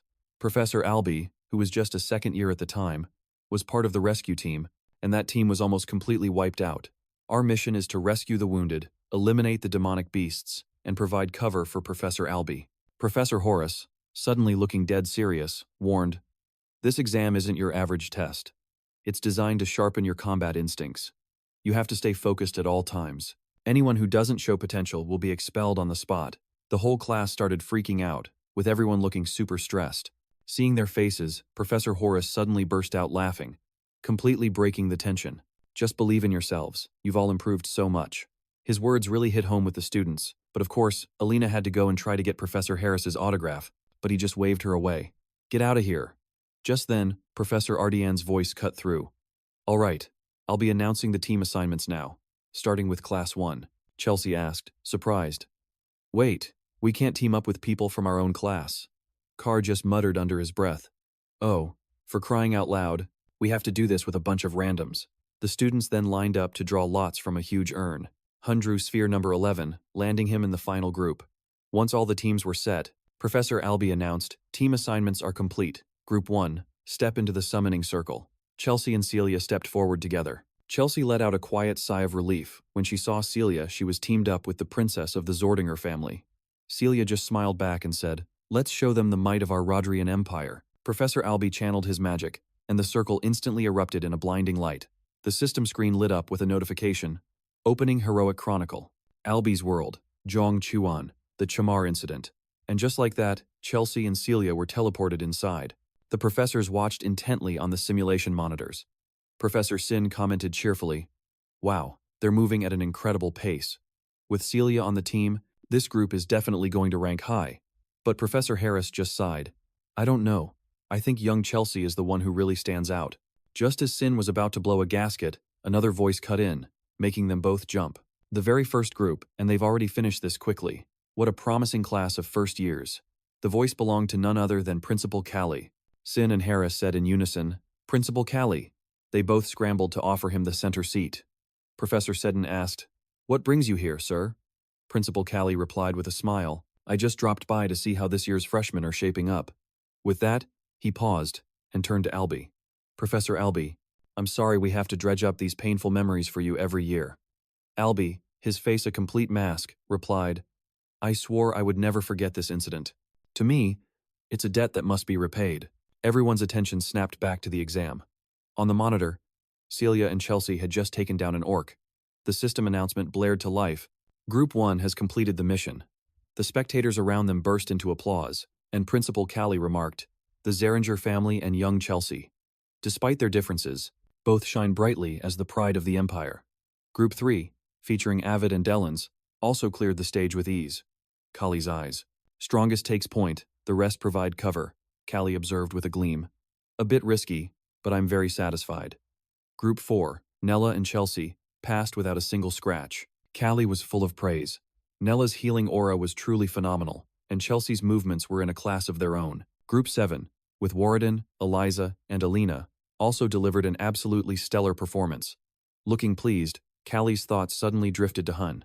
"That kid totally reminds me of my younger self," Callie called out. Group 11, step up. Hunne and Khloe walked forward. "You two ready?" Callie asked. They both gave a solid nod. Albie activated the magic formation, but suddenly, black smoke billowed out, carrying a bizarre and sinister energy. Hunne Sharp thought to himself, "Something's wrong, and I'm not the only one who feels it." The other students also sensed the violent surge of mana. "What the hell is going on?" someone yelled. After Hunne and Khloe were teleported, the magic circle returned to normal, as if nothing had happened. The students were left completely baffled. Everything's back to normal. "Where are Hunne and Khloe?" Sun shot to his feet, asking, "What's going on here?" With a grim expression, Callie confronted Albie. "Professor Albie, what is happening?" Looking stressed, Albie opened a book, revealing an image of a skull entwined with tree roots. He said, "Headmaster, we have to stop the exam immediately." Callie's face darkened as she asked hesitantly, "Don't tell me it's..." Albie nodded, his voice heavy. "Yes. This is a spontaneous transformation into a heroic dungeon." Back with Hunne and Khloe. After entering the dungeon, a blazing red notification screen appeared before them. However, it didn't give them any specific objectives to follow. This only made our protagonist more suspicious. Normally, a quest notification should pop up, he muttered to himself.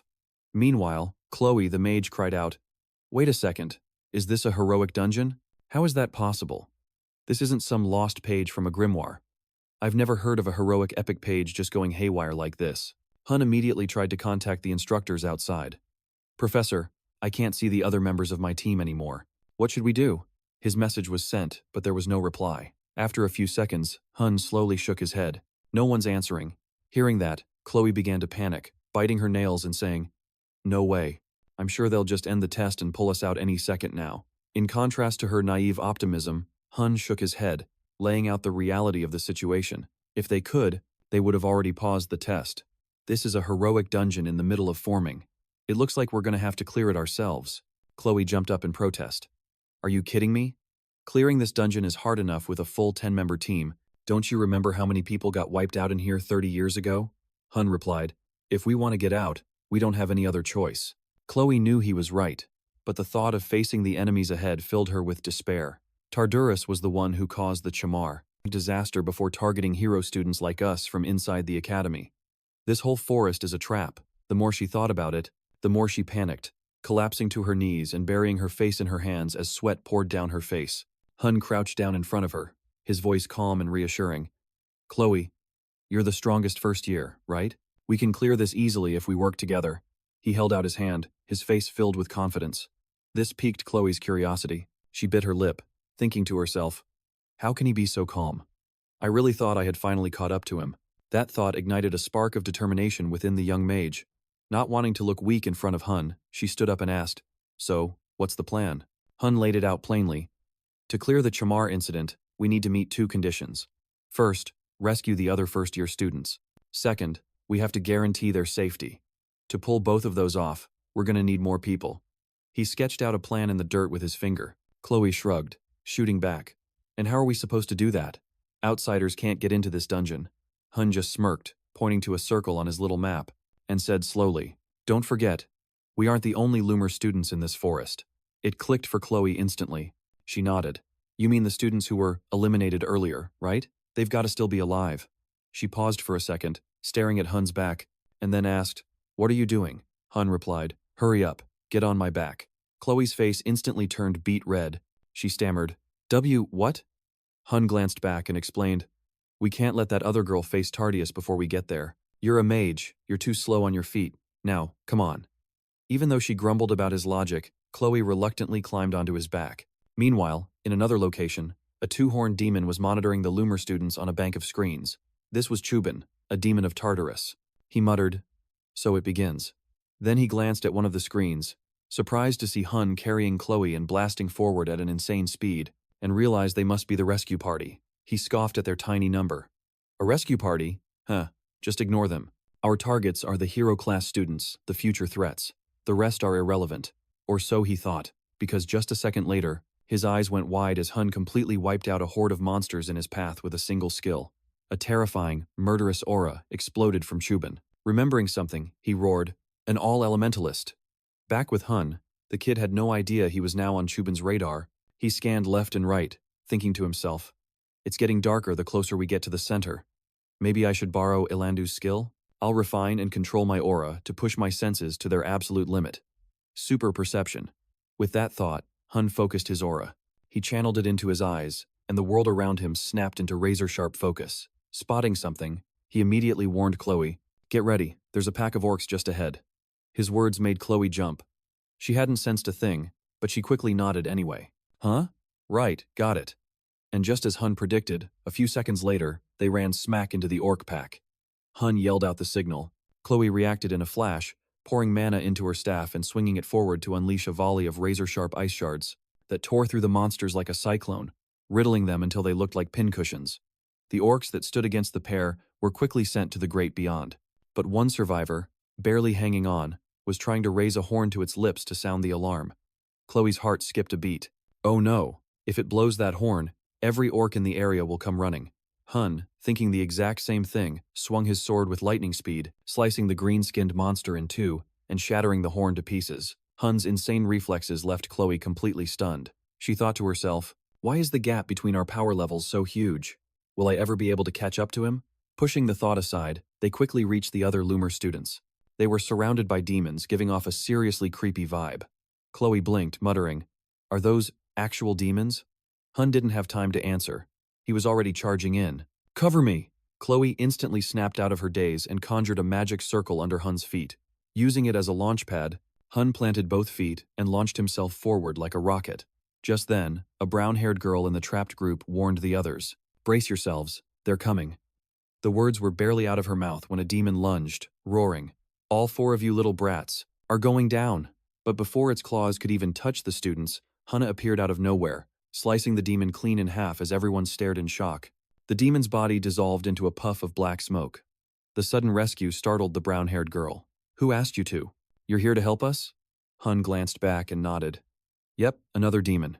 Seeing its buddy get taken down, the other demon furiously ground its teeth. It sketched out a complex, dark magic circle. Time to die. Giant leeches with razor-sharp fangs shot forward like a spray of bullets. Totally unfazed, Hunne channeled fire into his blade, unleashing a wave of pure flame that torched everything in its path. "Whoa, that was epic," one of the male students gasped. The brown-haired girls seized the moment, muttering some crazy-sounding incantations to cast Secret Art, Lightning Arrow. They blasted blinding beams of light at the demons. On impact, the creatures sizzled like bacon on a hot skillet, dissolving into ash with a blood-curdling scream. Khloe, watching the girls' magic, was totally floored. She thought to herself, "Spirit magic, don't tell me she's..." A guess started to form in her mind. After getting her bearings, the brown-haired girl turned to Hunne, saying gratefully, "Thank you so much for helping us out." We were totally freaking out when those demons showed up, but thank God the cavalry arrived. Before she could even finish, Khloe cut in. Sorry, but I need a quick word with my partner. She pulled Hunne aside and whispered, Hunne, listen. That's Elia Zardinger, Professor Alb's little sister. Chubin took her out in this forest 30 years ago. You've probably put it together by now, but we can't save Elia Zardinger's team during the Chamar Incident. Out of everyone we could have run into, it had to be Elia's squad. Chubin, a Dark Knight class demon knight from Tartarus, is notorious for targeting their team first every single time. Tartarus set up the whole Chamar Incident just to eliminate the prodigy mage Elia Zardinger, a super promising hero candidate, and stop her from becoming a legend. At our current power level, there's no way we can save them and still clear the conditions. We need to find another team. Fast. Khloe stroked her chin thoughtfully, but Hunne just scowled. So you're saying we should just ditch them? Khloe snapped. It's not that I don't want to save them, Hunne, but this is the hero world. They already died 30 years ago. Her voice faded, her expression filled with sadness. Hunne said what he was thinking. Yeah, they died, but that doesn't mean we can just walk away. Furious, Khloe gritted her teeth and yelled, Get real. I know you're strong, but this isn't the time to play the reckless hero and get yourself killed. Realizing she'd gone too far, her voice caught in her throat, and her eyes started to well up. Hunne quietly walked over to her. He gently patted her head and whispered, Acting like a hero, Khloe. You can't just throw those words around. You're a hero candidate, remember? We're not just playing a part. This is how we become heroes. Her red, tear-filled eyes locked with his, waiting for him to say more. Hunne's eyes scanned the area. History's already changed, he said. What are you talking about? Khloe asked. Still looking around in disbelief, he explained. Just look, Khloe. When we found Elia's team, this whole forest was already pitch black. Normally, Chubin would have taken care of them ages ago. The realization hit Khloe like a ton of bricks. Something was seriously wrong with this hero dungeon. This whole thing still feels insane, she muttered, then sighed. Fine, I'll leave it up to you. Hunne nodded. Okay then, let's fall back with Elia's team for now. Behind him, Khloe watched his resolute back and thought, You're going to try and handle this alone again, without me, aren't you? I'm still me. Why can't you see that? She had no idea that the dark grimoire in her bag was pulsing with a bizarre energy. The scene cuts to Elia's group, where Sayat, a first-year mage, whispered, Doesn't this seem kinda off? Only 2 people on the rescue squad? Ruina, a first-year knight, nodded. Yeah, and they look like they're our age. You think this could be a Tartarus trap? Beak voiced his own doubts, but Elia shut him down. What are you guys even saying? If they were the enemy, they wouldn't have fought the demons with us otherwise. Besides, he's kinda cool. Her cheeks turned a light shade of pink, which left her 3 teammates totally stunned. Ruina yelled, Are you for real? Elia, you're gonna say that out loud, right now? Elia shot back. And what if I am? Ruina just scratched her head. I just figured Albie was more your type, you know, the upperclassman. But before the teasing could go any further, Hunne walked over. Alright, listen up everyone. We need to get out of this forest, like, right now. Sayad questioned him. Is that really necessary? Reinforcements are here. We can just clear out the monsters as we go. Hunne cut him off. Not an option. A Grey Knight demon is hunting you. The color drained from their faces, because they knew a single Grey Knight demon packed the punch of an entire army. Someone whispered the name in fear, and Hunne confirmed, That's right. Which is exactly why we can't fight it head-on. Our only goal is to get back in one piece. Everyone ready? Let's move. The group scrambled to escape just before Chubin showed up. As they ran, Elia glanced over at Hunne and caught the complicated look on Khloe's face, sparking a flicker of suspicion within her. Time flashes forward to the Lumine Academy library, now a scene of utter chaos after its transformation into a heroic dungeon. Staff members were scrambling everywhere, grabbing documents. Professor Seaton urged them on, find every recorded instance of a dungeon shifting into a heroic one. Time is a luxury we don't have. Faster, Principal Callie asked. Ollie, this has to be a good sign, doesn't it? Ollie gave a firm nod. It is. No one can enter a heroic dungeon while it's occupied, which means they're still alive. But it's been 3 hours since they went in, and night has already fallen inside that heroic world. Callie pressed on. Albie, what time was it when you defeated Chubin 30 years ago? Ollie answered, around midnight. Callie let out a frustrated sigh. So all we can do is rely on our past selves to get this done.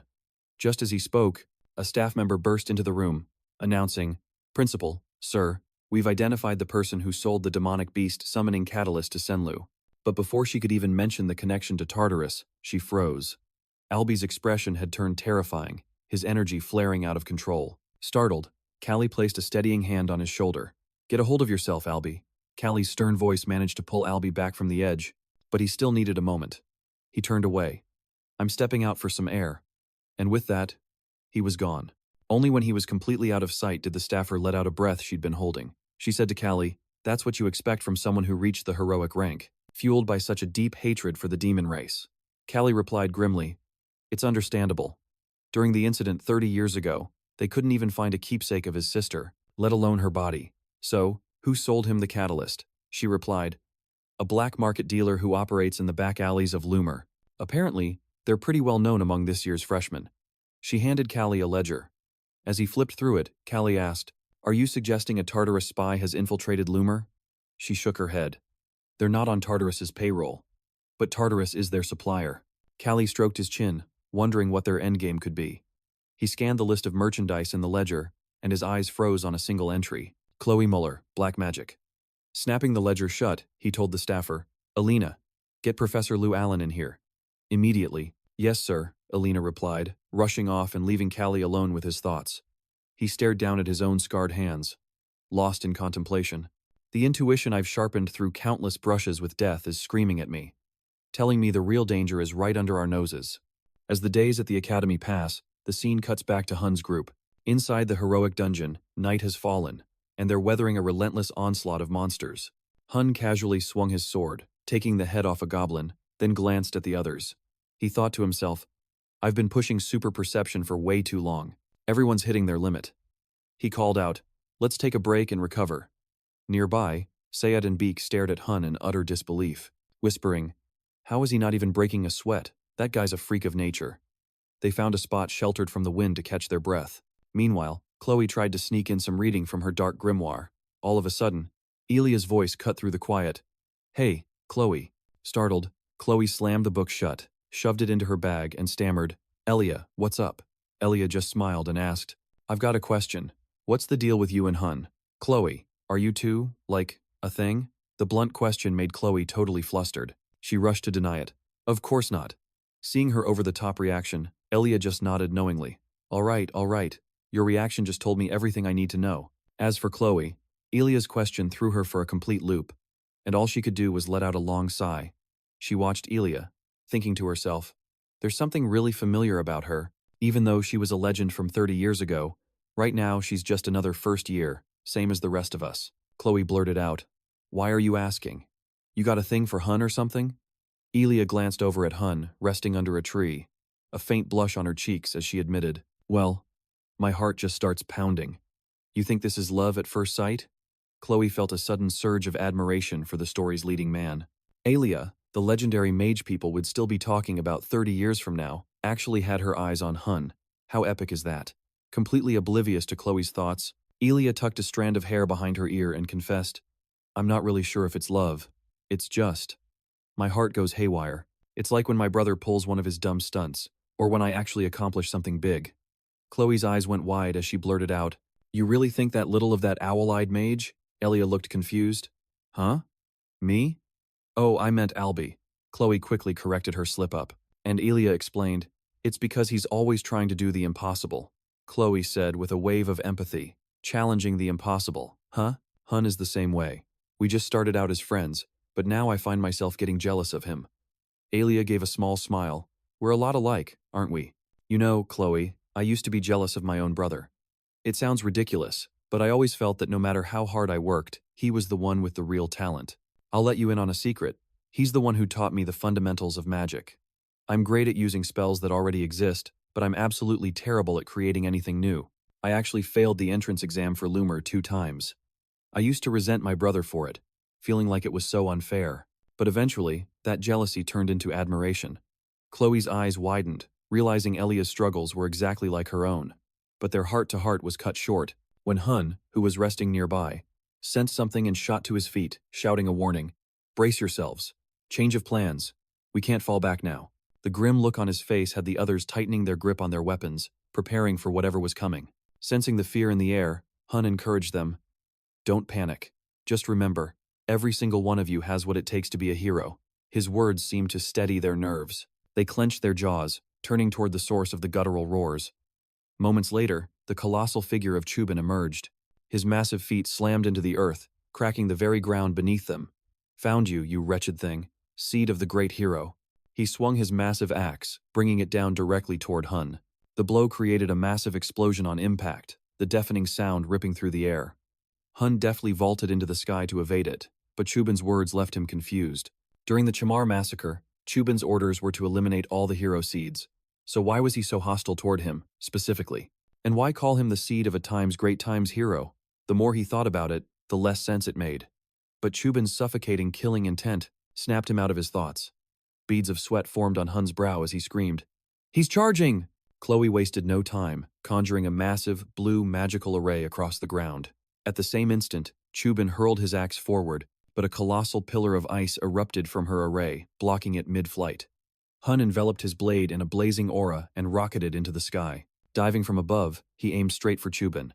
He swung his sword, slicing deep into the demon's throat and sending a spray of hot blood into the air. The group erupted in cheers. A direct hit, but just a second later, their celebration died as everyone stared, wide-eyed in disbelief. Chubin's nearly severed neck was regenerating right before their eyes, leaving not even a scar. Someone stammered, It just healed itself." Hunne yelled, "Stay focused. Keep your distance from him. That's a nullification spell. It makes any attack completely useless, like it never even happened." Sayad and Elia were stunned, their faces drained of all color. "What are we supposed to do now? There's no way to beat this thing." Hunne tried to calm them. "Nullification isn't all-powerful. He can't keep it up forever. It has to have a limit." Chubin scooped up his axe, a nasty smirk spreading across his face. "You really thought you had a chance? With the relic of some great hero?" Hunne shot back instantly. "The only one here who's scared of a new hero rising is you, isn't it?" Without another word, Hunne, Ruina, and Vlak launched a coordinated attack from 3 different sides, while Elia provided support with a light magic circle, firing off dangerous beams of energy that seared Chubin's flesh wherever they made contact. "Ugh, this disgusting light magic again, just as Lord Silatuna ordered." "Finish them here," Chubin muttered to himself, swinging his axe relentlessly. Suddenly, he let out a roar, raising his arm high for a massive strike. The hairs on the back of Hunne's neck stood on end as he screamed, "Get back!" Chubin's axe crashed into the ground, sending shards of rock flying like shrapnel. Hunne managed to bat away the nearest pieces with his sword, but Ruina and Beak weren't so lucky. Ruina caught a glancing blow to her shoulder, while Beak took a sharp piece of debris straight to the gut. Hunne scrambled over, dragging Beak behind one of Khloe's ice pillars for cover. Elia asked anxiously, "Are you all right?" Ruina answered through clenched teeth, "I can manage, but Beak's in bad shape." Hunne, trying to keep them calm, said, "Don't panic. It missed anything vital. Just focus on stopping the bleeding for now." He turned to Khloe. "We need a finishing move." Khloe nodded grimly. "Understood. Just buy me some time." Hunne moved away from his wounded friends, creating 2 clones to keep Chubin busy. All the while, Khloe was frantically searching her mind for the right spell as Hunne stalled for time. "I need something powerful enough to shatter that nullification spell." She pulled out her dark grimoire, her fingers flying through the pages, muttering, "What if I use this one?" Back in the fight, the clash between Hunne and Chubin was growing more and more intense. The ground trembled with the force of their blows, stunning the others who could only watch. Hunne directed his clones to strike Chubin from every angle, but the demon's nullification ability rendered every single hit useless. Undeterred, Chubin completely ignored the clones' attacks, charging at the real Hunne like a berserker. Getting a clean hit on the guy, however, was easier said than done. In a flash, Hunne's nimble form sidestepped the charge, and with a swift arc of his blade, he carved a deep gash into Chubin's side, drawing a howl of pain from the demon. Nearby, Sayad watched in complete awe, whispering to Ruina, "You think we could ever move like that?" Ruina just shook her head, a bitter look on her face. "I don't know." Unlike the others, Elia recognized Hunne's clone technique as she watched, thinking to herself, "That's astral magic, without a doubt. Just who is this guy?" As she molded over, a sudden chill ran down her spine, making her shiver. Turning, she saw that Khloe had completed her incantation. Summoning a massive, dark purple magic circle that materialized in the air, radiating a sinister aura that instilled a deep sense of dread. "I'll eradicate every last one of you, filthy demons," Khloe declared, a bizarre smile twisting her lips and a strange, unfamiliar look in her eyes. She yelled over to Hunne, "Hey Hunne, this is going to be a big one, so get clear. If you get caught in this and get totally vaporized, don't come crying to me." And with that, she unleashed her spell, sending a destructive pillar of fire hurtling towards Chubin, blasting the ground apart. The moment it hit, Hunne, watching from a distance, frowned in confusion. He couldn't figure out why an ice mage like Khloe was casting a fire-based attack, but she was completely oblivious to his thoughts. Chubin, engulfed in a sea of fire, screamed bloody murder as if his whole world was burning down. Khloe, laughing like a total maniac, declared, "This is the eternal flame. It can't be extinguished. Now suffer and die." The flames consuming Chubin's massive body turned a sinister, pitch black. A sudden wave of dread washed over Hunne, and he yelled, "Khloe, stop the spell, now!" But it was as if she couldn't even hear him, gripping her staff so tightly it began to crack. She snarled with a crazed intensity, "A creature like you deserves to feel this pain." She just kept pouring power into the spell.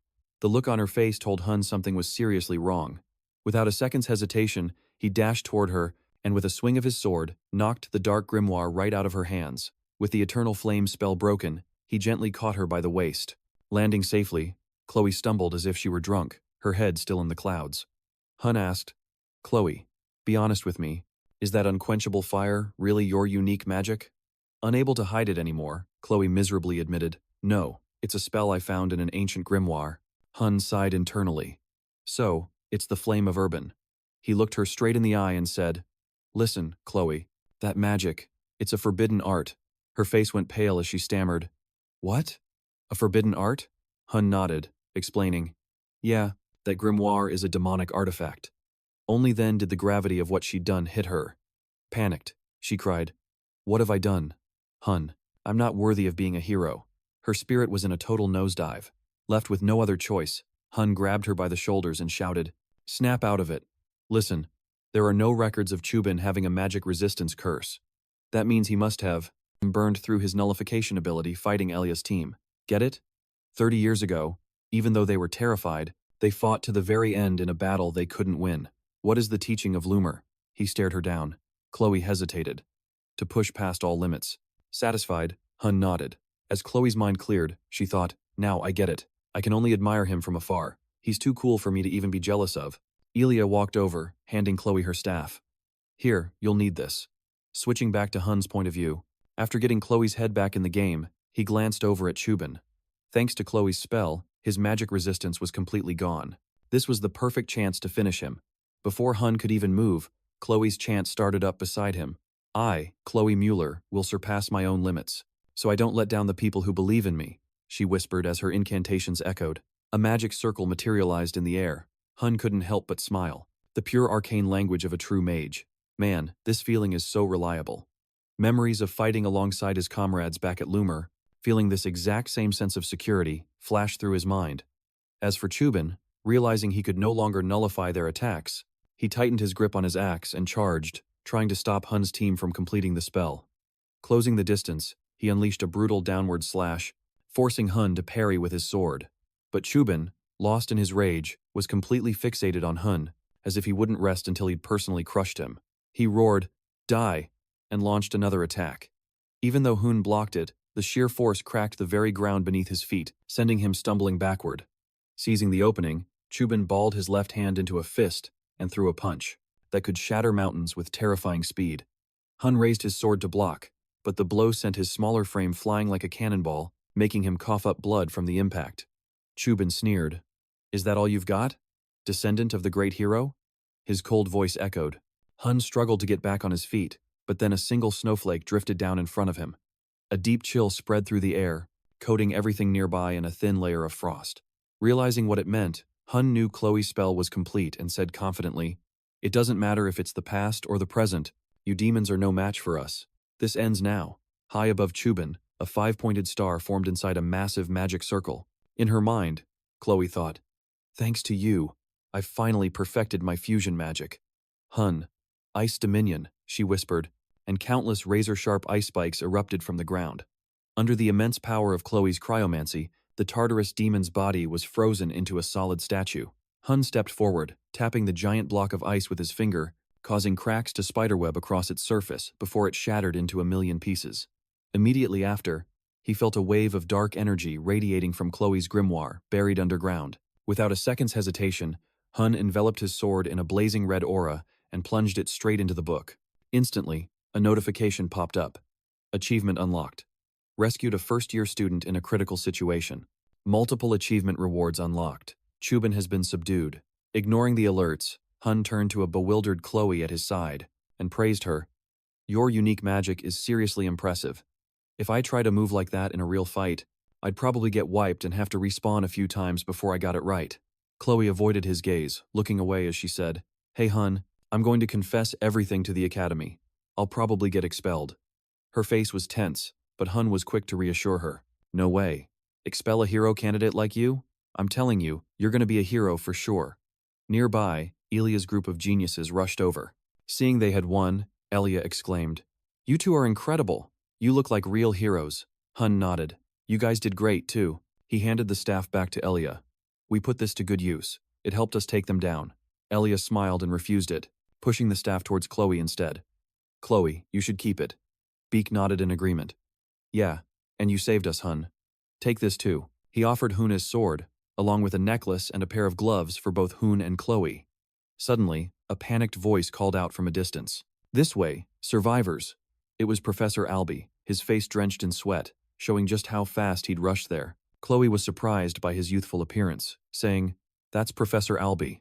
He looks like he's our age, but this is what he looked like 30 years ago, Hunne explained. Albie grabbed Elia's shoulders, asking, Elia, are you hurt? She smiled. The rescue team's here, so I'm fine, she said, adding, Oh, and I met someone who looked exactly like you. A notification appeared for Hunne's group. Strategy complete. Albie's world. Prelude to the Chamar event. Khloe, seeing the two siblings happily reunited, whispered, Thank you all for making it out alive. The moment the words left her lips, a flash of light teleported Hunne and Khloe away, before Elia could even say goodbye. From Chloe's perspective, the space around them began to fracture, and she realized the hero world was collapsing. As for Hunne, another notification appeared. Strategy rewards granted.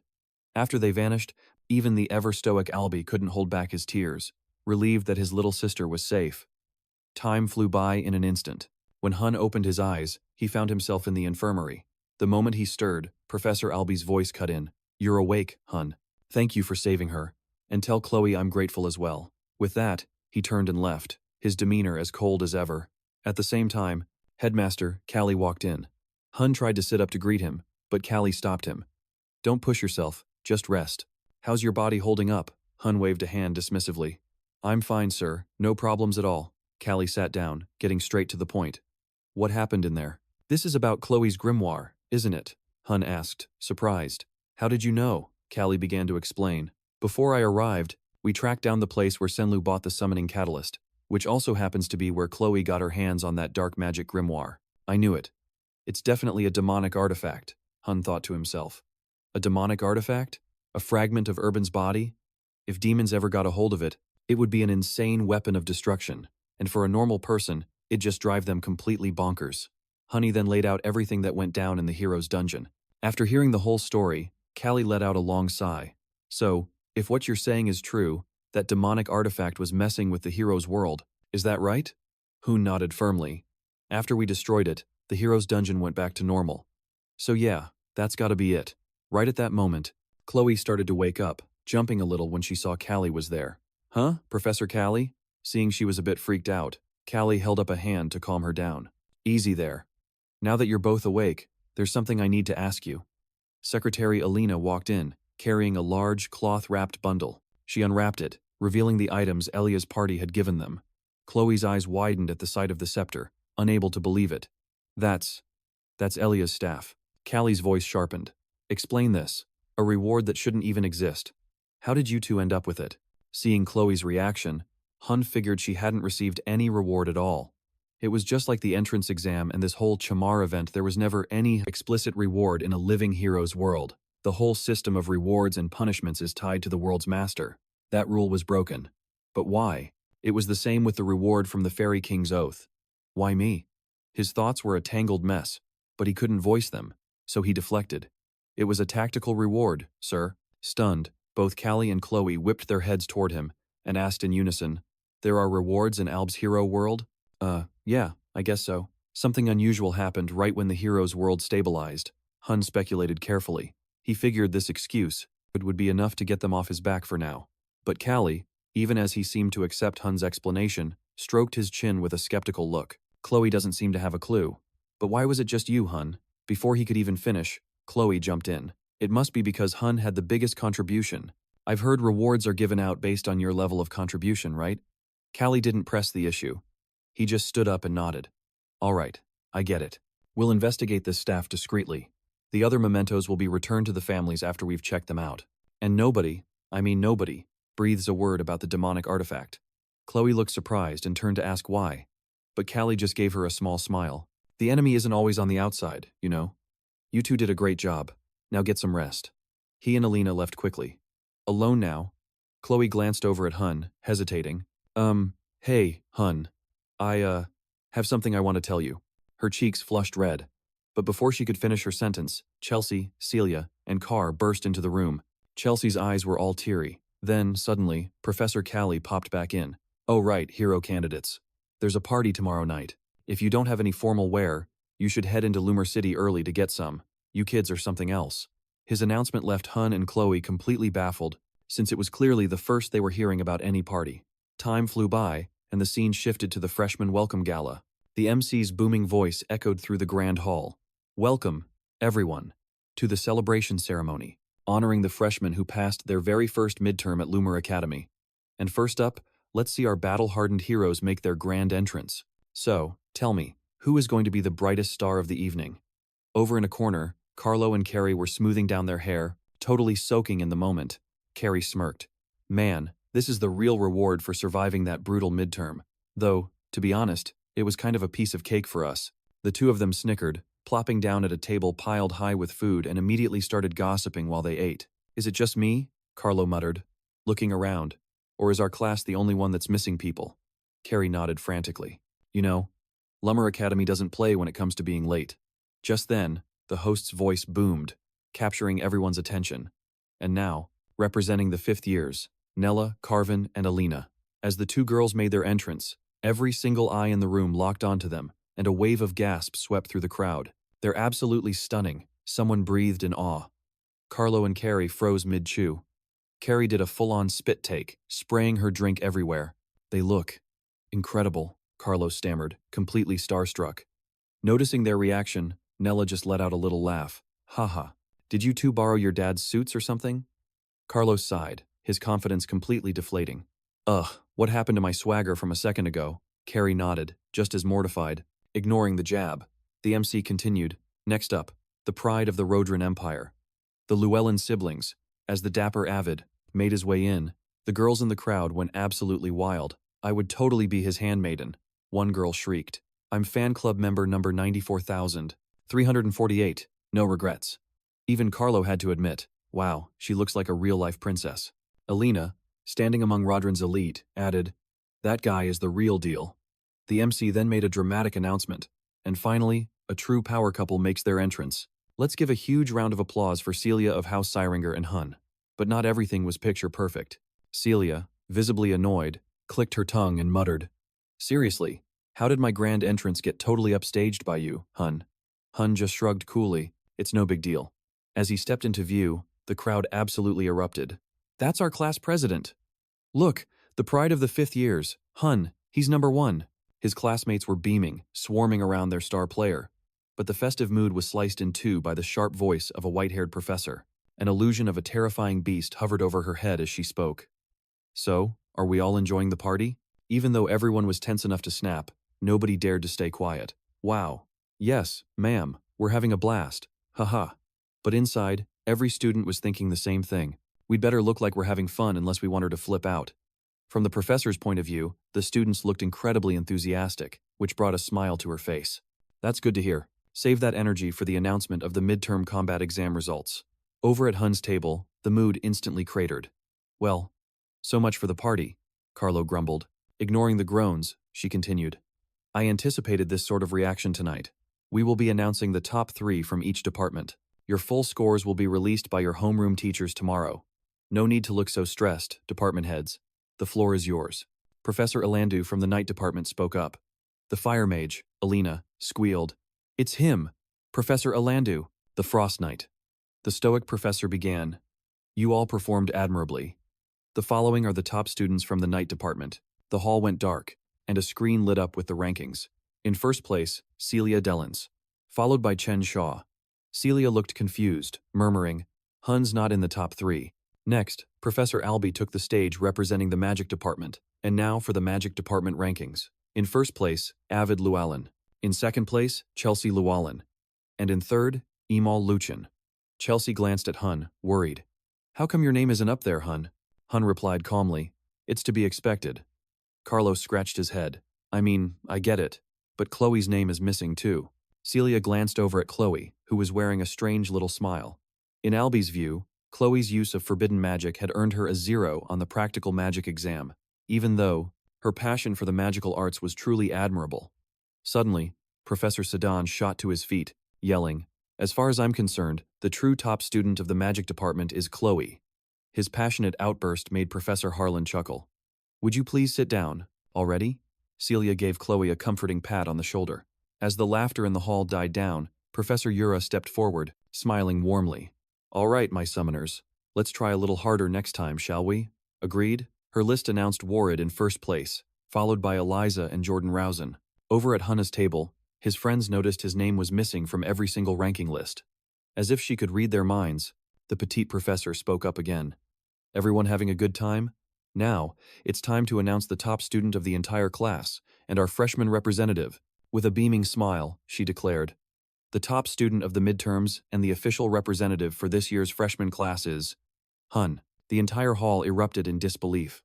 Murmurs and shouts echoed through the room. But just as the chaos hit its peak, a single hand shot up in protest. I object. How can someone like Hunne, who didn't even crack the top 3 in any department, be the top student and our representative? The voice belonged to Emal Luchin, the third-ranked student from the magic department. Even Hunne was floored, thinking to himself, Wait, me? The representative? How? Emal's question ignited a fresh wave of whispers and speculation. The white-haired professor, looking a little flustered by the sudden tension, slammed her hand on the podium, yelling, Settle down and listen up. I'm only going to explain this once, so you'd better pay attention. The room instantly went dead silent. First of all, students with dual specializations aren't ranked within the individual departments. It's impossible to judge them fairly, using standard metrics. A magic swordsman might not match a pure mage in raw magical power, but their combined skill set is far superior. Got it? She held up one finger and continued. Second, Hunne scored the highest out of all the freshmen on the combined exam of spiritual theory and practical combat. Emal's confidence faltered, his face twisting as he stammered, But didn't someone else get a perfect score on the combat portion of the exam? Before anyone could respond, another voice cut in. Hunne exceeded the target parameters of the Hero World simulation. He defeated Chubin. That statement sent a shockwave through the hall. Every single eye was now fixed on Hunne in utter disbelief. Even Hunne could feel the weight of all those stares. You really beat Chubin? Was it just you and Khloe? His friends stared at him, their minds blown. Hunne gave a slight nod, which was all the answer they needed. Up on the stage, the white-haired Professor Arishian began awkwardly. Everyone, the reason Hunne received the highest score on the midterms is because. But she was cut off before she could finish. Professor Sajan stepped forward with a wide grin, cutting her off. All right. I think the students get the picture. Let's wrap up the announcements and get back to the party. The tension in the air vanished, replaced by a roar of cheers as the party kicked back into gear. The scene then shifts over to the professor's table. During the meal, Professor Yura turned to her colleague.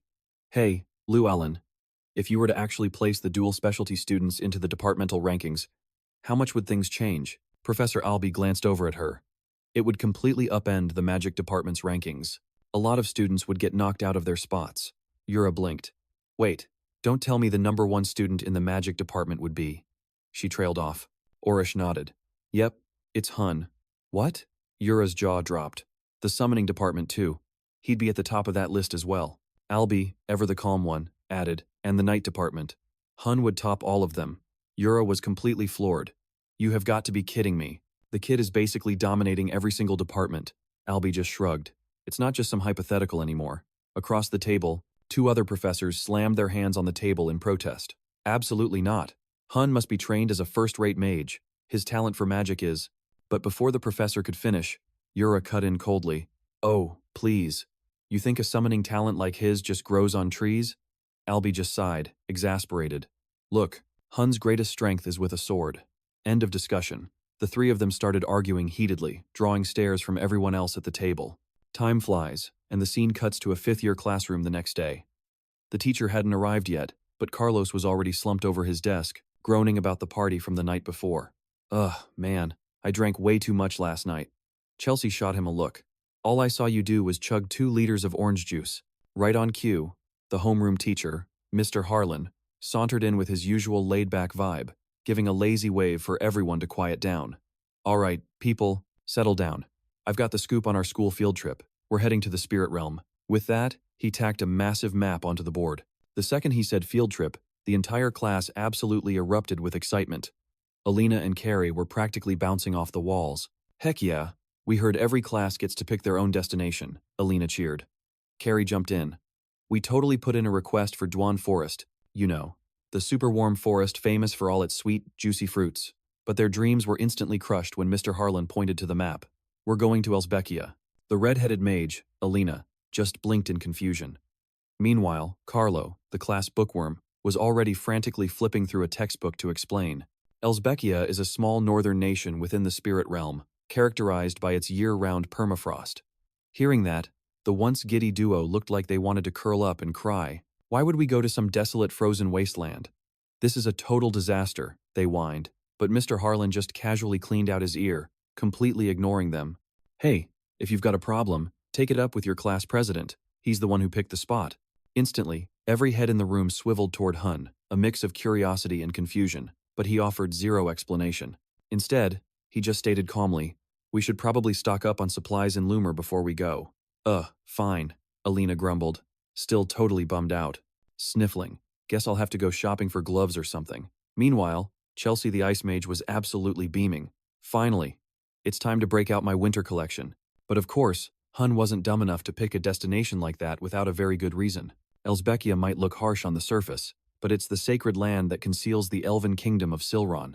I hope she's doing okay, Hunne thought to himself. The scene shifts to a quiet square with a fountain. Hunne turned to Alina. I'll take care of the food and general supplies. Alina, you're on medical duty. She gave a determined nod, and Hunne rushed off to do his shopping. After checking everything off his own list, he stopped, glancing over his shoulder with narrowed eyes.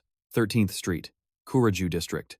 This is definitely the place. He walked up to a small, dimly lit shop with a sign that read Lutique. This was the exact spot where Senlu and Khloe had bought that cursed artifact. Leaving his shopping bags outside, Hunne stepped inside.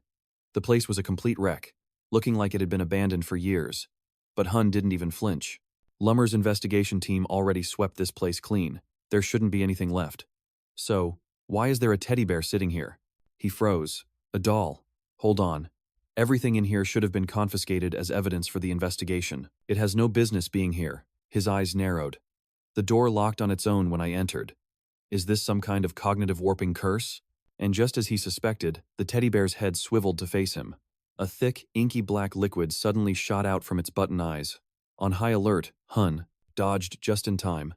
That black goo morphed into a grotesque monster, its entire body covered in a writhing mass of countless eyes. Hunne knew instantly this was no ordinary demon, and leaped back toward the door to create some distance.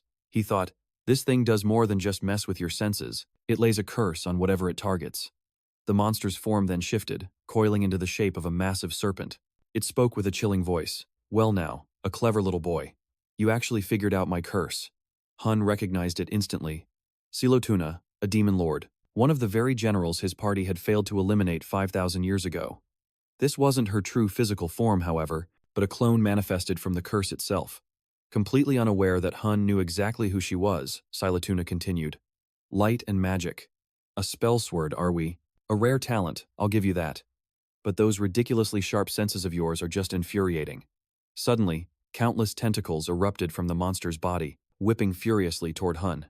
He managed to dodge the main assault, but its incredible speed was enough for one to graze his arm, leaving a searing pain in its wake. Welp, can't win this one. Time to bounce, he thought. Pinning Hunne against the wall, Silotuna let out a wicked laugh. Thanks for the meal, my little hero seed. Its massive jaws gaped open, ready to devour him whole, but Hunne just smirked, cool as a cucumber. Just as you'd expect, he was totally unfazed, because backup had just arrived. A chilling voice cut through the tension. A colossal spear rained down from the heavens, nailing the monster to the floor. It was Professor Albie. The demon shrieked in pure panic. A mage. a mage with a cursed eye. So, this wasn't just some random bystander here for the show. With a final roar, it hurled its severed limbs straight at Hunne, trying to drag him down with it. But Albie was quicker, instantly summoning a protective ward. The creature's limbs detonated the second they hit the barrier. Filthy demon garbage, Albie scoffed, his voice dripping with disdain.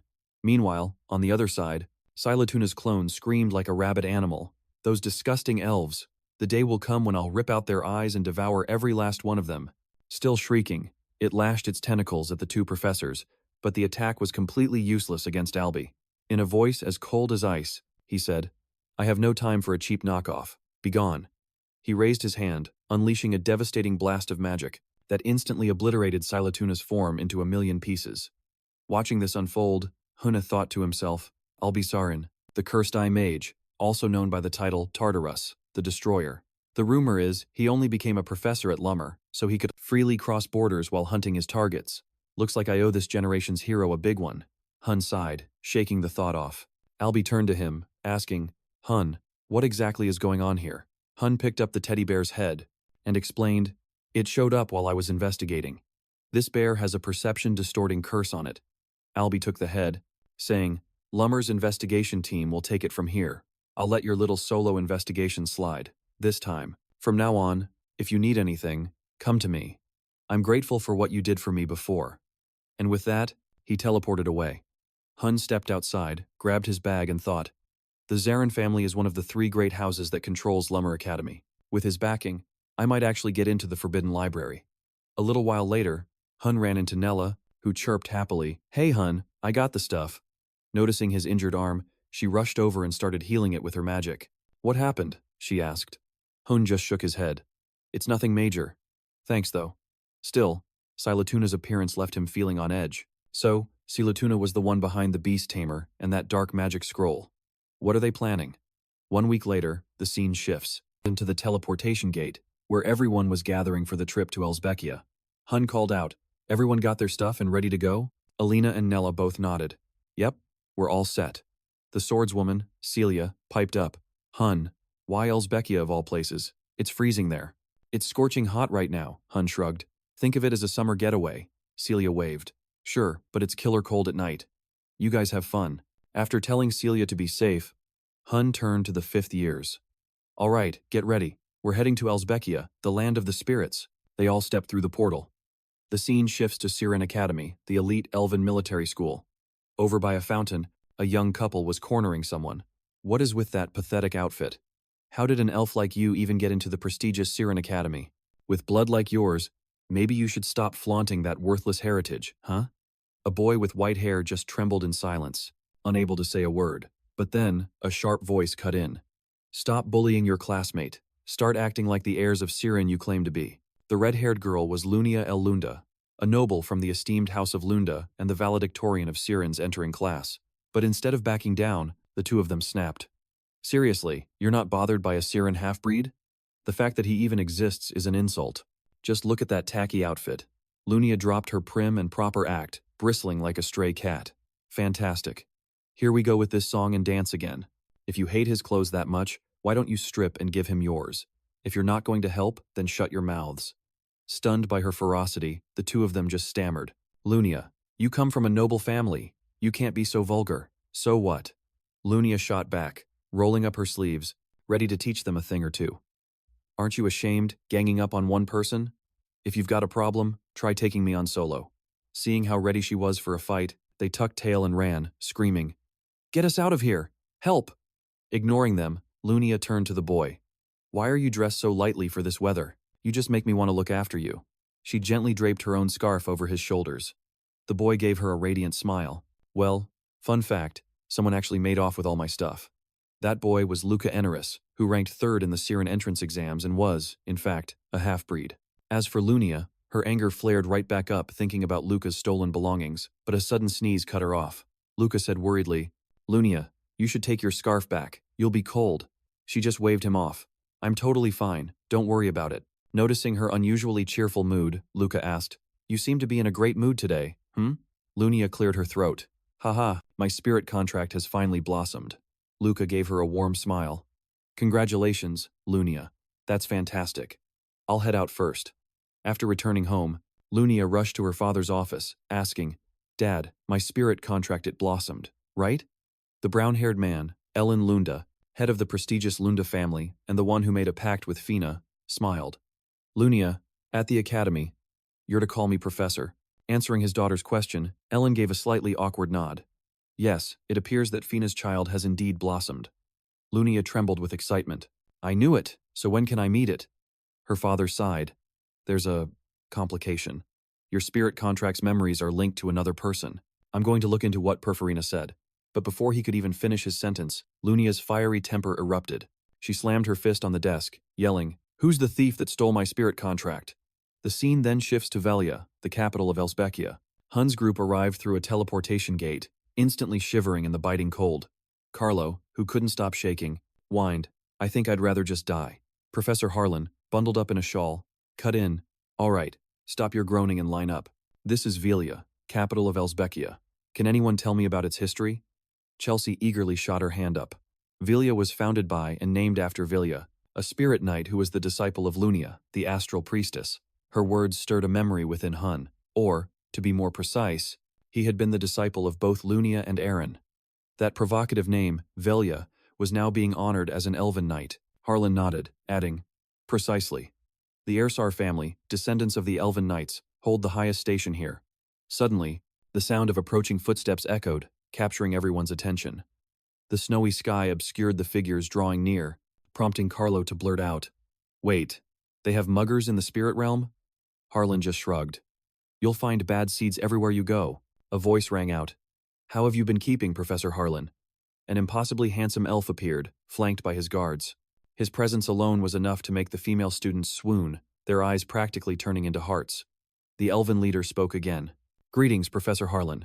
His name was Rune, the official speaker for Elsbek and the head of the Airsar family. The professor gave a casual, subtle nod. You haven't changed one bit.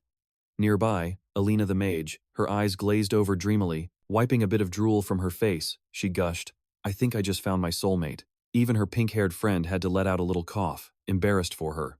But Hunne stepped forward, shattering their beautiful daydream. Does his age not matter to you people at all? Alina nudged him playfully. What's this?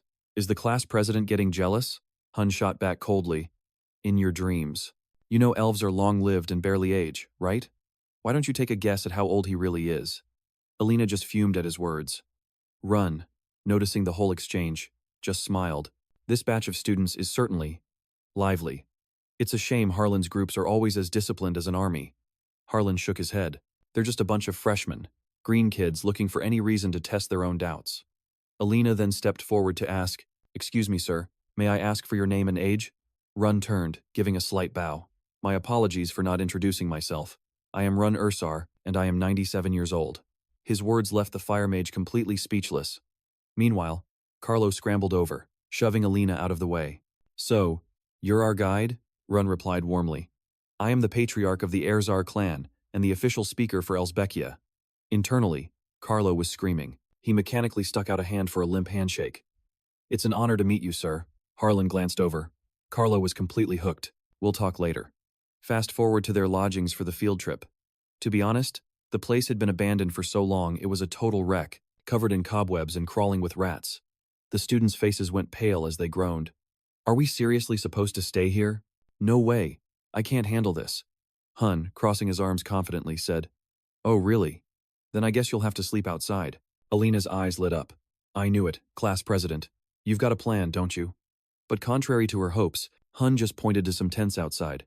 Figured you guys would say that. So I already set up camp out there. Care for a night under the stars?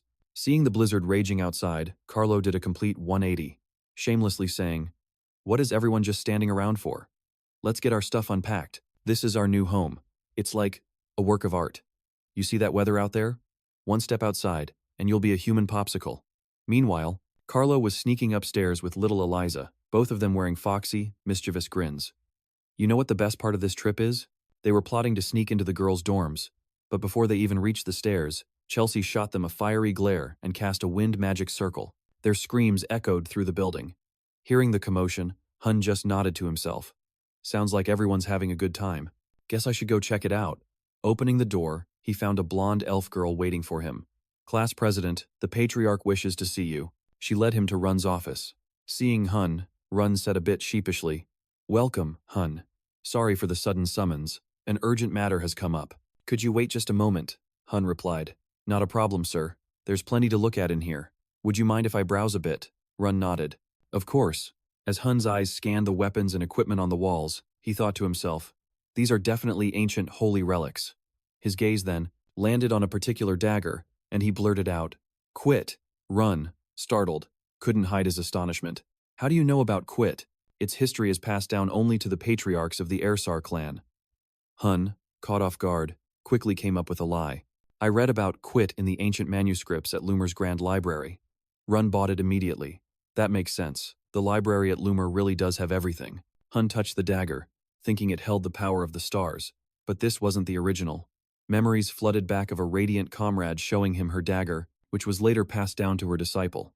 Velia lost it before the final expedition against Tartarus. Run, having finished his business, approached Hunne and whispered, "Quit was the reward our ancestors received for conquering Velia's heroic world. Unfortunately, heroic relics can only be used by the ones who actually conquer them." He added, "Anyway, go on, have a seat. Harlan tells me you're taking every single class, and you're even the freshman representative for Lumer. I know this is a bit out of the blue, but I was hoping you could talk to my niece for a bit. She's a first year at Lumine Academy, a real prodigy who aced her entrance exams, but the real world has kind of shown her her limits, and now she's losing all her drive. I thought maybe someone her own age, an outsider, could light a fire under her." Guided by Run, Hunne headed down the hall, key in hand, muttering awkwardly to himself, "Is he seriously just handing his niece's room key to a complete stranger?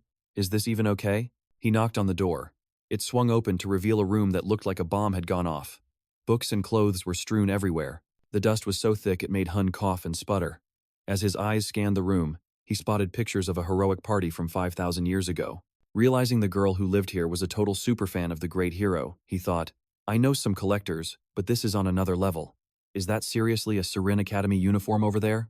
A sleepy voice mumbled from a pile of blankets. "Yo, isn't it a little weird to just barge into a girl's room like this?" It was Iron Airsar, the vice representative for Class 1 of the Lumine Academy first years. The second she recognized Hunne, she let out a piercing shriek and scrambled under her covers in a total panic. Hunne, completely unfazed, just introduced himself. "Hey, I'm Hunne. Your uncle asked me to stop by." Still buried under the blankets, Iron refused to budge. To break the super awkward silence, Hunne said, "Whoa, your Kyle collection is almost as impressive as mine. Let's see. What was the elves' perspective on him again? You could even argue the Beast Rebellion on North Mountain was Kyle's doing. And your room is actually pretty organized." Iron poked her head out from the covers and asked, "You're a Kyle fan too?" Hunne stepped further into the room, his eyes darting around. Something caught his eye and he mumbled, "Is this?" He then continued, "The depiction of Kyle at the Darnest battlefield from the Braggart Chronicles. It mentions the fight where Tibka's Tartarus army was crushed." "Yeah. That was the battle where the great heroes fought together for the very first time, right?" Iron replied, suddenly full of energy. "But not many people know where Zerga's commander was defeated during that campaign." Hunne added, "It was Adalik, the same place Lumer first tested his spirit magic." Iron grew even more excited, clasping her small hands together and beaming. "That's it, exactly. That's a piece of heroic lore that almost nobody knows about. Even in academic circles, it's a super niche subject." In her eyes, Hunne was now a total legend. She ducked her head a little, saying, "Sorry, I haven't even introduced myself. I'm Iron Airsar. I guess I'm talking your ear off, and we just met, huh?" Hunne just smiled, not bothered at all. "Don't worry about it. For a heroic lore expert like you, I'm just glad I found someone else who's still passionate about this stuff." Iron went on, "This is just my own theory. But even though history only officially recognizes 4 great heroes, I think there might have been a 5th one." Hunne nodded in agreement. "Kyle, I'm convinced he was real. When I get back, I'm planning to join a study group dedicated to tracking down traces of Kyle." Iron's face lit up. "Whoa, that sounds incredible." Then, her expression fell and she looked down, muttering, "Going to class, huh?" Her words caught Hunne's attention, and he thought for a second.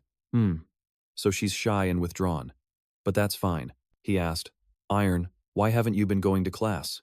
She hesitated before answering, "It's just, I don't think I really fit in at Serene." Her gaze drifted to a corner of the room as she added, "Everyone there is so intense, training like their lives depend on it to become heroes. And I'm just, a fangirl chasing after old stories.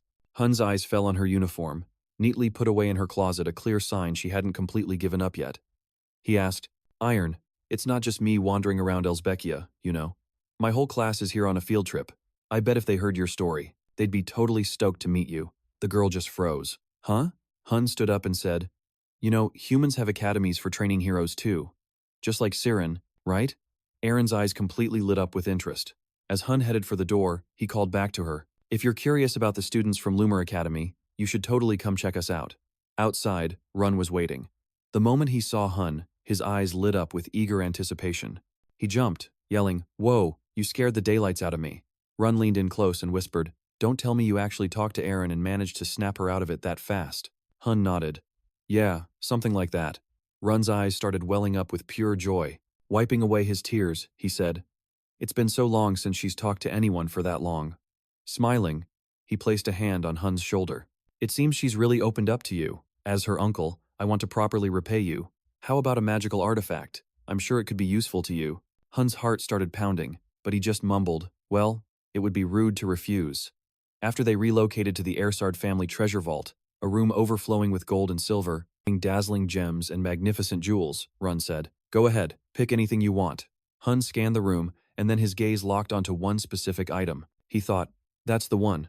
He spoke up, I'll take this. Run stroked his chin. That's a gemstone that contains the power of a spirit, created by our ancestors in Velia. The spirit figurine carved into it is exceptionally intricate. Before Run could even finish his sentence, Hunne cut in, This is perfect. Run grinned from ear to ear, As long as you're happy.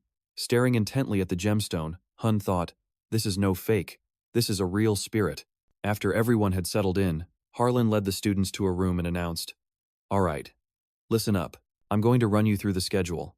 Starting tomorrow, you're up at 6 in the morning. The morning is reserved for individual training in the spirit forest near Vin. The afternoons are for practical mission training.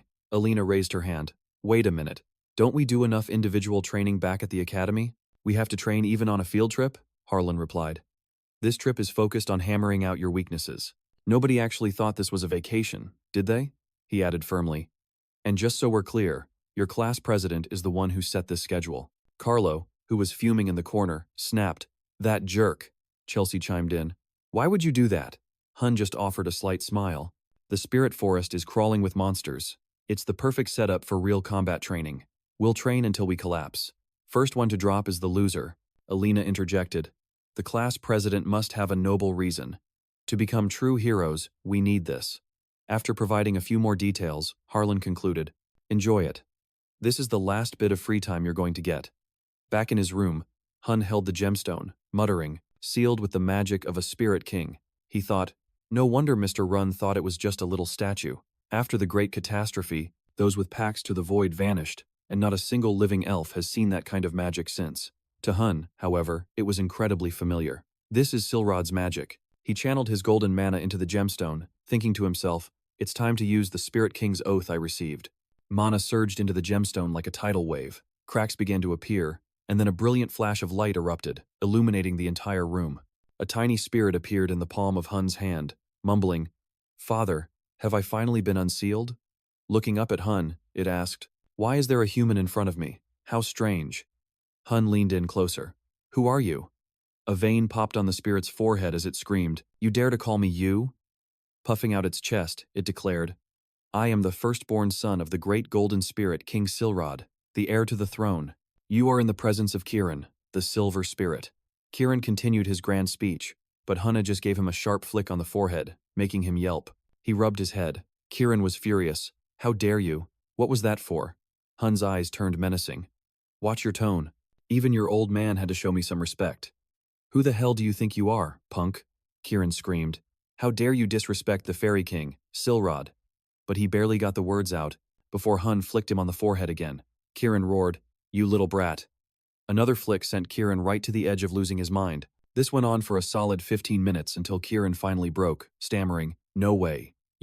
You're actually the one my father made that vow to. Hunne casually blew on his finger and said, Yup, that'd be me. Your seal is broken, so why even bother fighting it? Kieran answered, You know, on second thought, making a pact with a lowly human like you might not be so bad.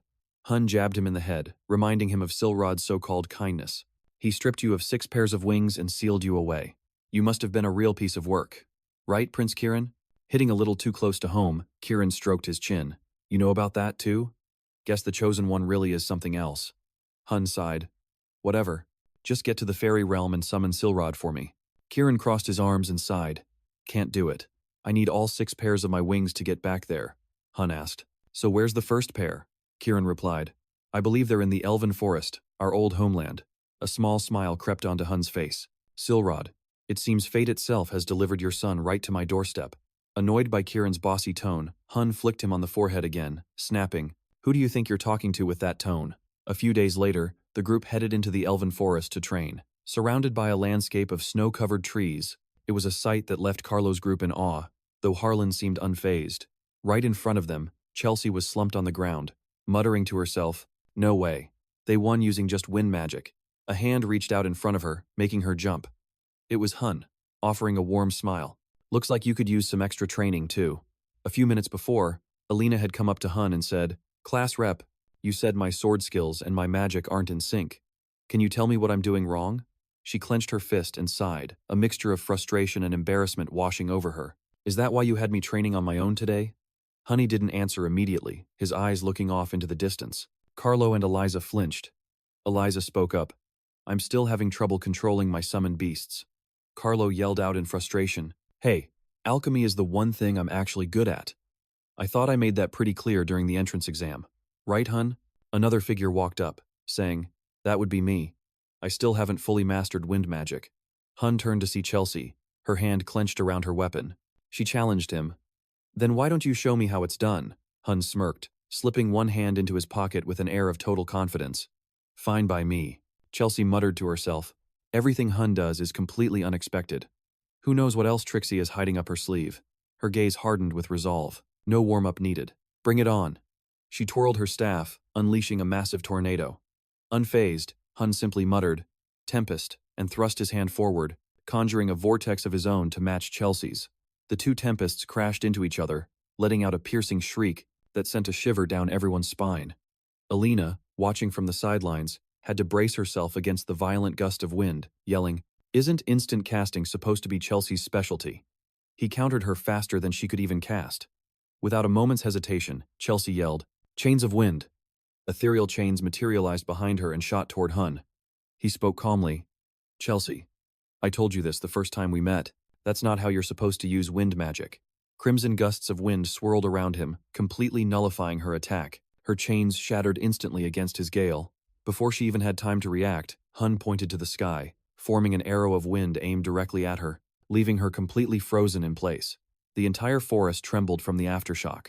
Large clumps of snow dislodged from the branches, falling on Chelsea. Hunne's blade was already pressed against her throat. She scowled, looking up at his confident expression. The gap in their power was painfully obvious, and his words echoed in her mind. That's wind magic for you. Hunne offered a hand to help her up. Alina sighed. Unbelievable. Seriously, what kind of monster is our class president? Carlo added. I never thought I'd see Chelsea lose at her own game. Heron explained. As a pure mage, Chelsea is every bit as powerful as Hunne, but the difference in their understanding and application of wind magic decided the outcome. As you level up, you'll learn new techniques, so for now, focus on mastering your current strengths. Chelsea stood beside Hunne, her face bright red with embarrassment, and he gently patted her on the head. Harlan continued, Practice your basic skills under the class president's guidance. And good luck with this afternoon's mission.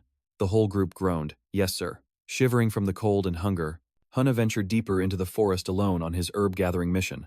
Recalling the sight of his exhausted classmates sprawled out, on the ground, with Carlo clutching his mouth, pale from nausea, saying, Please, I'll practice more later. Hunne cracked a smile. They're finally taking this seriously. A clear voice rang out, Hey Lo, check out what I picked. It was Kieran, holding out a bundle of herbs he'd gathered for him. Hunne grinned. Impressive. A true spirit, through and through. Kieran turned his head away smugly. I'm not just some common spirit, you know. After confirming they had enough herbs, Hunne stored them in his subspace pocket and then said to Kieran, All right, let's start a proper investigation of this spirit forest. Kieran nodded. The quest to reclaim my wings begins. They ventured deeper. After a while, Hunne stopped short. Kieran asked, What's up? Why'd you stop? Hunne asked calmly, When exactly were you exiled from the spirit realm? Kieran frowned, thinking back. About 100 years ago. Pointing to an invisible wall ahead, Hunne said, "Look closer." "It's an illusion," Kieran added, "the magic of a spirit king, but not my father's." Hunne thought, "This is Groan's magic, Silrod's father. From the time of the Great Calamity, this spell is only 100 years old, and it was activated by Kieran's wings. An ancient magic seal within his wings means something incredibly important is sealed inside." Footsteps echoed from within. Kieran pinched his nose, yelping, "Ugh!" The figure looked at Hunne, a human in the domain of spirits. Unfazed, Hunne shot back. "Less strange than an undead creature like you being here." It was a skeleton, and it declared, "This place has long been under the influence of Tartarus." Kieran yelled, "This is the sacred land of spirits. What nonsense are you spouting?" The skeleton sneered. "A spirit? A weakling like you dares to call yourself a spirit?" Kieran roared in fury. "What did you just say?" Blue energy swirled around him as he charged forward, his fist clenched, shouting, "You son of a..." The skeleton didn't even flinch. Kieran's punch completely shattered its ribcage. The bone fragments crumbled, clattering to the ground. Kieran snorted, "All bark and no bite." Hunne teased, "Calling yourself a spirit but charging in like a common thug." Kieran stretched. "Hey, if it works, who cares?"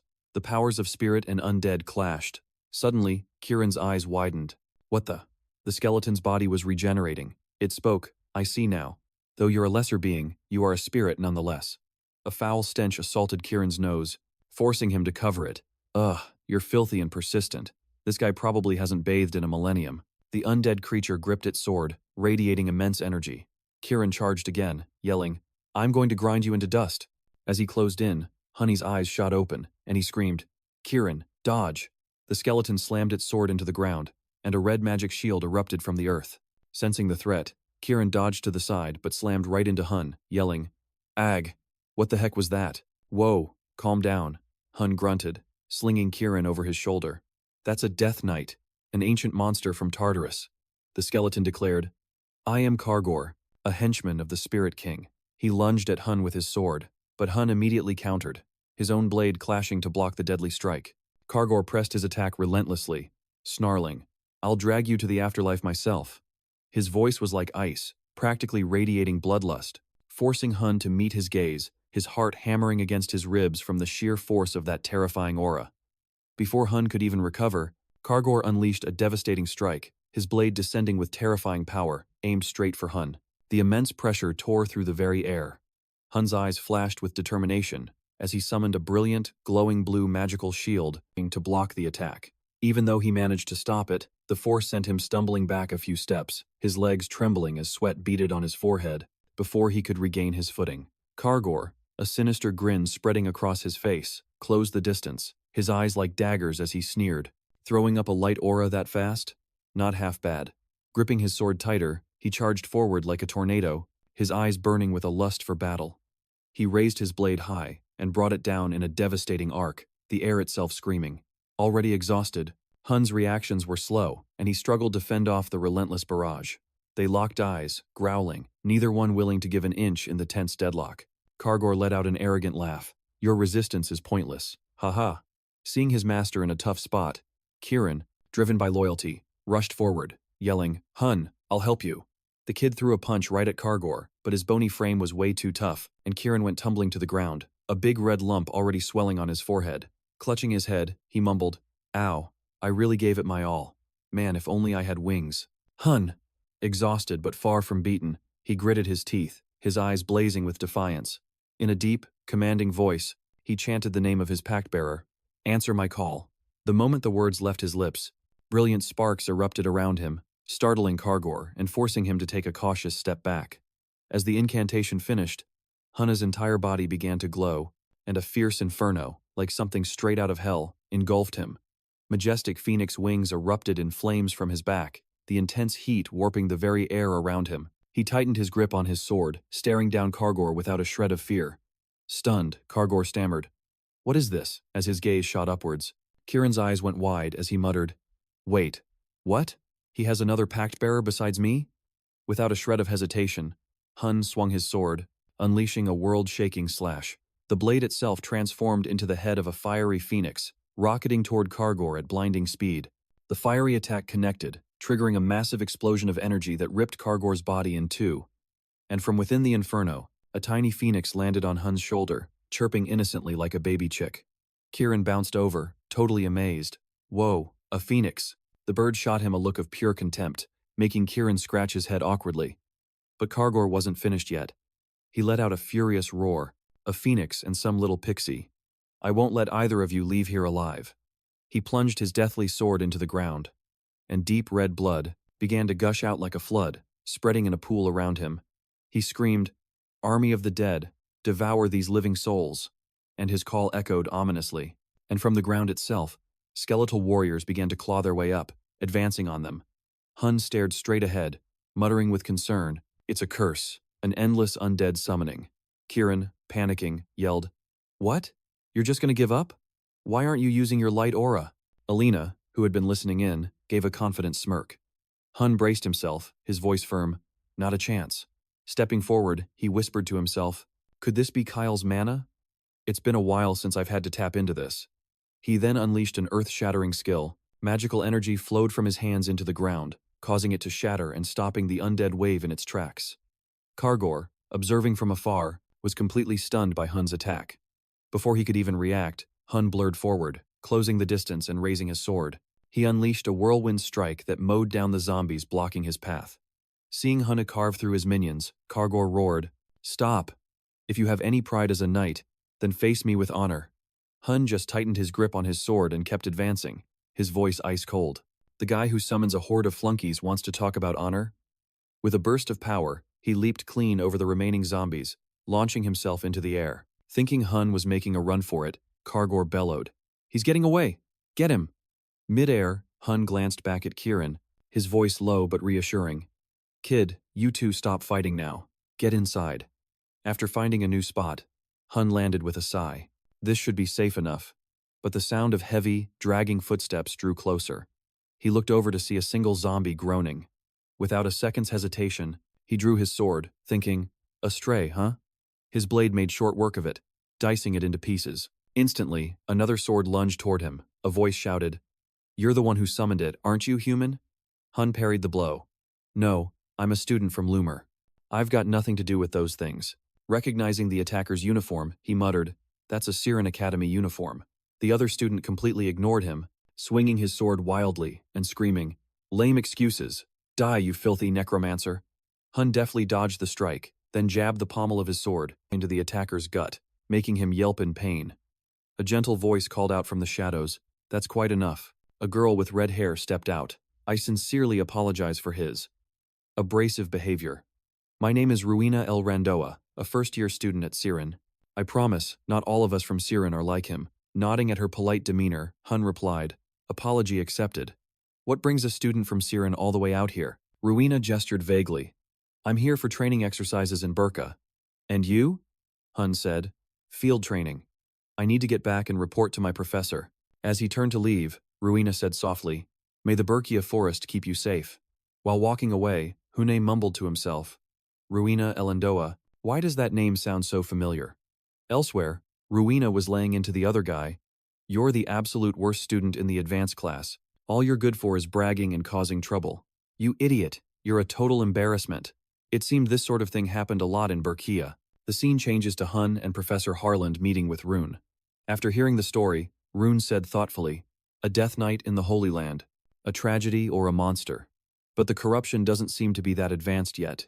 Harland added, "He's telling the truth." Rune shot back, "A misunderstanding born from inexperience is its own kind of lie." Something then caught Hunne's attention. A man strode into the room, announcing, "A first-year hero candidate is claiming he faced a death knight. It was Herd DM Wintle, the head of Sirin's advanced class number 1. He continued, "He probably just saw a skeleton knight. It's highly doubtful a first-year could survive an encounter with a real death knight." He shot a look at Hunne, adding, "And you're just a first-year yourself." Turning to Harland, he asked, "And you actually believe this student's tale?" Harland answered without missing a beat, "Of course, he's our department's representative." Her DM was taken aback, thinking, if this is actually true, this could be an eye-opening experience for the Siren students. Still, a death knight? The claim is just preposterous.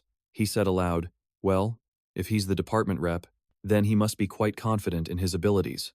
I propose a joint training session between Siren's advanced class number 1 and Lumer." That evening, A hall so lavish it looked like it was built for royalty. A massive mixer party was in full swing. Carlo and Chelsea walked in, their eyes wide. Carlo exclaimed, "Whoa, they really know how to throw a party. This is what you get at a rich kid's school." Chelsea, tugging on his arm, added, "This is seriously on par with an imperial banquet." Alina chirped excitedly, "I heard we get to experience the Siren teaching style tomorrow." Nella just giggled. Oh man, I'm so pumped." At the dining table, Harlan and her homeroom teacher were whispering. Hunne glanced over, thinking to himself, "A joint class, huh? You really have to see it to believe it." A voice cut through his thoughts. "We've met before, haven't we?" Hunne whipped around, startled, to see Ruina walking toward him, a smile on her face. "Would you care for a dance under these enchanting stage lights?" They glided onto the dance floor. She asked, "You know the elven dance?" Hunne nodded. "Yeah, I learned it a long time ago." Ruina said shyly, "I still don't know your name. What should I call you?" Hunne replied, "I'm Hunne. Just Hunne is fine." Hearing that name, Ruina froze, then grabbed him by the collar, roaring in fury. "So, you're the one who stole someone else's pact?" Her sudden explosion of rage left Hunne completely speechless.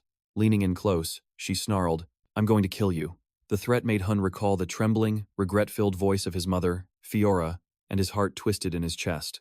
"Ruina was my pact bearer, the one who saved Ellen Lundar. I'm so sorry. That child. She was supposed to be the original pact bearer." That memory sent a jolt through Hunne.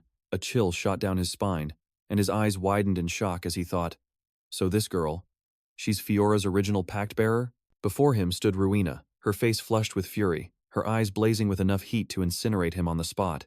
She growled, "You despicable pact thief." Hunne met her glare, let out a sigh, and then gave her a gentle smile, his voice warm. "Fiora's doing just fine, you know." His completely unexpected words left Ruina stunned, her eyes wide with disbelief, but then her rage surged back. "Just die," she screamed, lunging at Hunne with terrifying speed and leaving the surrounding crowd frozen in absolute shock. A few minutes later, in a grand hall, the tense atmosphere was still thick enough to cut with a knife. Hunne stood with Professor Harlan while Ruina stood before him, her head bowed, her voice trembling. "I'm sorry, Hunne. Please forgive my disrespectful actions." Though her words sounded sincere, her tightly clenched fists betrayed her simmering rage. Hunne smiled graciously and said, "It's no big deal." But in his head, he was thinking, "Man, she must be exhausted from putting on this act." Once the incident was settled, Harlan announced that the misunderstanding had been completely cleared up. "We'll be taking our leave now." They turned to go, leaving Ruina with Professor Herdium. Pushing up his glasses, he gave her a very stern look. "Student Ruina, you are absolutely forbidden from ever making that mistake again."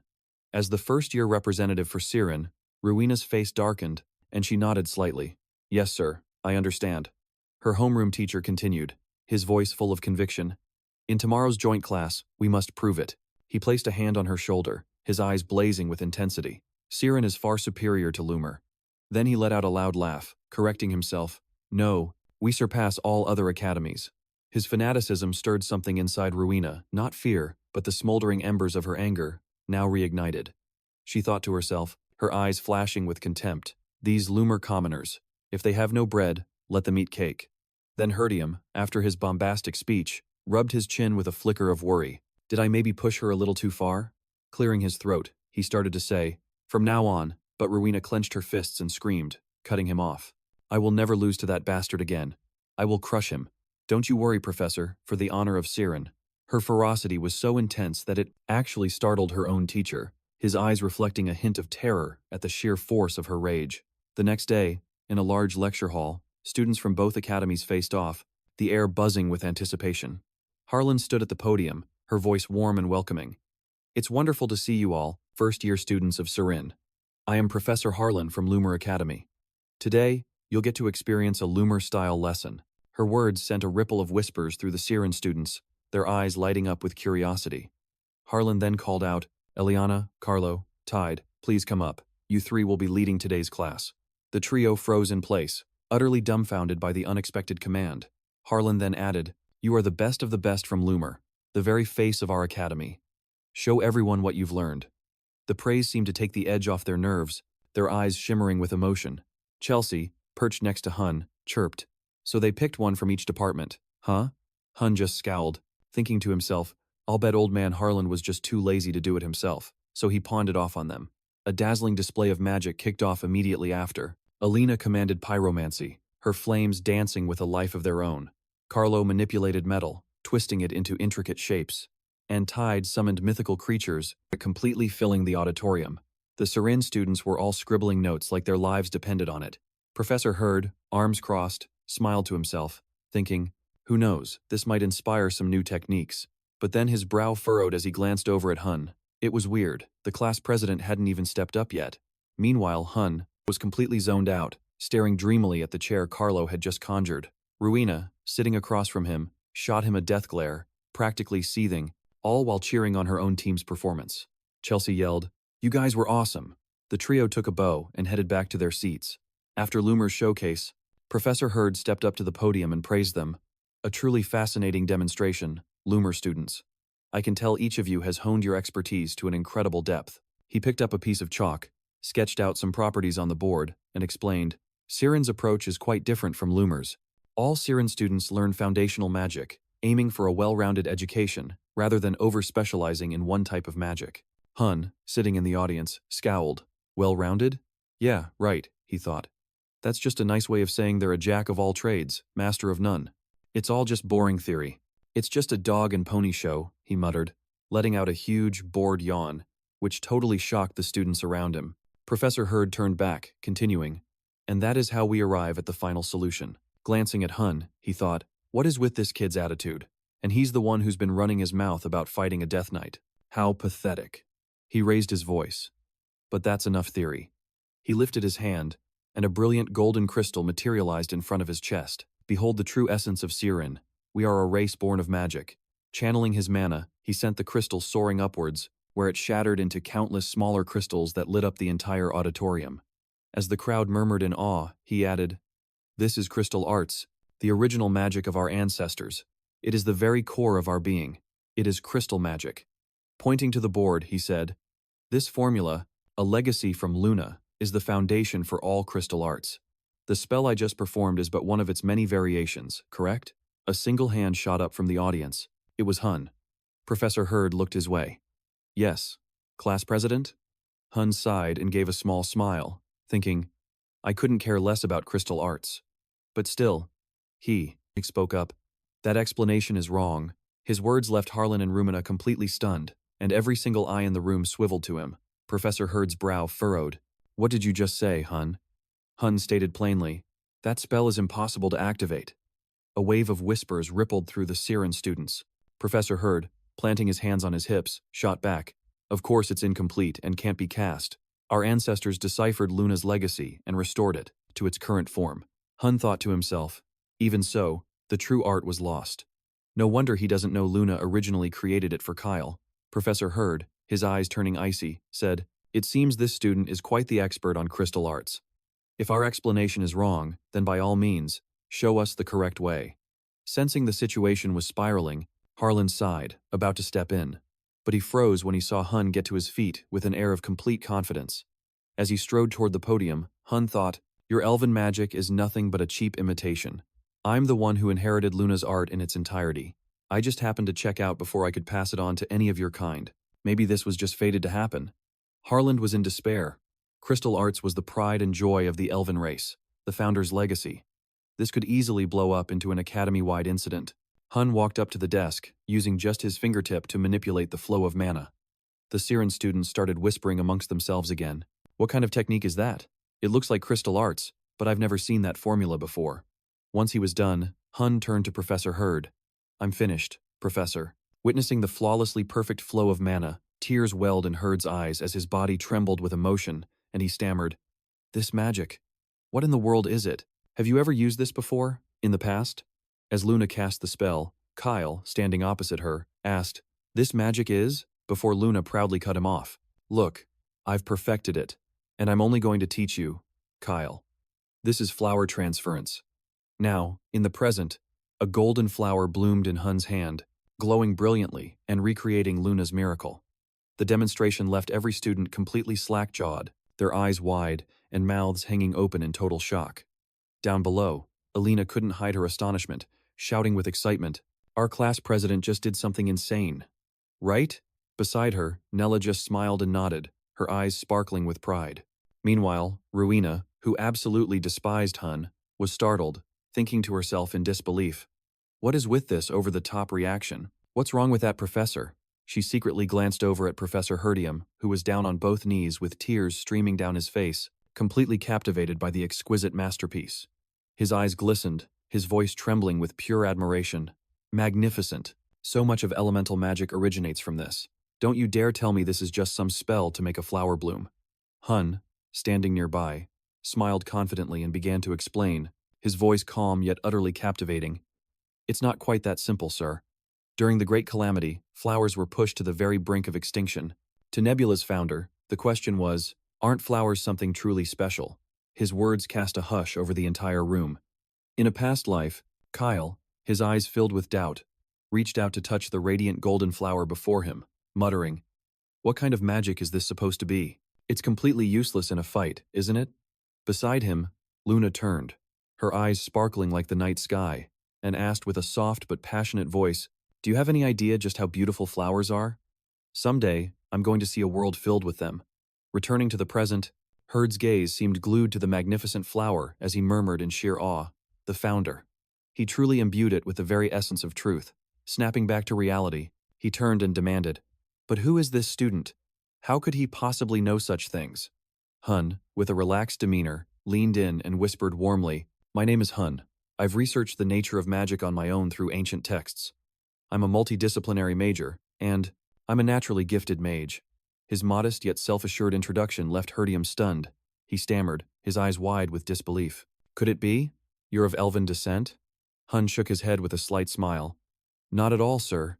From the side, Professor Harlan stepped forward, looking a bit sheepish, and sighed. "My student has been a bit forward. My apologies. Let's conclude the lesson here." Turning to Herd, he said with a serious tone, "For the time being, we shouldn't take any official stance on this matter." Still reeling, Herd stammered, Professor Harland. Perhaps I was a bit too aggressive."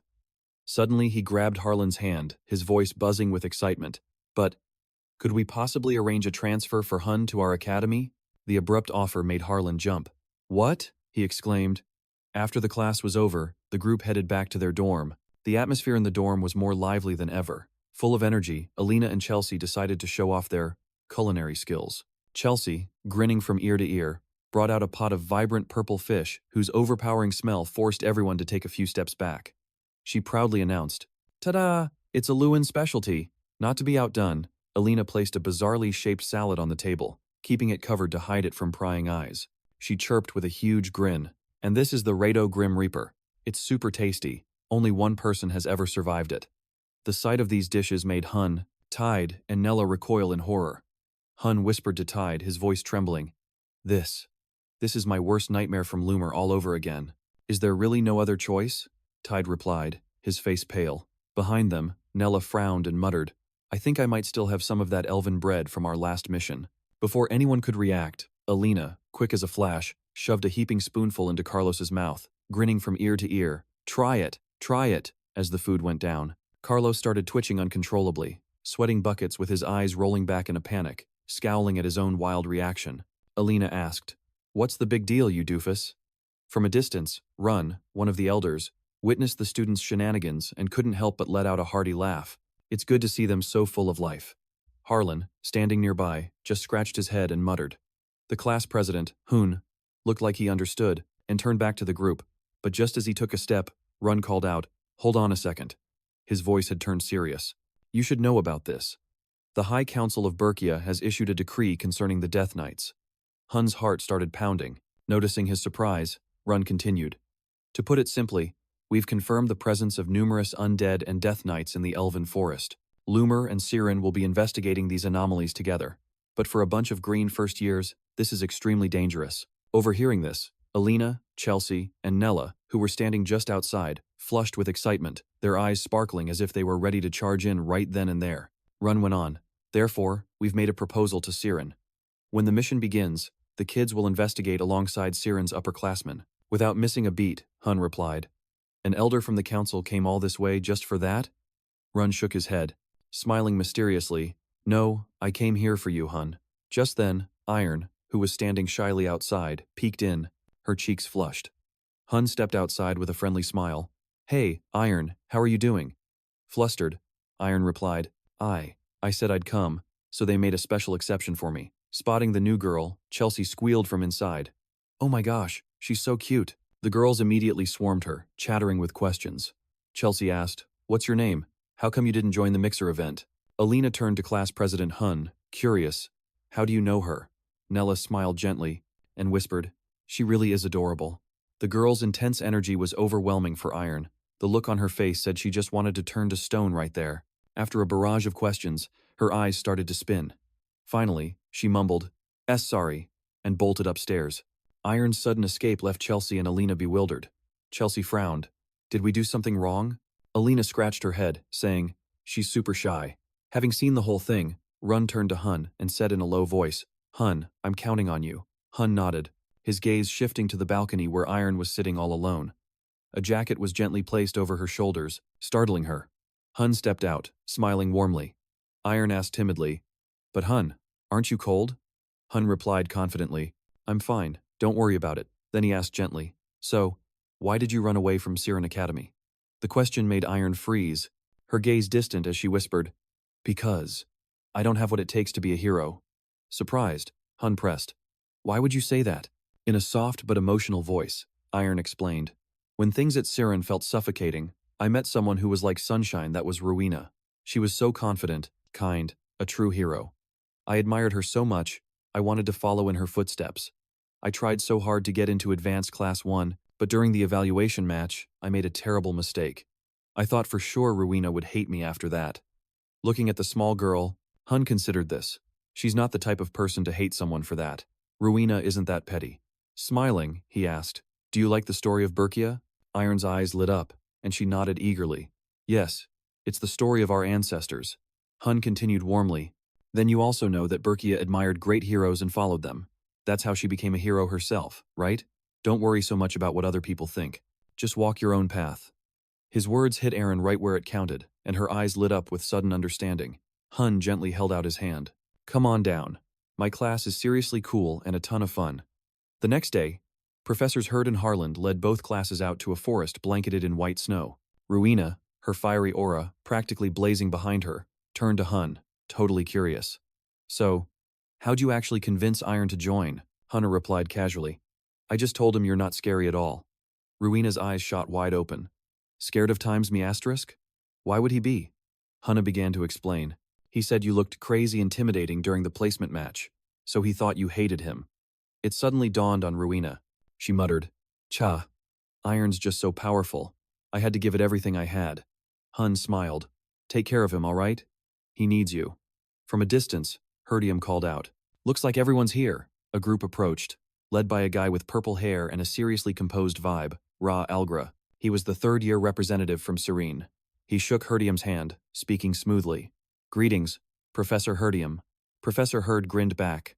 Ra, that recent essay of yours was quite interesting. Hunne, noticing the ring on Ra's hand, glanced over at Ruina. Who's that? She replied, that's Ra, our upperclassman, the third-year rep. He was basically a nobody until his second year, then he just suddenly shot up the ranks.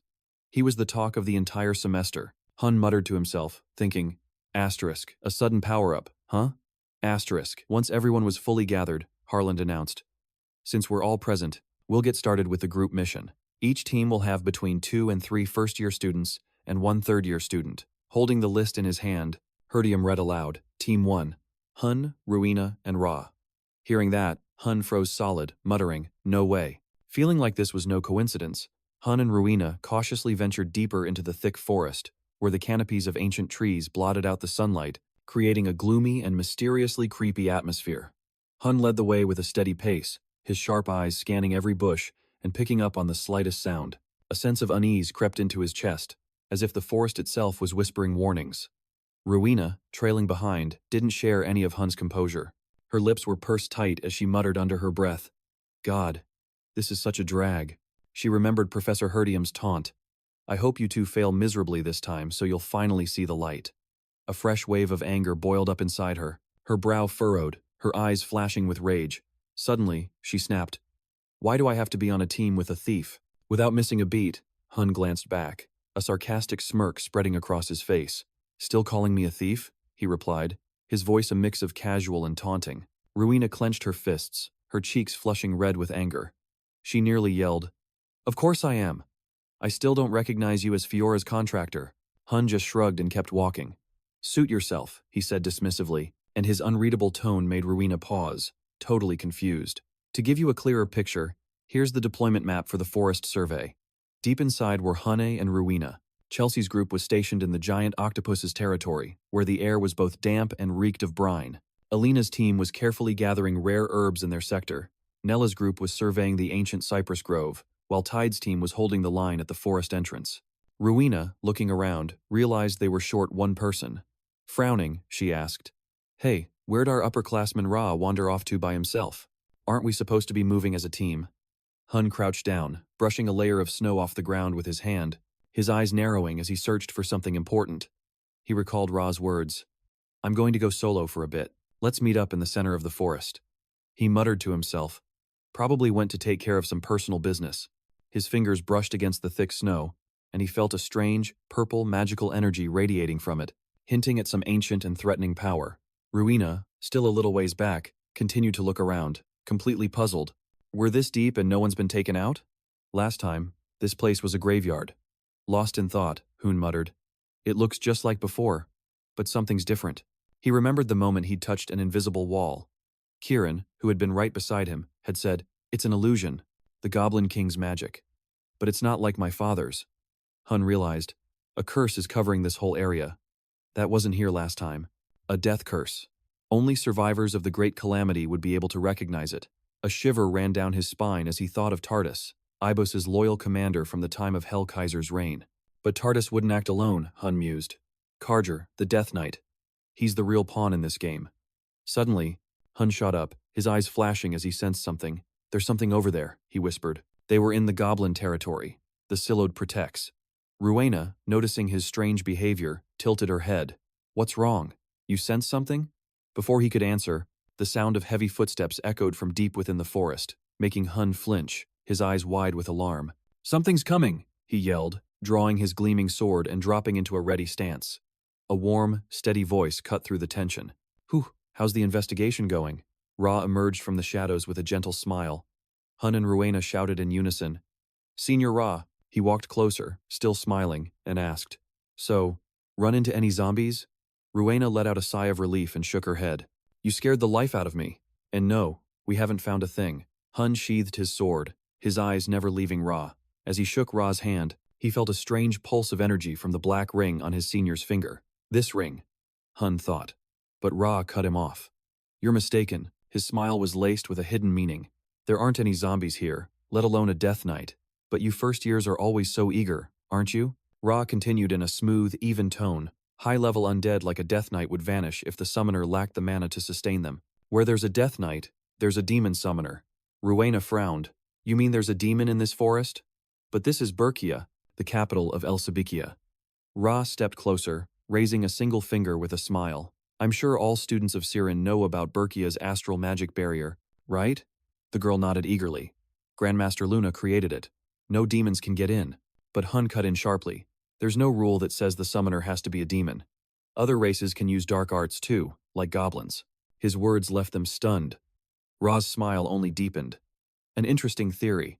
I bet you don't know how the Pride Alliance fell, do you?" Turning to leave, he added, "The investigation is over. Meet me at the entrance." Hunne watched Ra's retreating back. He's looking for something. Ruina, standing beside him, also sensed something was off, muttering, "That guy definitely knows more than he's letting on."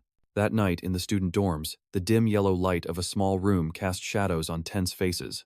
Kyle was the first to speak. "Your group didn't see a death knight either?" Carlo, sitting across from him, let out a weary sigh. "A death knight? Forget that. We didn't even see a single zombie." Chelsea, as fiery as ever, slammed her hands on the table and shot to her feet, her eyes gleaming with a mix of excitement and suspicion. "This whole thing is way too shady," she yelled.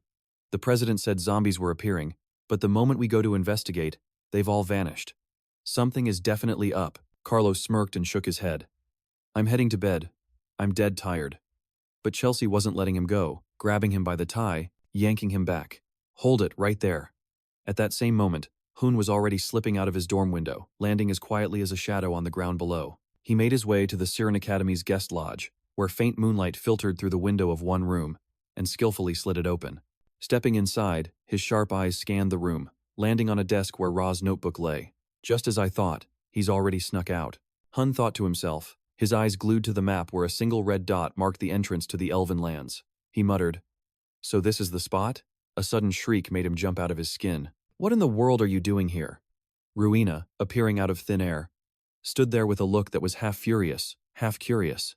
Hunne spun around instantly and clapped a hand over her mouth, whispering, "Shh, be quiet." Once she'd calmed down, Ruina glared at him. "You were acting super shady just now. What exactly are you planning?" Hunne lowered his voice. "I was tailing Ra, but he gave me the slip. He's heading into the elf forest." Footsteps and voices grew closer. "Didn't you say he was asleep?" "I definitely heard something." Hunne and Ruina exchanged a look, instantly understanding the danger they were in. Without a moment's hesitation, Hunne scooped Ruina into his arms and leaped straight through the window, vanishing in a flash and leaving the girl utterly bewildered. In Iron's room, she was quietly reading a book by the dim lamplight. A sudden noise outside startled her.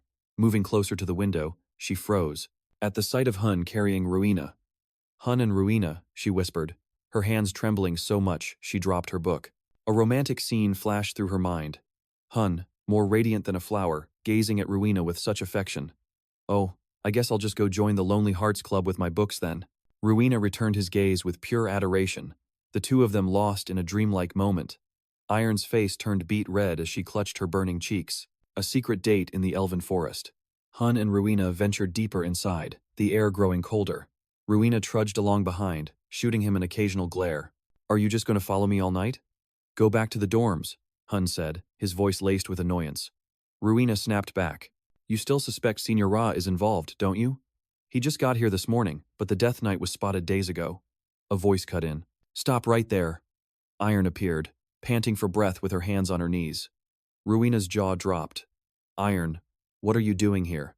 Iron, her face as red as a tomato from embarrassment, clenched her fists and shouted, "For crying out loud, students are forbidden from having scandalous relationships. Unrelated boys and girls must maintain their distance after the age of 7. Ruina was dumbfounded. "Huh? What are you talking about?" Hunne was just as confused, rubbing his forehead. "What kind of nonsense are you spouting?" Iron insisted. "I saw everything. You two sneaking around the dorms together. It's so improper. I mean, I get it. Ruina is drop-dead gorgeous, and Hunne is like, crazy handsome." Her words suddenly trailed off. Ruina's face was so red it looked like steam was about to come out of her ears. Hunne, ever the calm one, urged, "Ruina, say something." She stammered, It's not like that." The air suddenly grew tense. Hunne frowned, sensing a bone-chilling killing intent. An undead arm shot out from the ground, followed by more walking corpses, their eyes glowing a malevolent red in the darkness. "Zombies!"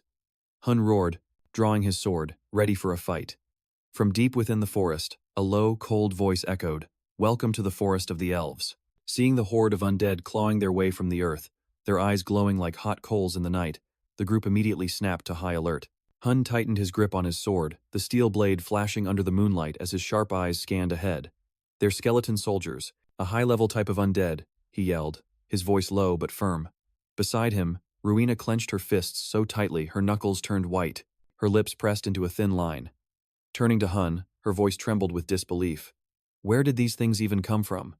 Hunne glanced at her, a defiant spark in his eyes. "You ready?" he asked, his hand resting firmly on the hilt of his sword. Ruina, without a shred of hesitation, planted her feet firmly on the frozen ground. Her fingers traced ancient runes in the air, summoning a brilliant magic circle around herself, which pulsed with a deep crimson light. Flames erupted from it, threatening to scorch the very night itself. She lifted her chin, a confident smirk playing on her lips, her eyes glittering with pride. "Of course," she answered, her voice as solid as steel. With a flick of her wrist, she unleashed a massive fireball, a roaring inferno that shot toward the skeleton soldiers like a furious dragon. In the blink of an eye, the flames devoured them, turning everything to ash. Ruina, one hand still commanding the fire, turned to Hunne and cracked a triumphant smirk. "How's that for a show?" Hunne's lip twitched, but before he could answer, Iron's scream cut through the air. "Ruina, watch out!" The shout made Hunne jump out of his skin. He whipped his head around. A skeleton soldier, hoisting Rusty's sword high, was lunging straight for Ruina. Iron had appeared in the nick of time, raising her shield to block the attack, as her crown pulsed with a sacred, ethereal glow. Hunne muttered, his eyes wide with disbelief. That's Berkia's soul armor. Without a second's hesitation, Iron charged forward, swinging her sword in a single, clean arc, lopping off the skeleton soldier's head. Its body disintegrated into nothing, bringing a brief moment of silence. Ruina, still a bit shaken, turned to Iron with a radiant smile. That was seriously cool. Iron scratched her head, her cheeks flushing pink. Haha, it was nothing, really, she said, trying to hide her pride, then squinted at the two of them curiously. Anyway, what are you two doing out here so late? Hunne sighed, shaking his head wearily. It's not what you think, Iron. Ruina huffed, looking annoyed. Yeah, he's right. We were just checking Rout's dorm for clues. Iron's face was full of doubt. For real? Ruina pointed a sharp finger at Hunne. Obviously. You think I'd let some stupid high school romance distract me from my studies? If I did that, it'd be a huge win for you, right? One less rival to deal with? Why would you even try to stop me? Iron shook her head furiously. That's not it at all. Ruina, you're the top student, and I want you to stay the top student. You're going to become an amazing hero. Iron's sincerity stunned Ruina, her eyes flying open, her heart giving a sudden lurch. She actually believes that, she thought, her mind a jumble of shock and strange feelings. The Secret Academy's Advanced Combat Class Assessment. Class 1. On the dueling stage, the tension was so thick you could cut it with a knife. Iron, shield in a white-knuckled grip and sweat dotting her brow, faced off against Ruina. The sword in her hand was held tight, her gaze firm but clearly exhausted. Ruina stood tall, fists clenched, her expression as cold as ice. Just as I thought, she mused. Among the first years, only Iron is a real challenge for me. A cryptic smile played on her lips as she raised a hand, summoning a blazing fireball that lit up the entire arena. I'm not going easy on her, she promised herself, then hurled it directly at Iron. A massive explosion rocked the stage, kicking up a thick cloud of smoke and dust.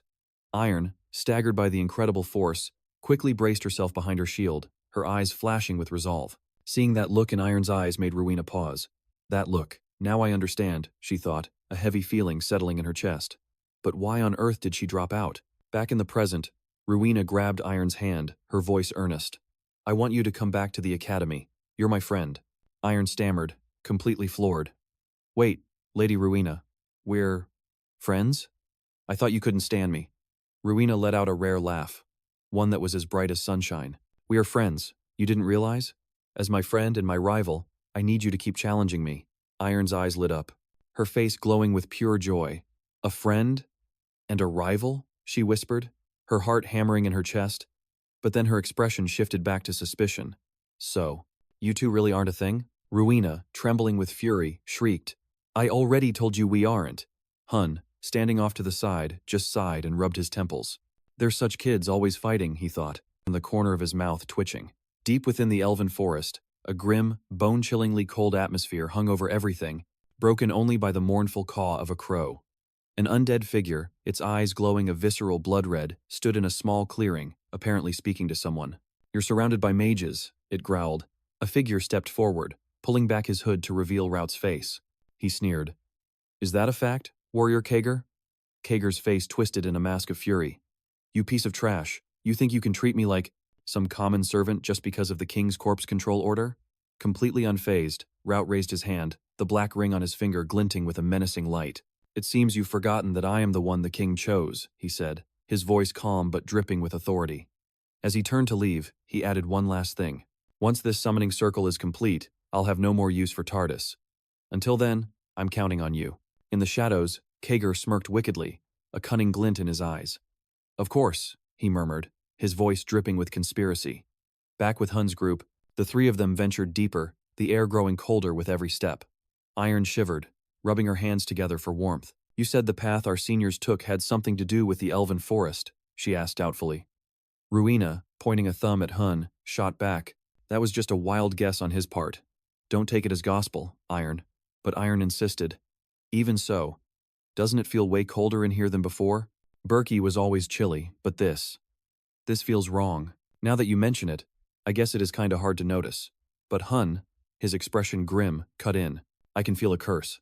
As he spoke, he raised a hand, summoning 2 glowing magic circles that pushed back the darkness. Brace yourselves. It's about to get real intense from here on out. From the two circles, Kieran appeared with a smirk, and Fiora, a small chick with shimmering, fiery feathers. The moment she saw Fiora, Ruina's face darkened, her eyes flashing with envy. She lunged forward, yelling, "Oh my god, how is a chicken allowed to be that fabulous? Fiora, it's me, Ruina, do you remember me?" Iron, curious about the new arrivals, immediately asked, "What kind of summoned spirits are they, Hunne?" Pointing to the chick on his head, he said proudly, "This is Fiora, a mini-phoenix." Then, he gestured to his side, "And this is Kieran, a prince of the elven race." Iron's eyes sparkled with excitement. "An elf, that is so cool," but Hunne cut her off. "Get serious, no more chit-chat. We're getting close to the heart of the forest. Things are about to get ugly." The three pushed forward, facing a relentless onslaught of skeletons. Hunne's slashes turned them to dust, while Ruina's fireballs incinerated enemies in a flash. Still, the undead just kept rising, refusing to stay down. Iron, panting in the middle of the fight, exclaimed, "There are so many of them. There has to be a necromancer nearby." Hunne, his flaming sword cleaving through 3 skeletons, replied, "There is no necromancer." Ruina frowned. "Then what are they?" Hunne's gaze grew dark, a death curse. Both girls froze. Ruina clenched her fists, shouting, "A death curse? Never heard of it." Iron, looking thoughtful, added, "It summons the undead endlessly, turning this place into a land of the dead. And the one using it," Hunne finished, his eyes as cold as ice, "is none other than Commander Kager of the Hellkaiser." Ruina's eyes went wide, her voice trembling. "So Kager is plotting an attack on Elsabekia? We have to warn the professors." Before they could make a move, a fierce gust of wind swept through, carrying a blinding flurry of snow that obscured their vision. From within the blizzard, a dark figure emerged, its chilling voice echoing, "Welcome, hero candidates. Welcome to the domain of the dead." It was Kager, his sword gleaming with a deadly light. He charged, roaring, "None of you are leaving here alive today." Hunne, remaining calm, parried Kager's blow, his eyes burning with unshakable resolve. On the razor's edge between life and death, Hunne faced Kager, his sword held tight, its steel blade flashing in the dim moonlight. Kager, his eyes glowing blood-red, bellowed in fury, despair, "Tremble in fear. I'll make you regret ever setting foot in this forest." On the other side, the remaining skeletons began to claw their way out of the ground, their horrifying moans echoing as they advanced on the two girls. Ruina and Iron, hearts pounding, held their ground, their expressions cold and ready for a fight. Hunne, maintaining his startling composure, shouted, "I'll take care of this Death Knight. Iron, you handle the undead. Ruina, get your strongest spell ready." Both girls nodded in unison. "Got it." Kager, overhearing their plan, let out a sinister chuckle. "Oh, so, you're actually going to face me head-on this time?" he sneered, his voice laced with pure disdain. Hunne shot back a look as sharp as a dagger. "This time, I'm sending you to your grave." Kager, veins bulging on his face, roared, "You stupid little punks, you really think I'm just going to let you run wild?" He swung his dark blade, unleashing a terrifying blow that made the very air tremble. Hunne's brow furrowed, feeling the immense pressure from the attack. He yelled, "Be consumed by shadows," and instantly unleashed Zaringer's forbidden curse. A massive orb of fire materialized above Hunne, its flames churning like a raging inferno. He lifted his hand and launched a pillar of fire straight at Kager. The Death Knight dodged by a razor-thin margin, but the blast still managed to shear off one of his horns. Kager stumbled backward, his eyes wide in disbelief as he whispered, "Phoenix Flame." Without giving Kager a moment to recover, Hunne stomped the ground and shot forward, his sword engulfed in flames. He smirked, his voice dripping with confidence. "This isn't just Phoenix Flame, it's been fused with Zaringer's fire spirit." Kager was completely stunned, his eyes widening in panic as he watched his own blade start to melt from the insane heat. "He's overpowering me with pure combat experience," he thought. "How can a first year do this?" Kager wondered, a shiver running down his spine as he met Hunne's cold, determined gaze, a look that felt like it could pierce through any deception. Hunne launched another slash, creating a massive, swirling vortex of fire in the sky, which shook the very space around them. Meanwhile, Ruina, standing back, raised her hand to summon her own pillar of fire. A colossal orb of fire appeared over the skeleton soldiers, its brilliant light banishing the oppressive darkness. She smiled, her eyes flashing with fury. "Burn, you disgusting piles of bones." A massive column of fire crashed down, incinerating the skeletons in an instant, leaving nothing but scorched earth and billowing smoke. Ruina casually flipped her hair back, a smug grin playing on her lips. "That's what you get for messing with me." Iron, watching the forest get absolutely torched by Ruina's flames, froze and muttered, "Is she for real an elf? She's way too savage." Prince Kieran, of the elven royal family, who was standing nearby, was equally stunned. Her power is off the charts. Hunne, however, scanned deeper into the woods, his voice low. "Persistent little things, aren't they? This isn't over yet. Let's move." But suddenly, countless eerie purple eyes materialized in the darkness all around them, causing Ruina to scream, "What the heck are those?" Iron, clenching his fists, replied, "It's a death curse." Ruina's jaw dropped, her voice trembling. "The power. It's overwhelming." All at once, a stern voice rang out from deep inside the forest. "First years. Who gave you permission to be investigating these woods at night? And I see even Lumen's #1 first year is here. A complete disgrace to Academy discipline." Ra emerged from the shadows, his eyes cold, Ruina's brow furrowed, her voice filled with suspicion. "Ra, what are you doing here, senior?" He answered nonchalantly, "Corpses have been turning up in these woods. I'm investigating the cause." Ruina clenched her fists, her tone firm. "The cause is a curse. An ancient one, an incredibly powerful one." Ra turned back, raising an eyebrow. "A curse, you say? Are you seriously suggesting a curse is running wild out here?" His casual attitude took Ruina by surprise. How can he not sense how serious this is, she thought. Hunne, who was standing close by, finally spoke up. "I get it now." A few of Lumen's first-year students stumbled upon some items that dropped from Tartarus. Ra flinched ever so slightly at his words, though he quickly recovered his calm demeanor. Hunne raised his hand, summoned a blinding light that scorched the entire forest. They'd unintentionally tapped into the power of darkness. He went on, his gaze locked dead on with Ra's. All of a sudden, the air itself vibrated as magical circles, etched with bizarre ancient runes, materialized around Ra, pulsing with raw, untamed power. Hunne roared, "But you're the one who willingly cut a deal with Tartarus. Only the dark arts and necromancy use monster guts and blood as conduits." Ra, now cloaked in a ghastly aura, balled his fists and hid his face, letting a twisted grin spread across his lips. "A deal? You guys are as dumb as you are naive," he snarled. "Right here, on this very spot, the legacy of the hero Luna lies sleeping, but that pathetic Elsebeckia council is completely clueless. So tell me, what's so wrong with me using Tardius to protect my time's heritage?" Hearing that, Iron clenched her fists and shouted, "That's the legacy of a legendary hero. How dare you try to claim it as your own?" Ruina scowled, cracking her knuckles, itching for a fight. She shot a look at Hunne, her voice cutting like a knife. "Hunne, just drop him. I want you to wipe that smug grin off his face and haul his butt back to the instructors." Hunne just nodded, his voice dropping to a low, serious tone. "Iron, Ruina, from now on, you fight with the intent to end him." His command made both girls yell out in unison, "What?" Ra, now crackling with magical lightning, threw up his hand and conjured a sphere of violet magic, blasting it straight at Hunne. The sheer force of it shoved Hunne back a few feet, but he instantly threw up a defensive incantation. The two spells collided with a massive crash, shaking the very ground and kicking up a huge cloud of dust. Hunne, totally unfazed, stared Ra down, his voice laced with a clear warning. "Get a clue. This is exactly what it feels like to fight Tardius." Ra stroked his chin, a wicked smirk playing on his lips. "A human, wielding celestial magic. Just what in the world are you?" he thought to himself. His incantation and counterspell speed is off the charts. And that level of battle instinct, if those other two brats jump in, this is going to get real annoying. Ra threw his hand into the air, necrotic energy spewing from his ring, and forming a swirling vortex of power. Hunne screamed, "Get down!"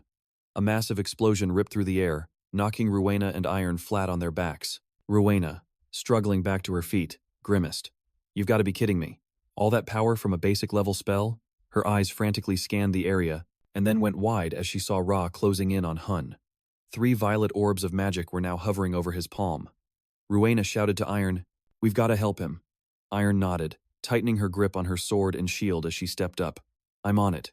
But just then, a skeletal soldier materialized out of nowhere, blocking the girl's path. It gripped its rusted sword tightly, growling, "Your road ends here, would-be heroes." Ruina clenched her fists and shot back. "In your dreams, bonehead." She glanced at Iron. "Just stall it for me." Iron nodded, her eyes filled with resolve, ready to take on the skeleton. Across the clearing, Ra was staring down Hunne, his gaze as cold as ice. "Got any last words before you bite the dust?" Hunne, still completely composed, just smirked. "You're getting way ahead of yourself, senior." Suddenly, a small figure blurred past them. Kieran, the elven prince, moved like a bolt of lightning, detonating the 3 magic orbs right in Ra's hand. Ra stumbled backward, letting out a scream of pure terror. Hunne, his eyes now blazing crimson, gripped his sword and lunged forward. Ra, now covered in wounds, muttered a curse. Damn it all. He looked up, pure panic etched on his face. This kid. There's no way he's… With a single, fluid slash, Hunne sent Ra's head flying clean off his shoulders. Kieran, standing nearby, pumped his fist in the air. Yeah, that psycho elf is totally done for. Now let's go scrap that pile of bones. But suddenly, a blinding purple light erupted from behind them. A blast of magic slammed right into Kieran, making him cry out in agony. Ra, casually reattaching his own head, let out a psychotic laugh, one of his eyes now a pit of pure blackness. Well, a half-elf beast summoner. Not bad, Hunne. You've actually got some skills, he cackled, his voice dripping with venom. I'm getting so pumped, 'cause you're gonna be the one I get to personally send to the great beyond. He kept rambling. The power of the Death King ain't half bad, am I right? And if I mix in a little power from Lady Luna's ancestors, he paused, his eyes gleaming with self-satisfaction, then I can make arrogant punks who only rely on their talent, just like him, bow down at my feet. Seeing the guy's state, Hunne thought, that look in his eyes, looks like the dark energy is starting to eat away at him. Just then, a bizarre dark aura started pulsing from Ra's body, spreading out in all directions. He aimed his hand straight at Hunne and roared, Die! Instantly, a sphere of magic materialized in front of Ra and shot straight for Hunne. Hunne gripped his sword, bracing for impact. His eyes shot wide open as he realized, he's not completely consumed by the dark energy yet. Without a second's hesitation, Hunne lunged forward, swinging his sword in a clean arc that severed Ra's right arm, sending it thudding to the ground. Ra ground his teeth, letting out a sharp cry of pain as he clutched the gushing wound. Hunne stepped closer and said coldly, People who take shortcuts for power always lack real battle experience. Go on, keep regenerating. I'll just keep slicing you up until your mana is completely drained. Hearing Hunne's threat, Ra snapped his head up, his teeth clenched in pure rage. Deep inside his mind, a voice echoed, Looks like you're in a bind, little mage. The guy in front of you isn't your real target, is he? Hurry up and finish the summoning circle to awaken the power sleeping in this land. At that, Ra nodded, muttering, Yeah, I just have to claim that power. Unfazed by Ra's little moment, Hunne stepped aside, glancing over at Iron and Ruina with a nod of approval. Those two are holding their own pretty well. Over on their side, Iron was shaking as he faced a tough opponent, while Ruina's expression remained dead serious, her guard never dropping. Hunne's focus snapped back to Ra, his resolve hardening. Gotta take care of this guy first. Ra's head was bowed, his eyes welling up with tears as he stared at his own severed arm, thinking, Why isn't my right arm regenerating? Kieran, who was perched on Hunne's shoulder, suddenly pointed and yelled, Hunne, look out! Just then, a dark magic circle flared to life right beneath Ra's severed arm. Hunne froze for a solid second. Ra coughed up a spray of blood, a massive torrent of magical energy spewing from his mouth as he roared, Too late. As a terrifying wave of power exploded from Ra's body, both Iron and Ruina frowned in shock. The magic circle expanded at a dizzying speed, catching the eye of Kagr, who was fighting on the other side of the field. Faced with the immense surge of power pouring out of Ra, Hunne leaped back to create some distance. Suddenly, the ground began to shake violently. A massive, skeletal hand erupted from the earth, stunning everyone. Kieran's jaw hit the floor. Holy crap, what in the world is that thing? Hunne stared intently at the colossal skeleton before him and declared, The Bone King. Before him stood a giant skeleton, its hand clutching a sword, dozens of times larger than Hunne himself. He looked up, assessing it. This is one of the most powerful undead.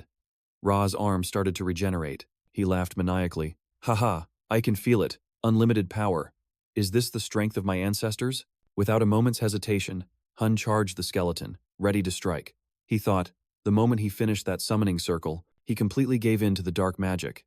Stomping hard, Hunne launched himself into the air, aiming his sword straight for Ra, yelled, There's no way in hell some cheap knockoff like that is Luna's power. Hearing this, Ra just smirked, retorting, Oh, is that so? Instantly, the Skeleton King swung its arm, throwing a straight punch right at Hunne. Startled, Hunne quickly leaped back to dodge the attack, his expression growing tense. Ra looked down from above, gloating. I couldn't care less if it's the power of the Death Monarch or whatever the hell else. Now, it's my power. Kieran, standing nearby, whispered, Hunne, maybe we should fall back for now? That skeleton is way too strong. Hunne replied, "No, take a closer look. This Skeleton King wasn't summoned through normal means." At Hunne's firm declaration, Kieran asked, "What do you mean by that?" Just then, the Skeleton King swung its massive sword toward Hunne. With his quick reflexes, Hunne dodged the slash. He thought to himself, asterisk, he must have rushed the summoning by making a pact with the Demon Emperor Hellkaiser. He only just barely met the conditions. Asterisk. Asterisk. There's no way he can maintain it for long. The most basic requirement for a summoning is asterisk. Asterisk.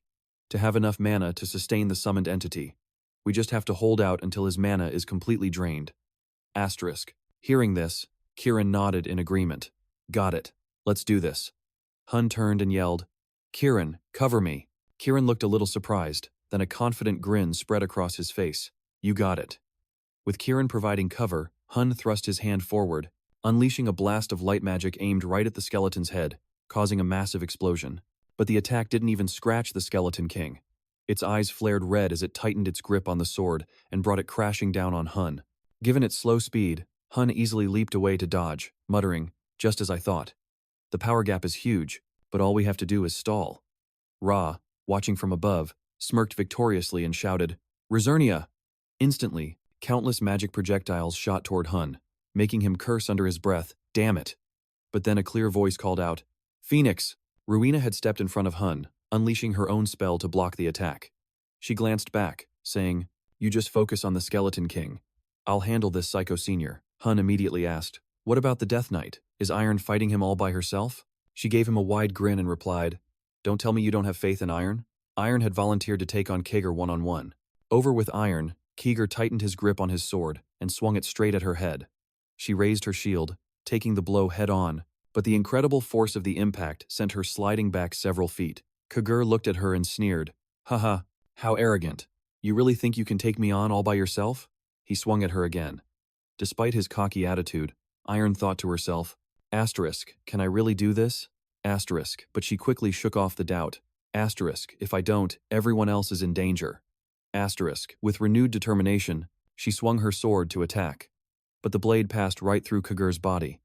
As she stood there, stunned into silence, he smirked, then swung his free hand, landing a brutal punch square in her chest. The unexpected blow sent her flying backward, skidding across the ground. A single thought raced through her mind. Asterisk, I never wanted to be a hero, but the least I can do is not be a burden to them. Asterisk. Kager walked over, shattering her shield with a single blow and taunting. Compared to those other two, you're nothing but a newbie. Iron struggled back to her feet, looking him dead in the eye, and retorted, You're right. One day, those two are going to walk the path of legendary heroes. I have no doubt about it. Kager shot back. I'll take your head first, then I'll go help that little summoner. But she cut him off mid-sentence. You know, legendary heroes always have comrades fighting right alongside them. My ancestor, Lord Berkia, followed their example and swore an oath to never, ever doubt them, no matter what happens. So, I'm going to put my faith in them, too. The moment she said it, the hand gripping her sword erupted in a blinding, pure light. Seeing the dazzling light, Kager wondered, what is this? Spirit power. Not even flinching. Iron just tightened her grip on her sword, charging forward and yelling, You're the one who's an arrogant little punk. With eyes blazing with resolve, Iron proclaimed, By the eternal legacy of the Spirit Knight, by the undying power of life itself, I will purify the Green Reaper. She drew her sword back, and its terrifying energy made the very air around them feel heavy and thick. Then, in the blink of an eye, Iron's razor-sharp blade swung upward, glinting under the hazy moonlight as it tore right through Kager's body. The blade left a brilliant, curved, silver arc in the air, like a tear in the fabric of the night. Kager's entire body shuddered, and from the deep cut, plumes of pitch-black smoke began to pour out, mingling with the dust as he slowly dissolved into a hazy, indistinct fog. He stammered, his voice trembling in sheer disbelief. I lost to a little punk like you? His eyes shot wide, filled with bitter resentment, right before his entire body dissipated into a wisp of smoke, carried away by the cold wind of the battlefield and vanishing into thin air.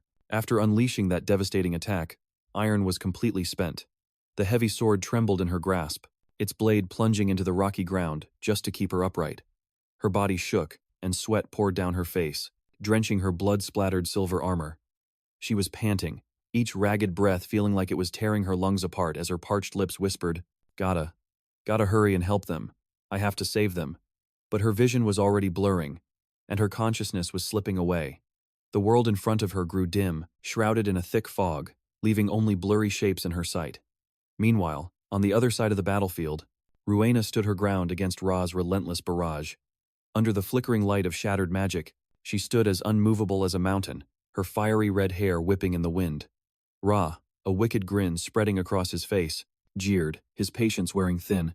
"Hey, first-year rep, you still kickin'?" He thrust his hand forward, and a torrent of dark magic shot out, forming an invisible blade. He declared calmly, "This is the end." But just at that moment, Ruina yelled, "Hua Kui." A massive, glowing red-gold shield materialized in front of her, radiating heat like a blast furnace. Ra's magical blast slammed into the shield, creating a deafening explosion, but it was stopped dead in its tracks. Ra's eyes shot open in shock as he stammered, It got sent back at me." Before he could even process it, his own attack was redirected by the shield, morphing into a sharp, magical blade that pierced straight through his chest. A blood-curdling scream ripped through the air, as blood sprayed out, staining the ground crimson. Ruina smirked, gently patting the massive Hua Kui at her side, its body glowing like a miniature volcano. "Humph," she said confidently. "Did you really think I'd just stand there and let you hit me? This is Hua Kui, a fire element summon that specializes in defense," she continued, her voice filled with resolve. "Now, let's see you block this." A brilliant golden magic circle appeared at her feet, glowing as bright as the Sunday. A tiny spark suddenly appeared right in front of Ra, making him flinch. Then, without warning, that spark erupted violently, expanding into a massive explosion of crimson flames that completely engulfed the area. Caught in the epicenter, Ra's body was charred black as he collapsed to the ground, smoke billowing from his scorched form. Ruina stepped forward confidently, looking down at her defeated foe. She sneered, a cold, dismissive smile on her face. "Is that all you've got?" But then her eyes shot wide open in shock. Ra, the one she thought was down for the count, suddenly raised a hand. His eyes flashed with a venomous red light. A wicked smirk spread across his face as he unleashed a volley of magical blades. The razor-sharp projectiles tore through the air, leaving lethal streaks in their wake as they pierced straight through Ruina's body. Crimson sprayed from the wounds, staining her armor. Hunne, watching the horror unfold, clenched his fists and screamed, "Ruina!" But in that exact moment, his body froze solid. An immense pressure bore down on him from behind. The colossal, deathly cold hands of the Demon King Nu Kao materialized right next to him. On pure instinct, he took the full brunt of the devastating blow. He was sent flying like an arrow, skidding hard across the ground, gouging a deep trench in the earth. He slammed into an ancient tree, shattering it into a million splinters, his body finally coming to a halt in the splintered wreckage. Clutching his battered frame, blood seeping through his armor, Hunne rasped, his breath coming in ragged gasps. Kieran, the small bird who'd been circling nearby, zipped down to his side, chirping with worry. "Dude, are you okay?" Hunne clutched his left arm, which was now bleeding and throbbing from the impact. Panting for air, he weakly managed. "My arm?" Kieran, seizing the opportunity for a cheap shot, quipped, "Hey, at least it's still attached. Don't be such a baby." But his snark was cut short, as the Demon King Nu Kao unleashed a blood-curdling shriek. It sounded like the wailing of 1,000 trapped souls.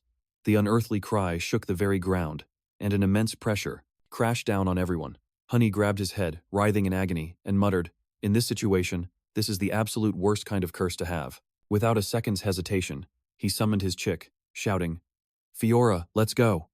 The little bird chirped with fierce determination, its body beginning to glow, radiating a crimson energy that flared like a bonfire in the dead of night. The energy washed over them, enveloping everyone. Across the field, Iron and Ruina felt their bodies mending, their wounds knitting themselves shut, and strength flowed back into their limbs. Astonished, they cried out in unison, "Our bodies, they're healing on their own." Hunne, his eyes blazing with resolve, commanded once more, "All right, Fiora." Summoning arts, manifestation. In a flash, he and Fiora became one. His entire body was engulfed in a brilliant aura, like an indomitable flame. The sword in his hand erupted with power, its crimson blaze lighting up the entire battlefield. The Demon King Nu Kao didn't hesitate for a second, swinging its massive blade straight for Hunne's head. But with blinding speed, Hunne leaped high into the air, perfectly evading the strike. Bathed in the brilliant light of his own flames, his silhouette blazed like a second sun, dazzling and defiant. Ruina watched, her breath catching in her throat as she thought, "Hunne, he's not afraid of death at all, just like a true hero." She turned gently and spoke to her own familiar. "Blaistoise, you did great." You can rest now." The turtle vanished in a flash of golden light. But as she looked up, her eyes fell on Ra. The man she thought she'd defeated was slowly getting to his feet, his eyes burning with pure hatred and ready for a counterattack. Ruina wasn't about to give him the chance. She summoned a searing flame into the palm of her hand and blasted it at Ra's right arm, but he merely glanced at it and sneered. Is this all that's left of the flame that once made the world tremble, Ruina? What do you expect to do with a pathetic little ember like that?" Ruina shot back, her voice like steel. "You call this an ember? This is the flame of the Ruina clan. We are sworn to the Phoenix. Our first ancestor vowed she would burn herself to ash if it meant incinerating all of Tartarus." Hearing this, Ra just smirked. "Oh, getting all poetic now, are we? How cute." He glanced down at the fire still clinging to his right arm and thought, why won't this flame go out? Ruina strode forward and grabbed his burning arm, her voice ringing out. "As long as the will of our ancestors blazes strong, we are still the heirs to the Phoenix's oath. This flame will never die until every last demon is turned to ash. And there's one more thing. That left eye of yours, it's a demon eye, isn't it?" She closed the distance as she spoke, making Ruta tremble with fear. She clenched her fists and roared. This technique is called the Inferno Citadel. The very air around them burst into flames, coalescing into a true phoenix, its brilliant wings blanketing the entire battlefield. She continued, her voice firm. "This is a forbidden art of the Ruina clan, one that consumes its own user." Stunned by her sheer recklessness, Ruta stammered, "You're out of your mind." Ruina's expression was grim as she thought, "I'm not letting you get away." But just then, the eternal flame simply vanished into thin air, leaving them both completely stunned. Ruta shot her a wicked grin. "What's the matter? It got sucked into this ring, didn't it?" A magic circle flared to life from the ring on his finger, catching even him by surprise. Ruina staggered back, exclaiming, "What the heck is going on?" The magic circle instantly began to drain Ruta of his life force. He shrieked in panic, "Stop! Make it stop! I said stop!" In a matter of seconds, his body was completely consumed by the ring, leaving nothing behind but a pile of ash that scattered across the ground. Ruina stared down at the ring, her expression grim, and muttered, It sucked him into the ring. What is happening? The summoner's dead. The power link should have been severed. So then, why is the Demon King still here?" Suddenly, a beam of energy erupted from the ring, shooting straight toward the Demon King. Sensing that immense power, its eyes blazed a blood red. Hunne, watching the scene unfold, whispered, "So that's what this is. This is the power of the Hell Kaiser." Deep within an abyss in the underworld, a towering figure sat upon a cold throne. Its eyes snapped open, glowing with a terrifying red light. A deep voice echoed from the chasm, "Go forth and complete your task." As if it had received a command, the Demon King let out a roar, its colossal body surging with newfound power. Hunne tightened his grip on his sword, thinking to himself, "Just as I suspected, this is the Hell Kaiser's power. He's channeling it through dark magic."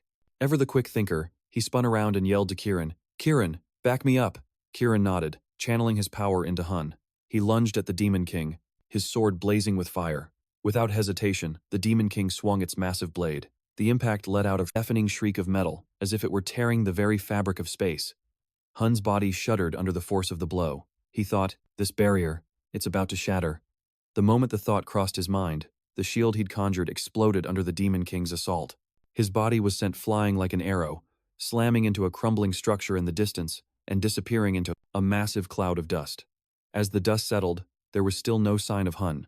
Nobody knew what had just happened. A tense silence fell over the battlefield. A suffocating stillness hung over the Elven Kingdom, where the withered branches of ancient trees twisted together, painting a desolate scene beneath the cold, silver moon. Suddenly, a soft but firm voice echoed in Hunne's ear, calling his name over and over, like a gentle whisper on the wind. It was the warm energy of Kieran and Fiora, mingling together and seeping into his body, pulling him from the darkness. Hunne's eyes snapped open and he bolted upright, sweat beading on his forehead. He looked down at his trembling, battle-scarred arm and cursed under his breath. "Damn it. I'm completely drained of spiritual power and aura." Lifting his head, his gaze locked onto a massive stone gate in the distance. Its surface was covered in moss and the cracks of time. He whispered, his voice low with regret, "The Elven Kingdom. Huh? I can't believe it's fallen into such ruin." His footsteps echoed as he ventured deeper, each one stirring up a cloud of dust that mingled with the damp air. Suddenly, his gaze was drawn to a sword resting silently on a nearby ancient stone table. Its blade shimmered with a faint, silvery light in the dimness, as if it were telling a story 1,000 years old. Hunne's eyes widened as he breathed out. This is... A memory suddenly flooded back to him. A scene from long, long ago. A curious Berkia asked, "You gonna toss this?" Kyle, his voice calm, replied, "Yeah. You can have it, Berkia." Standing next to the kid, he eyed the sword and asked, "What's up? Not your style?" The boy pouted, his voice full of disdain. "Nah. It looks cool, I guess, but it seems totally useless." Hearing this, Hunne, a bit indignant, shot back. "What did you say, kid? Do you have any idea how many life or death battles this thing and I have been through?" From the gate, a voice called out, "Kyle?" Startled, he turned to see his comrades, then looked back at Berkia, ruffling the kid's hair. "Gotta go, kid." And with that, he left with the others, leaving Berkia standing alone, his small form swallowed by the vastness of the elven kingdom. Hunne stepped closer, his trembling hand reaching out to touch the sword. He whispered, his voice thick with nostalgia, "That arrogant little brat." Lifting the sword, he sighed and continued. He said he didn't need it back then. But just at that moment, the sword began to hum. A current of mana swirled around the blade like ribbons of light, and a blinding aura erupted from the sword, stunning Hunne, his eyes wide with shock. A powerful surge of magic flooded his body, causing him to tremble violently. He threw his head back and let out a roar that echoed through the desolate ruins. Feeling this new power awakening within him, Hunne thought, "The magic sealed in this sword for 1,000 years. It's finally responding to its true master." He smirked, his eyes gleaming with determination. "With this much magic to play with, what spell should I cast first?" Across from him, the Skeleton King, its eyes glowing blood red, swung its massive greatsword, preparing a fatal strike. But just then, a deafening explosion erupted from behind. Ruina, her fiery red hair whipping around, unleashed an attack straight at the Skeleton King's head, kicking up a thick plume of smoke. Hunne cracked a small smile. He thought to himself, "These kids. Well, if that's how it's going to be." On the other side, Ruina and Iron, though exhausted, were forcing themselves back to their feet, unleashing a barrage of attacks. Ruina screamed, her voice filled with fury. "Hold still, you blasted bag of bones." Iron, beside her, quickly corrected, "Lady Ruina, it's over there." Suddenly, she felt a terrifying surge of magic and muttered, "That's an insane amount of mana." The eerie silence of the crumbling castle was shattered. A massive pillar of mana erupted, shooting straight into the sky, radiating a brilliant light and overwhelming pressure that shook the very ground. Rowena frowned slightly, remarking, "If that's the girl who made a pact with the Phoenix, then she should at least be at this level. It's not as strong as the original, of course, but for those kids, it's an incredible gift." Hunne appeared like a descended god, his body cloaked in a massive, brilliant aura of pure magic, burning bright like an eternal flame. The whole landscape turned ethereal, shrouded in a veil of light. Up above, countless stars began to glitter, shining down on the desolate land. Ruina and Iron gazed upward, their eyes wide with awe, murmuring in unison. "I read about this in an ancient text, about an astral sorcery that would plunge the world into a starlit dawn." Iron's eyes shot open as she gasped, "The ultimate magic." Just then, countless stars rained down like arrows of light, slamming into the Bone King with terrifying force. Every impact felt like a small explosion, shaking the very fabric of space. After the relentless barrage, the Bone King's massive form dissolved into a cloud of smoke, leaving the two girls completely stunned. Hunne calmly stepped out from the elven barrier, raising his hand and calling out, "Kieran." Kieran appeared, balling his fists and shouting, "I'm gonna wreck you, Bone King!" But Hunne cut him off. "It's already over." Kieran stopped short. "Huh?" Hunne didn't answer, simply saying, "Go find your wings first." At that, Kieran's eyes lit up and he zipped away, shouting, "Oh yeah, my wings." Hunne turned to the two girls. "You guys okay?" Ruina answered, surprised. "Are you actually worried about us? I mean, you're the one who looks the most beat up right now." Iron gave an encouraging smile. "I have faith you two will pull through." Ruina then asked curiously, "But for real, what was that spell?" It was like something straight out of a legend.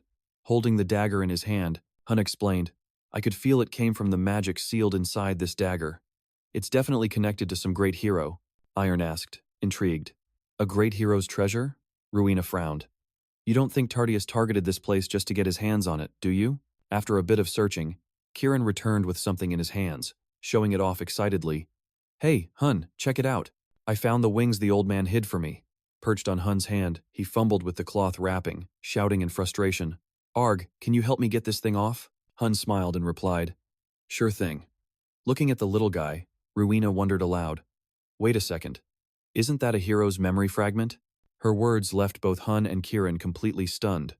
As the cloth was finally unwrapped, A blinding golden light erupted. A system announcement echoed all around them. Heroes Chronicle World Chapter unlocked. The three of them were suddenly transported to a new world. Here, vibrant flowers bloomed everywhere, a sweet fragrance drifting through the air, creating a dreamy, fairy tale-like landscape. Ruina looked around, completely bewildered. Where on earth are we? From deep within the forest, a crystal-clear voice rang out. So, you're planning on taking down Robos. The familiar voice made Hunne freeze in place. His heart practically stopped for a full 5 seconds. The voice continued. Are you insane? Whatever. I like it. A pair of delicate feet emerged from the woods, followed by long hair that shimmered like moonlight. The figure spoke again. Hunting a Robos, huh? That's a magnificent art, a worthy goal. I already said that, didn't I? Now I finally understand what Tardius is really after. I am Luna, and I will shine like the stars in the night sky.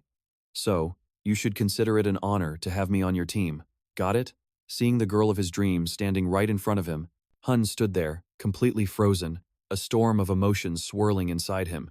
His own image was now merging with a memory of Kyle's from long ago. It was a vivid memory fragment from the hero Kyle, playing out as if it were happening right now. A moment later, Harlan and her DM came rushing deeper into the forest, panting heavily. Her DM called out to the students. Ruina, Iron. Right behind them was Runes' group, also hurrying to catch up. Meanwhile, our three heroes, Hunne included, were still completely lost in the moment. They were finally safe and sound. As the group hurried toward them, Ruina stepped forward and called out, Professor Herdium. She held out a piece of paper. Sir, please take a look at this. It's the Founder's heroic saga. Herdium's eyes went wide as he stared at the paper in her hand, stammering, This? Is this? Just then, Harlan walked up, clapping him on the shoulder. Nice work, he praised. Then he asked, So, is that everyone who left the dorms? Are we all accounted for? A voice called out, We're still missing one person. At that exact moment, Aaron ran up to Run, saying, Sir, it's about what happened to Ra. Before she could get another word out, Run calmly stopped her. Easy now, let's go talk this over. After that, the group headed back to the academy together. Hunne glanced back one last time at the collapsing dimension, whispering under his breath, Luna. On the final day of their field trip, everyone gathered before the teleportation gate. The two professors approached each other, exchanging a warm greeting. As they prepared to part ways, Herdium said, Because of what happened today, our students have learned an invaluable lesson. Harlan smiled back. I'm the one who's truly grateful. Ruina then turned to Hunne, her eyes sparkling with excitement, and declared, Next time we meet, I'm going to be way stronger than you. You just wait and see. He just smiled back at her and said, I'll be waiting. While they were talking, Aaron came running from a distance, calling out his name. Then, with a new look of confidence, she announced, I'm going back to Secret Academy. Her determined declaration brought a pleased smile to Hunne's face. He walked over, ruffled her hair, and said, All right, I'll see you there. After saying their goodbyes, the group turned and stepped through the portal, returning to their academy. Once they were back at the dorms, a loud laugh echoed through the hall. Ha ha, I finally got my wings back. Kieran was absolutely ecstatic, zipping around the room again. He cackled gleefully. Eat this, you little red menace. He was, of course, messing with Fiora. The little chick was furious, but all she could do was cheep indignantly as she expertly dodged his moves. Seeing her evade his strike, a determined glint appeared in Kieran's eyes. Oh ho, so you can dodge, huh? He looked at Fiora, whose own eyes now seemed to sparkle with mockery, as if to say, You're too slow. Kieran switched up his stance and lunged at the chick again, yelling, So what if you can fly? I'll show you the true power of Fey magic. As they were roughhousing, a hand suddenly shot out and snatched Kieran by the wings, stopping him dead in his tracks. It was Hunne, fresh from his training session.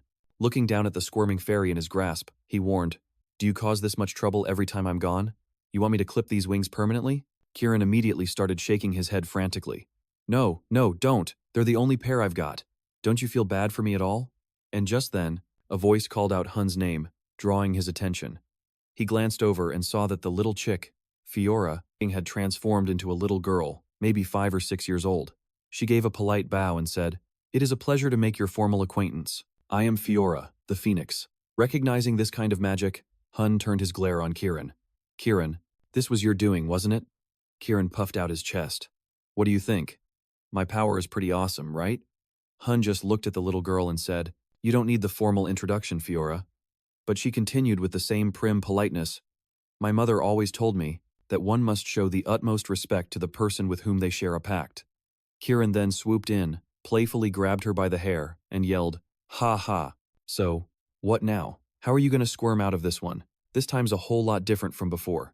Fiora snagged Kieran in a tight grip, slapping a hand over his mouth as he struggled. Completely ignoring his writhing, she turned to Hunne. "Hey Hunne, could you please open a portal to my mom's place?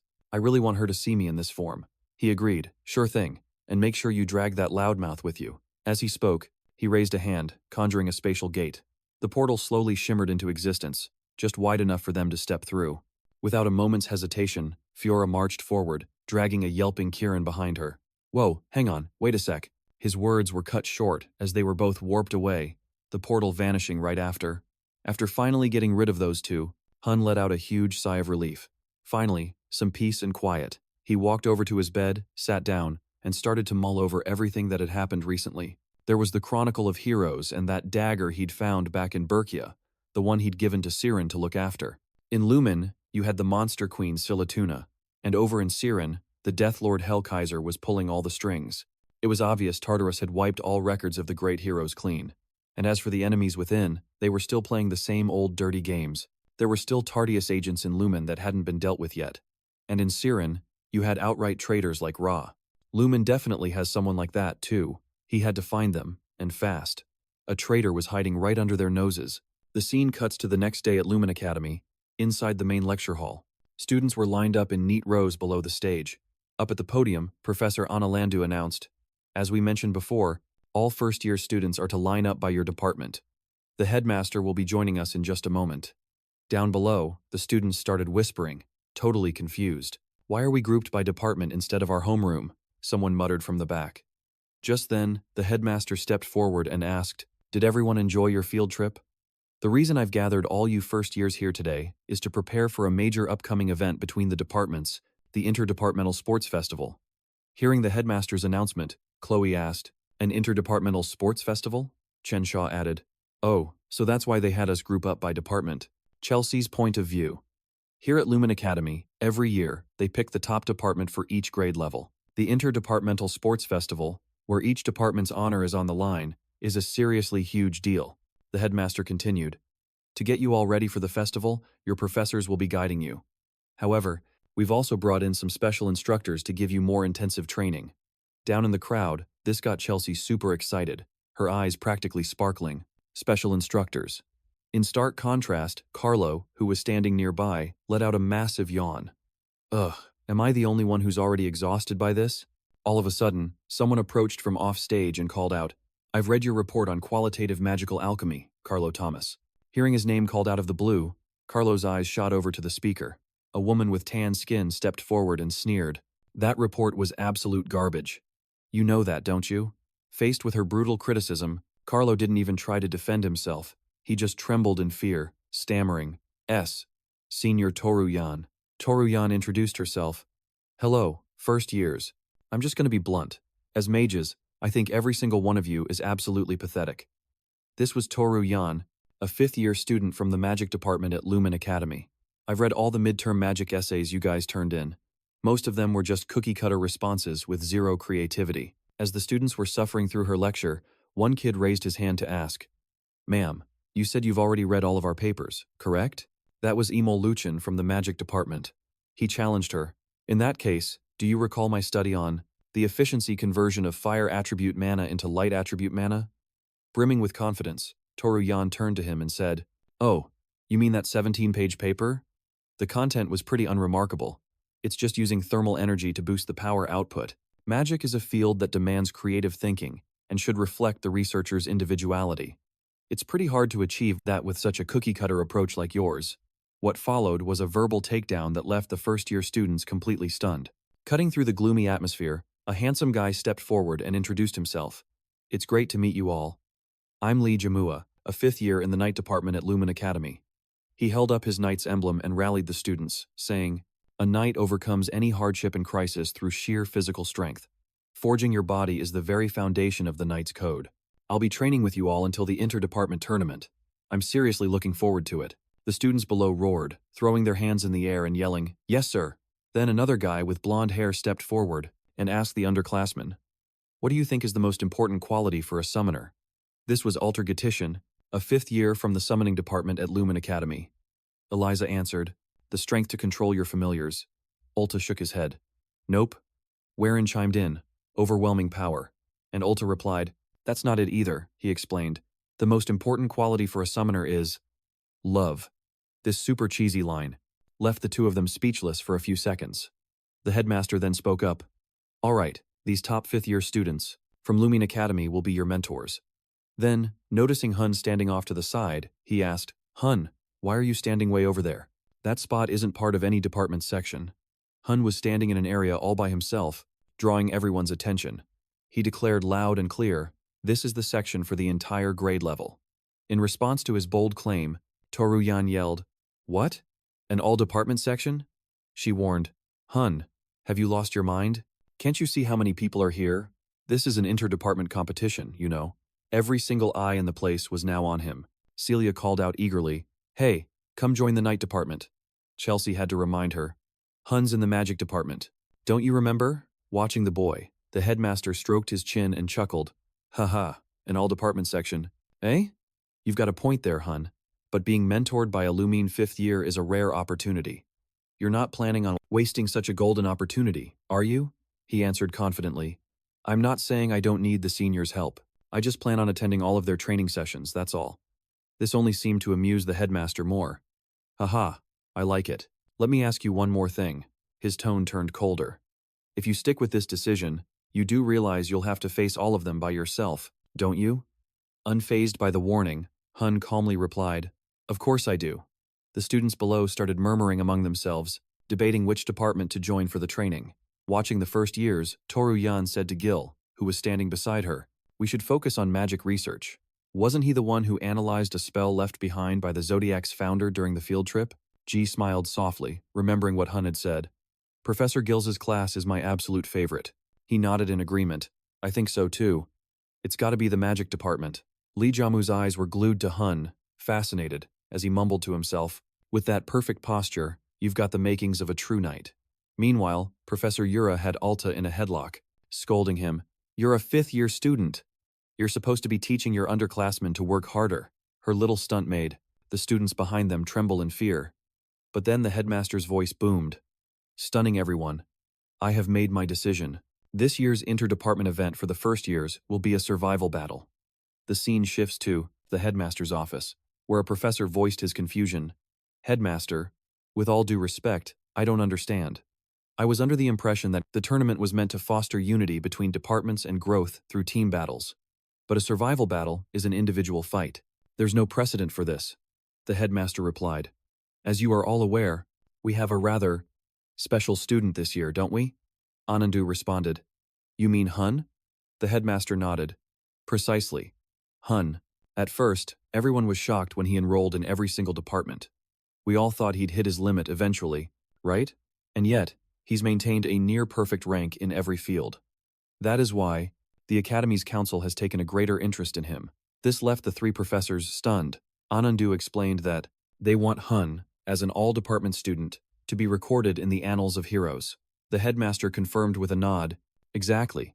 The founding families of Lumine Academy, Garin, Regard, and Tarsia, are the ones backing Hunne. His words made G clench his fists in excitement, exclaiming, if that happens, it wouldn't be impossible for future generations to inherit Hunne's abilities and create a whole new breed of student.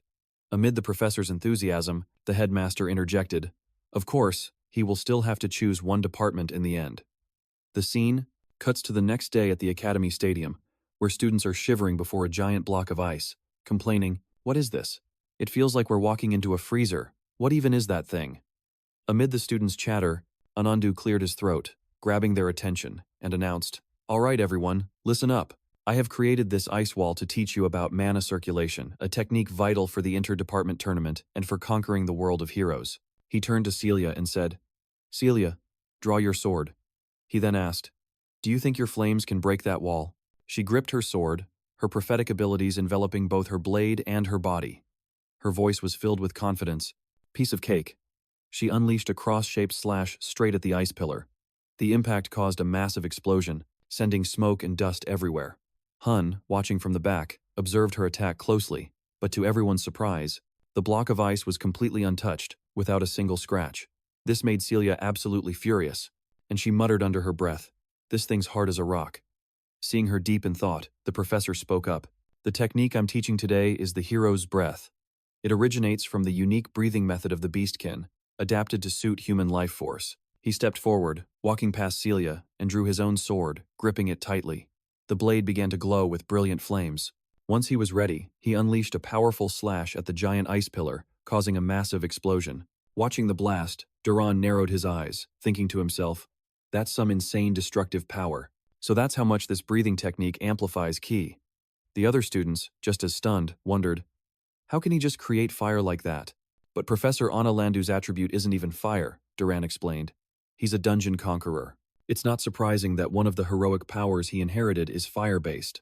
Anna Landu nodded in agreement. Duran's got it right. Since it's different from my innate ki, it should be weaker than Celia's. But thanks to the hero's breath, it gets seriously amped up. Then he addressed the group. "All right, let's start training." As he spoke, his gaze shifted over to Hunne, who was standing silently, his eyes wide with shock. Hunne muttered to himself, "Isn't that Arian's technique?" What followed was a relentless training session for the students. A few of them fizzled out after just a couple of tries, while others showed clear improvement over time. The one who progressed the most was, by far, Celia. Watching her, Anna Landu thought, "She's a natural." Alina, completely wiped, panted with her tongue out, collapsing to the ground and groaning, so exhausted. "But I finally nailed it." Then someone approached, offering her a handkerchief for her sweat, which made her eyes light up as she said cheerfully, "Oh, thanks. Even the head of the Eastern Division had to give me props for my skills." "Haha." She and Chen Sha then both glanced over at Hunne, who was standing as still as a statue. This confused Alina, who asked, "Is the class rep still just standing there?" Sweat was pouring down Hunne's face, his fists clenched, and his body was trembling for some reason. Observing from the sidelines, Anandu thought, "Well, this is unexpected. Hunne's the only one who hasn't even made a move. This could be a chance for him to focus more on his swordsmanship." But then he noticed something and mumbled, "Wait a second, that breathing." Realizing something was off, he looked at Hunne and asked, "Hey, who taught you that key manipulation technique?" The sudden question snapped Hunne out of his trance, and he looked at the professor, responding, "Huh? Sir?" Anandu stepped closer and said, "The hero's breath originated with the beastmen of Osnea Academy. I adapted it for human use, but your breathing, it's the exact form a beastman would use." Hunne recalled an image of Arian and replied, "You're right, sir. It isn't human." The professor moved in closer and suggested, "Can you try changing the starting point of your ki?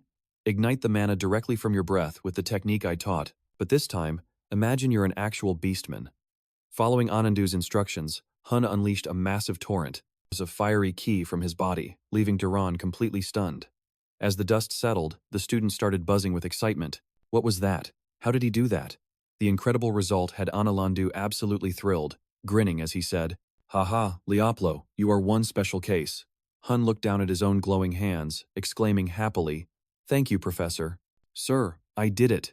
Elsewhere, Khloe was walking alone down a school hallway, hugging a stack of books, when Hunne's voice called out from behind her, "Are those heavy?" Startled, she spun around. Hunne walked up and asked, "Heading to magic practice? Let's walk together." She nodded, replying, "Okay, thank you." A shy look came over her face, and she wondered, her face turning bright red. What's my deal? Why can't I even look Hunne straight in the eye? Just then, Toru Yan strolled over, totally killing the awkward vibe. Well, isn't this cozy?" Then she turned, "Hey there, Khloe." Surprised Toru Yan knew her, Khloe asked, "You know who I am?" Toru Yan nodded. "Of course. I was seriously impressed by your presentation on Northern Magic." Khloe was totally beaming from the compliment. "Wow, I'm so flattered." Then she turned to ask Hunne, "So when are you finally going to transfer to the magic department?" He replied, "Whoa there, senior. Forcing someone to switch departments is a major violation of the Academy's rules." Going deeper inside, the group stumbled upon Professor Albi standing in front of a whole crowd of first years. Toru Yan was completely floored. She stormed right up to him, shouting, "Professor Albi, what in the world are you doing in a freshman hall?" He turned and replied, "By request from Professor Ren, as of today, I will be leading a special class for the first-year magic students." Hearing this, Toru Yan felt a massive wave of injustice.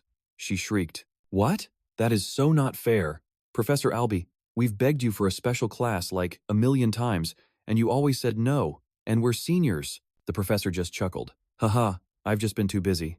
Carlo and Chelsea were also totally stunned to find out they were getting into Professor Alby's class. Professor Alby is an incredibly rare mage, one who can channel elemental magic directly through his own body, and any sorcerer would kill to get into one of his classes. Gil came up from behind. Hey, senior, you're here too? Then he turned to address the whole group. All right, listen up everyone. This is Professor Alby, the man I personally invited to whip you freshmen into shape. You should all consider this a huge honor. His gaze swept over the crowd before landing on Toru Yan, who had snuck into the ranks and was clapping like a maniac, which made him raise an eyebrow. Huh, looks like we have an infiltrator. With that, he walked over, grabbed Toru Yan by the collar, and yanked her out of the line, saying as he dragged her off, "Come on, we've got to prep materials for the interdepartment tournament." Absolutely furious, she started screaming. Hey, let go. I times a first year. I want to be in Professor Alby's special class. Once the line had settled down again, Professor Alby finally spoke up. All right, let's get this special class started. As I'm sure you all know, I go by the nickname the Sorcerer of the Mystic Eye. Some even call me the Scourge of Tartarus. That alone should tell you how many battles I've seen. So, in your opinion, what's the single most important factor in a magic duel? Emio raised his hand. Professor, is it your mana reserve? Professor Alby shook his head. Incorrect. Next. Chelsea raised her hand. Is it the speed of casting the spell? Professor Alby glanced at the remaining students. Next. Carlo raised his hand. Could it be the variety of spells you know? Professor Alby said again. Next. His gaze then settled on Hunne. Hunne, you're up. What is the most important factor in a magic duel? Hunne raised his hand and answered confidently. It's mobility, sir. Finally hearing the right answer, Professor Alby praised him. Absolutely correct. Nearby, Toru Yan was helping Gil prep the class equipment, muttering, "Pfft, big deal. I totally knew that answer." Sensing her sour mood, Gil quickly tried to change the subject. Okay, then how about you cast a spell for us real quick? Just then, a confused Emio spoke up. Professor, I don't get it. Obviously, mobility is important, but I don't think it's the game changer in modern magical combat. Besides, haven't we already solved the mobility problem with magic? Professor Alby asked back. You're referring to the winged flight spell, I presume? Emio nodded. Yes, that's the one, Professor. Carlo turned and whispered to Chelsea. He's got a point. We have the winged flight spell. That pretty much solves the issue, right? Chelsea nodded along. That makes sense. In truth, Carlos's aerokinesis, a type of flight magic invented about 10 years ago, is way easier to learn than classic levitation. It grants faster movement and is a superior version, with the key feature being its ability to grant flight to inanimate objects.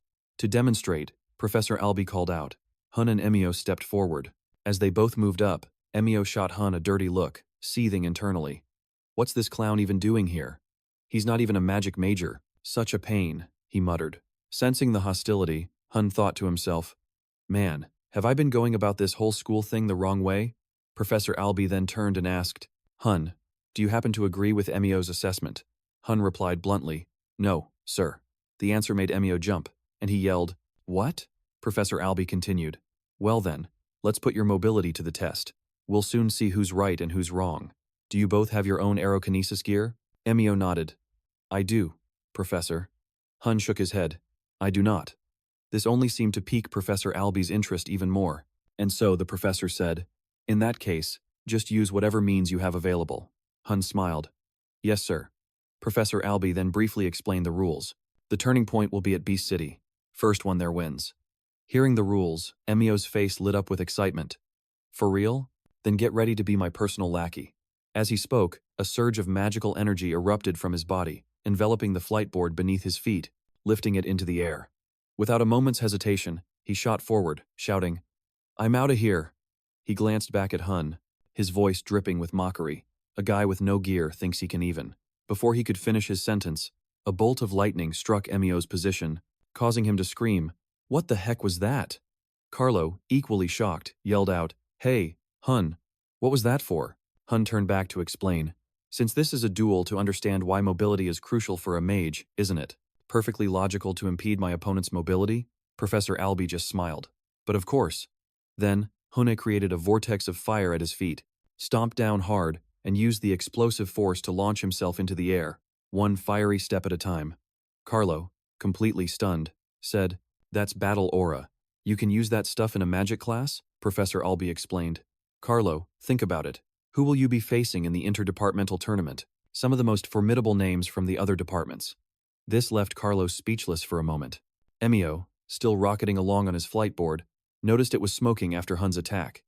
Absolutely furious, he started cursing. Damn it, Hunne, you psycho. This thing was expensive. A cheap shot like that. I'm gonna make you pay. Just as he finished, the air behind him began to ripple violently. Glancing back, he saw Hunne closing in fast and screamed, "How are you here already?" Hunne's eyes burned with determination as he charged forward without any hesitation. After a moment of shock, Emio regained his composure and yelled, "Ice arrows!" He unleashed a volley of ice projectiles at Hunne, but Hunne just casually waved his hand, neutralizing every single attack. He then surged forward, delivering a powerful punch to Emio that snapped his flight board in two and sent him plummeting toward the sea. Without missing a beat, Hunne summoned a pair of phoenix wings, diving down to snatch Emio's arm just before he hit the water. His incredible speed left the other students in awe, Professor Albie explained. As you've all just witnessed, Emio, who relied entirely on his aerokinesis gear, has lost. The moment his tool was destroyed, his mobility vanished. In contrast, Hunne crossed the lake using classic levitation, the very foundation from which the convenient, tool-based aerokinesis was developed. But because the new method prioritizes ease of use, it lacks true mastery and precise control. From this day forward, all of you will be training in classic levitation. You got it. The students below, every single one of them beaming with excitement, shouted in unison, "Yes, Professor." Immediately after, they all jumped into training with everything they had. A few of them were already having some minor success, but Carlos was still struggling with the absolute basics and ended up just dangling upside down in midair. He let out a nervous laugh. Haha, well, I guess you could say, I'm literally hanging in there. Professor Albie addressed the class. For first years, you've all mastered levitation so well, there's almost nothing left for me to teach you. Any questions? Hunne stepped forward. Professor, I have one. Is it possible for me to enter the Academy's restricted library? This took Professor Albie by surprise, and he replied, What? Access to Lumen's restricted section is way beyond a professor's authority. Not wanting to put him on the spot, Hunne clarified, I'm not asking you as my professor, but as a member of the Garin family. Professor Albie questioned, And why do you want access to that library? Hunne answered, I need to find a certain document, a record of a hero whose story has never been made public.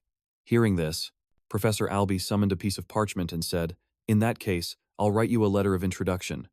But to actually get into the library, you'll need permission from the head of the Garin family, my older brother, Altec Garin. Hunne repeated the name to himself. Altec Garin, the man known as the Infinite Mage, with the power to wield limitless magic. This won't be easy, Professor Albie continued. However, the Patriarch is currently stationed on the southern front of Tartarus.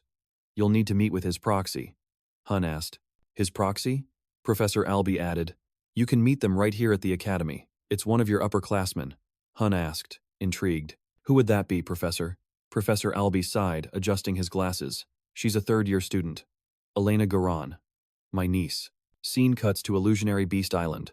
Right now, students are gathered all over the beach, buzzing with conversation. Someone spoke up. Hey, I heard the night and magic departments have already started their special training. Another student chimed in. Yeah, and I heard Professor Albie himself is training the magic department. Hunne stood off to the side, lost in thought. His gaze drifted into the distance as he remembered his conversation with Carlo and Chelsea. Carlo had asked, full of curiosity, You seriously don't know Elena? Chelsea had chimed in. Yeah, not knowing her is actually kinda weird. He'd looked completely clueless. Is she really that famous? The other two just kept happily munching on their food. Chelsea, her face lighting up with excitement, said, Famous doesn't even begin to cover it. She's the third-year class president, Elena Garin, 18 years old. Her power level is currently ranked second in the entire magic department, and even as a third year, she's only outranked by Samora Torua. Carlo eagerly jumped in. Plus, she's drop-dead gorgeous. They call her the queen because she's got, a ton of admirers.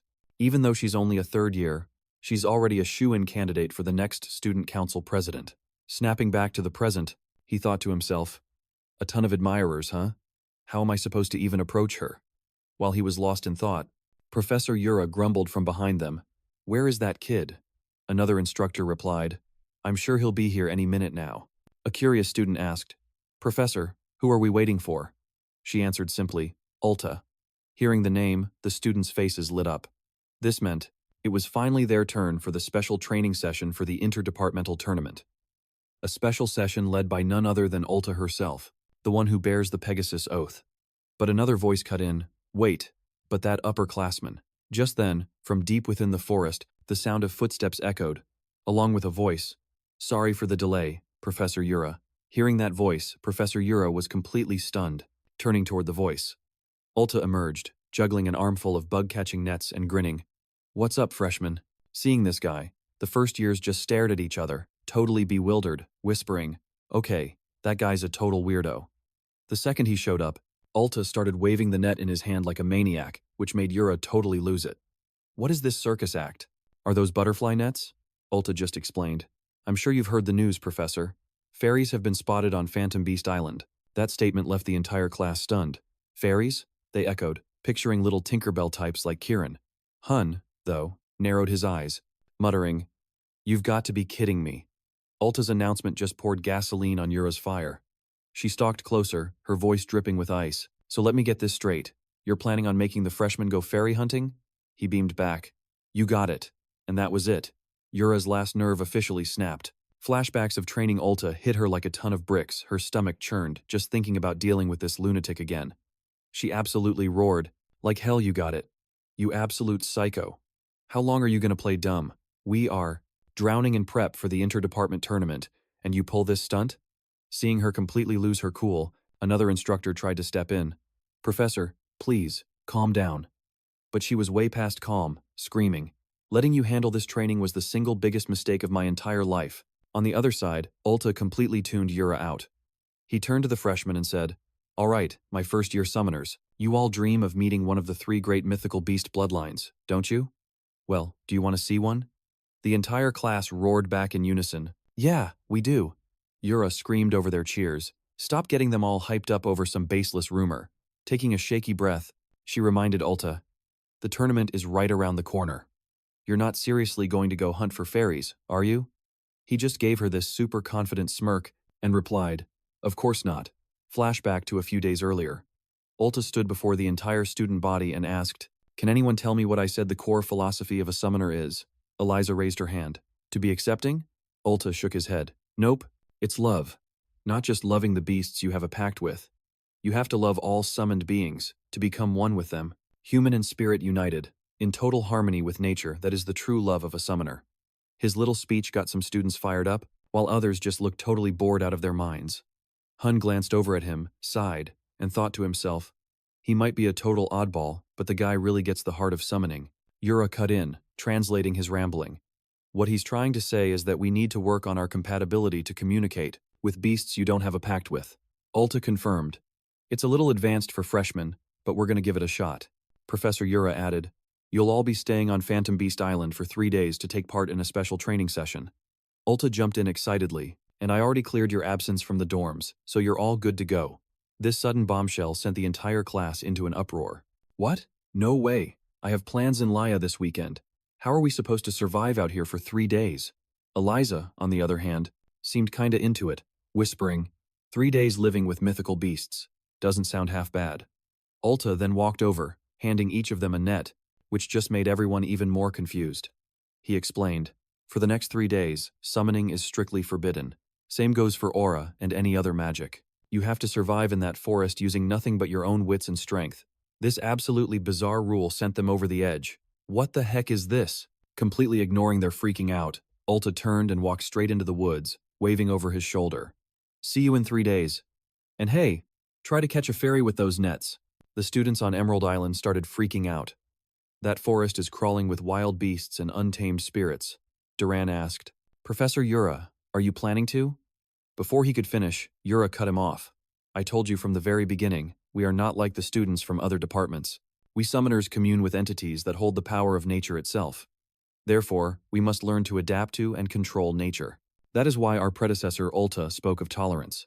How many of you here have ever witnessed the true nature of a summoned spirit beast, or forged a pact on your own? Most of you inherited them from your families or were simply assigned one in class, correct?" She smiled at them. "I'll see you all again in 3 days." What followed were the students' various experiences in the forest. All of them were trying to find a connection with a spirit beast. Holding a few edible red berries in his hand, Hunne muttered, "Well, at least these wild berries are safe to eat." The summoner course got intense out of nowhere. Then, a loud scream echoed from behind him. A fairy! A fairy! The cry caught his attention, making him turn toward the sound. He immediately headed towards it.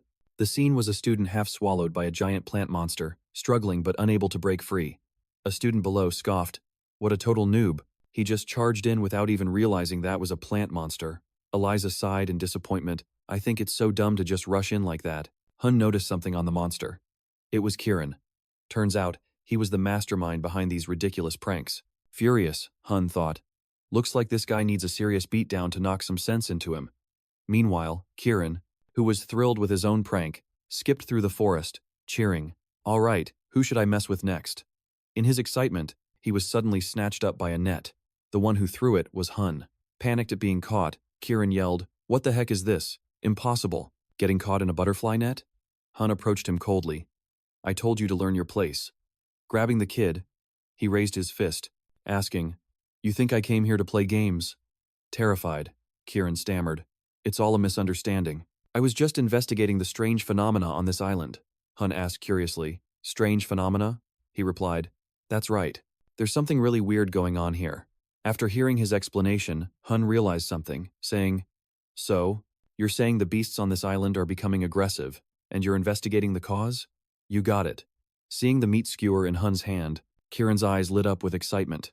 Exactly, he continued. I figured the students should have a little fun.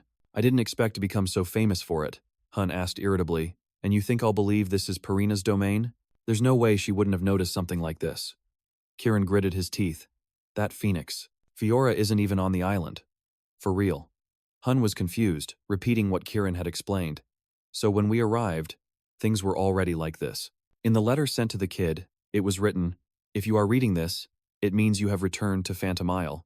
Fiora, your mother, has gone to meet the Oathkeeper for a little while. He added mockingly, I thought I'd get to see a full-grown phoenix. Total waste of time. Hunne ignored him, his eyes scanning the forest, then said, The beasts here are showing some very strange signs.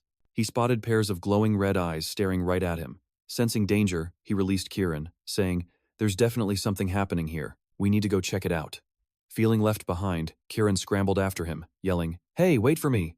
After hearing Kieran's story, Hunne thought, Fiora, Purina's daughter, is ranked number 2 among the spirit beasts on this island. She would have definitely sensed this abnormality. Did this happen because number 43 is away? Is that just a coincidence? He reached out to her with his mind. Fiora, if you can hear me, answer. Still no reply. He muttered to himself. She must be so caught up playing around, she can't even feel me reaching out. Sensing something, Hunne clenched his fist, slung Kieran over his shoulder, and declared, All right, we're going to find Fiora. I'm picking up a strong magical signature from the west side of the island. Getting dragged into work during his downtime, Kieran whined. Ugh, why me? The scene shifts to a lake on the western part of the island. Beneath the crystal-clear water, countless glowing stones shimmered and sparkled. Their light illuminated the entire surface of the lake, creating an absolutely magical scene. Holding one of the stones, Fiora squealed, It's so pretty. Look how it sparkles. Beneath the star-filled night sky, she couldn't stop gushing. It's just so beautiful. Absolutely gorgeous.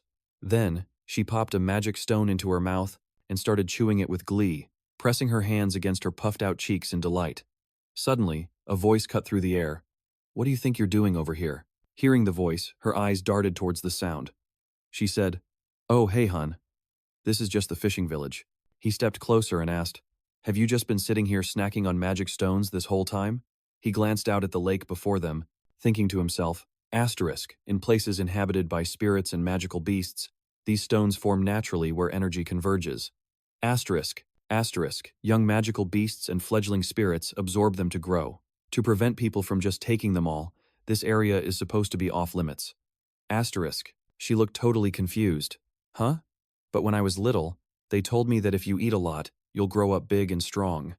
Kieran, standing nearby, chimed in sarcastically, Given our superior spiritual nature, we hardly need magic stones to grow up. He explained. Even if they are a delicacy, they're basically just dessert for us. But Fiora, don't tell me you scared off all the other magical beasts and spirits just so you could hog these for yourself? You guessed it, she answered sheepishly. Well, not exactly. I was going to share with them, eventually. Seeing that Hunne's guess was spot on, Kieran piled on, Seriously, are you a phoenix or a pig? Chasing everyone off so you can stuff your face all by yourself. Hearing that, she whirled around, furious. Did you just call me a pig? Seeing the two bickering, Hunne stepped in. All right, that's enough, you two. Then he turned to the girl. Fiora, you said something weird was going on in this forest, right? She nodded. Yeah, I've been sensing a really nasty energy coming from the island. Suddenly, he looked up at the sky. A strange wind sent a chill down his spine. He thought, asterisk, this energy. Asterisk. Asterisk, could it be that creature that devours magical beasts from before? Asterisk, he drew his sword, ready for a fight. Kieran, Fiora, get ready. His eyes were glued to the lake's surface, his focus absolute. It's here. The words had barely left his mouth when a monster with a massive maw shot out of the water, lunging right for him, but he was ready for it, leaping back to create some distance. The dark sorcerer eyed him with curiosity. I was wondering why the population of magical beasts had dropped so sharply. So, it was the phoenix from last time. It seems we're fated to meet again. Hunne. Recognizing his old foe, Hunne readied himself for battle. A small smile played on his lips. This grudge of ours from a past life is a real pain, isn't it? The dark sorcerer summoned a massive tentacle and lashed out. It's time to end this. Hunne dodged nimbly. The deceptively simple attack pierced straight through a giant tree behind him. The dark sorcerer sneered, I'm going to crush you right here and now. Suddenly, Hunne felt a presence. From beneath the ground, two tentacles erupted, wrapping tightly around his legs. He thought in shock, asterisk, another magical beast, a monster seed buried in the earth. I didn't sense a single trace of it, asterisk. On instinct, he threw up a magical barrier to protect himself, thinking, asterisk, don't tell me he can. Asterisk, the dark sorcerer swung his arm. Perish. Hunne's eyes narrowed in preparation as magical missiles materialized around him. Then, a torrent of fiery energy erupted from his own body, the immense power severing the tentacles. Seeing them regenerate instantly, he thought, asterisk, impressive. That's some serious regeneration. Asterisk, now free, he asked. Let me get this straight. These tentacles feel just like a gorgon's, the kind that are masters of concealing knowledge. Don't tell me this is some kind of chimera monstrosity. The dark mage sneered. Quite the little know-it-all for a first year, aren't we? Who in the world are you? Hunne. Without a moment's hesitation, he dropped into a defensive stance as Fiora beside him awakened her bloodline and transformed it into a majestic, full-grown phoenix. Hunne's jaw dropped. The mage scoffed. Well, a freshman hero in the making. The moment he spoke, Fiora's wings spread wide and let out a powerful flap. He screamed, attack! Fiora launched herself like an arrow, slamming directly into their enemy and triggering a massive explosion. Kieran crossed his arms, impressed. Haha, not bad for a little chickadee. After the attack, Fiora reverted to her chick form, landing softly on Hunne's shoulder. Hunne stared coldly into the heart of the blast. It's not over yet. As the smoke began to clear, the dark mage emerged, his tentacles wrapped around him like a shield. He ground his teeth in fury. You destroyed my familiar, you will pay for that. He then conjured a sphere of raw magic and slammed it into the ground. Arise, my death slime. A glob of disgusting green ooze bubbled up from the impact point, swelling in size with every second. Kieran and Fiora both recoiled, covering their noses from the horrific stench. Kieran gagged. Ugh, what is that smell? What even is that thing? He threw up a hand, conjuring a gust of wind to push the foul air away. Staring at the creature, Hunne thought, I can't believe it. That's a high-class slime. The dark mage cackled. There's no dodging this one. Suddenly, a voice boomed from above. Just what do you think you're doing to my respected upperclassmen? The sky above them began to churn with dark clouds. A colossal bolt of lightning crashed down from the heavens, instantly vaporizing the slime. Hunne's eyes shot open in astonishment. The newcomer was none other than Ulta, astride a winged unicorn. The unicorn itself spoke, its voice ringing out, Hey, you monster-summoning freak. What do you think you're playing at? Seeing his creation defeated so easily, the dark mage clutched his chest, reeling from the magical backlash. He growled, My familiar. Wiped out just like that. So it's you, the top student from Lumine Academy's summoning department, Ulta Regdition.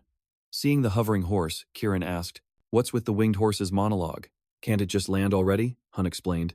That's a Pegasus. It's on the same level as a high spirit, just like you. Ulta simply looked down on them from the sky. I can't stand the sight of these abominations. He then commanded, Purge this area.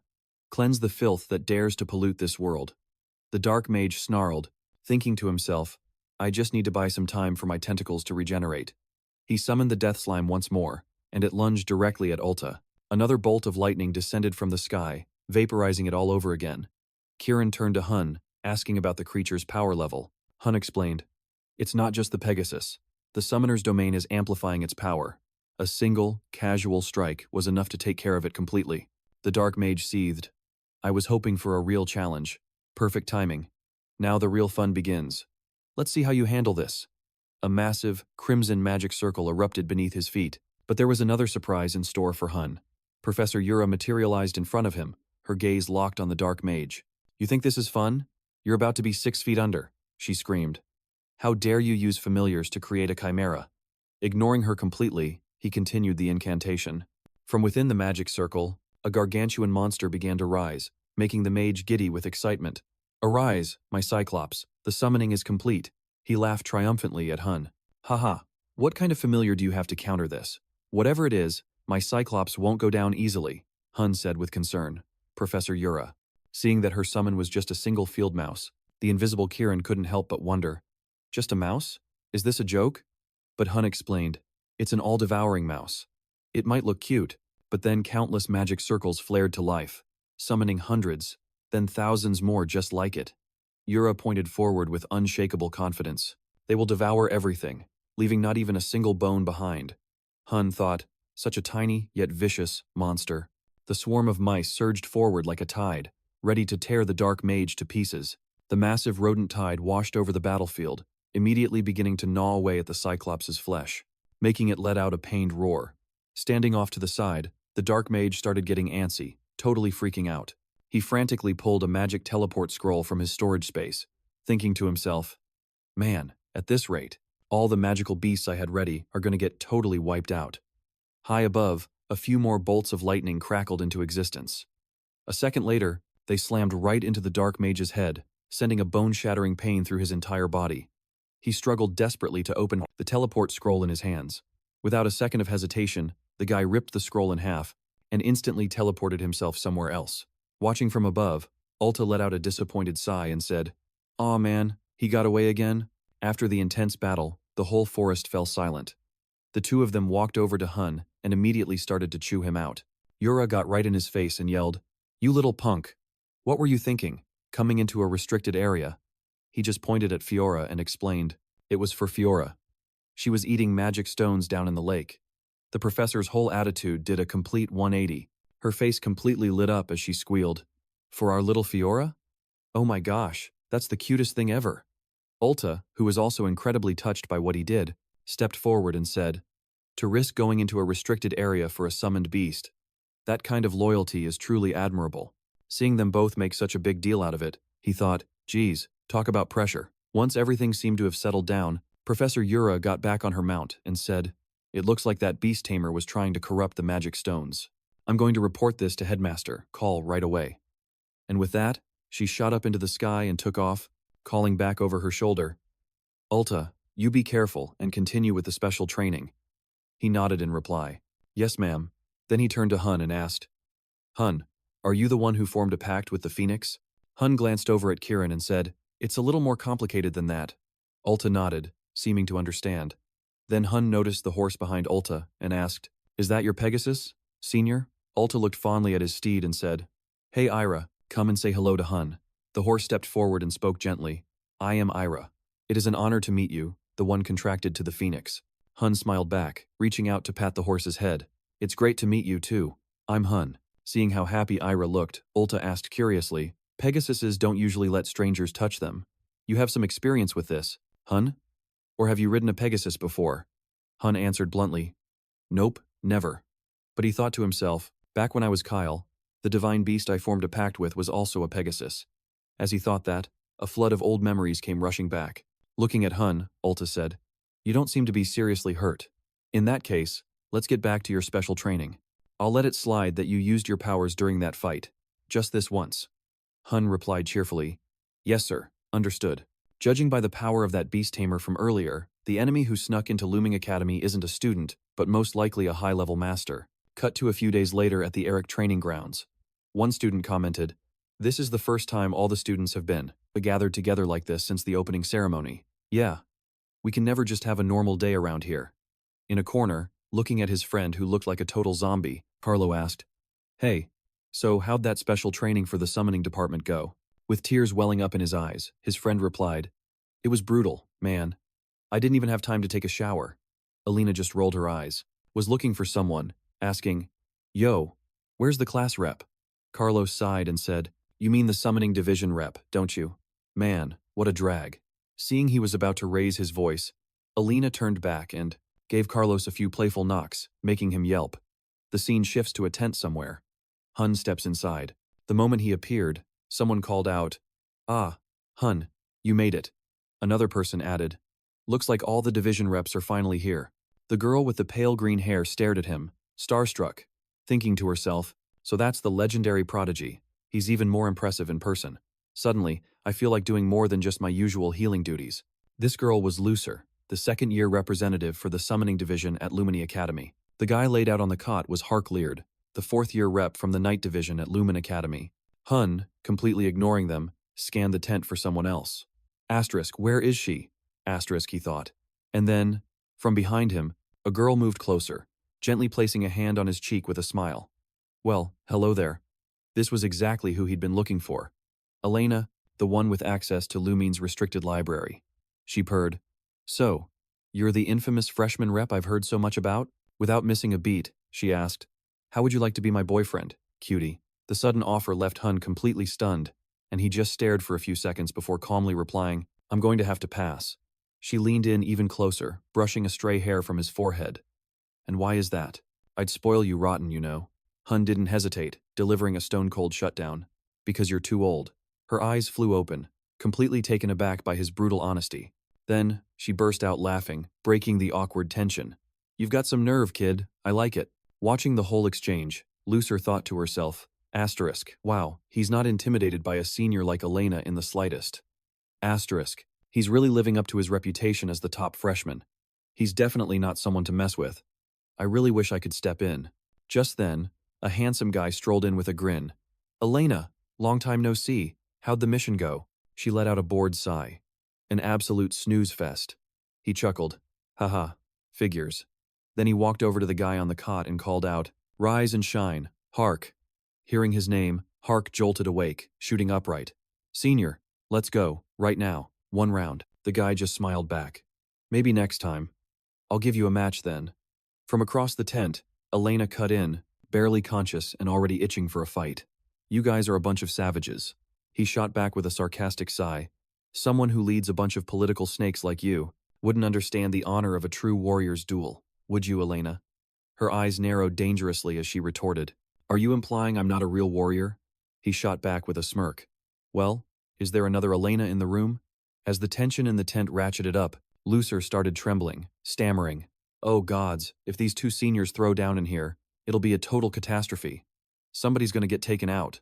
Meanwhile, the senior turned to Hunne. So, what's your take on all this? After meeting the other division reps, Hunne just offered a strained laugh. Haha, yeah, you can really feel the camaraderie. A short while later, the group was assembled before the headmaster, who began to speak. I'm glad you all could be here. I'll keep this brief. I've summoned the representatives from each division for one reason, starting today, and lasting until the conclusion of the first-year interdivisional tournament. All students and faculty of Lumine Academy are to sever all contact with the outside world. The lockdown is now officially in effect. It all clicked for Hunne. This whole thing was a setup, a trap to catch the mole. A list of suspects immediately started running through his head. Cut to the classroom. Alina loudly declared, Forget the interdepartment tournament. I just want this stupid lockdown to be over already. How am I supposed to go on a snack run to Lumeria City like this? Chelsea chimed in. For real. What's even the point of a study session if you don't have snacks? Hearing the girls go on about food, Carlo rolled his eyes. You guys are such bottomless pits. Just then, a guy burst into the room, all excited. Breaking news, everyone. They've officially decided on the location for the interdepartment tournament. Chelsea turned to ask, So, where is it? The guy answered, Nigrum. That made Chelsea stop short. Wait, Nigrum? Isn't that place, like, a restricted zone? Carlo immediately started to explain. Nigrum is a city on the southeastern part of the continent, famous for being completely wiped out in a single morning by an outbreak from the hero's dungeon. That dungeon was eventually conquered, but thanks to the lingering effects of the hero's crimson eyes, it became a cursed land where people can't live anymore. A girl with pink hair asked nervously, Is it really safe to go to a place like that? Chelsea answered confidently, I heard that even though it's a restricted zone, it's not, like, Super dangerous. There are only low and mid-tier monsters running around. Plus the whole place is covered by a curse. That's all. A blonde-haired guy started sweating and said, "That sounds seriously dangerous, but you're talking about it so casually." Meanwhile, hearing the familiar name, Hunne started looking up information on the location. And that's a wrap for this video. We'll see you all in the next one.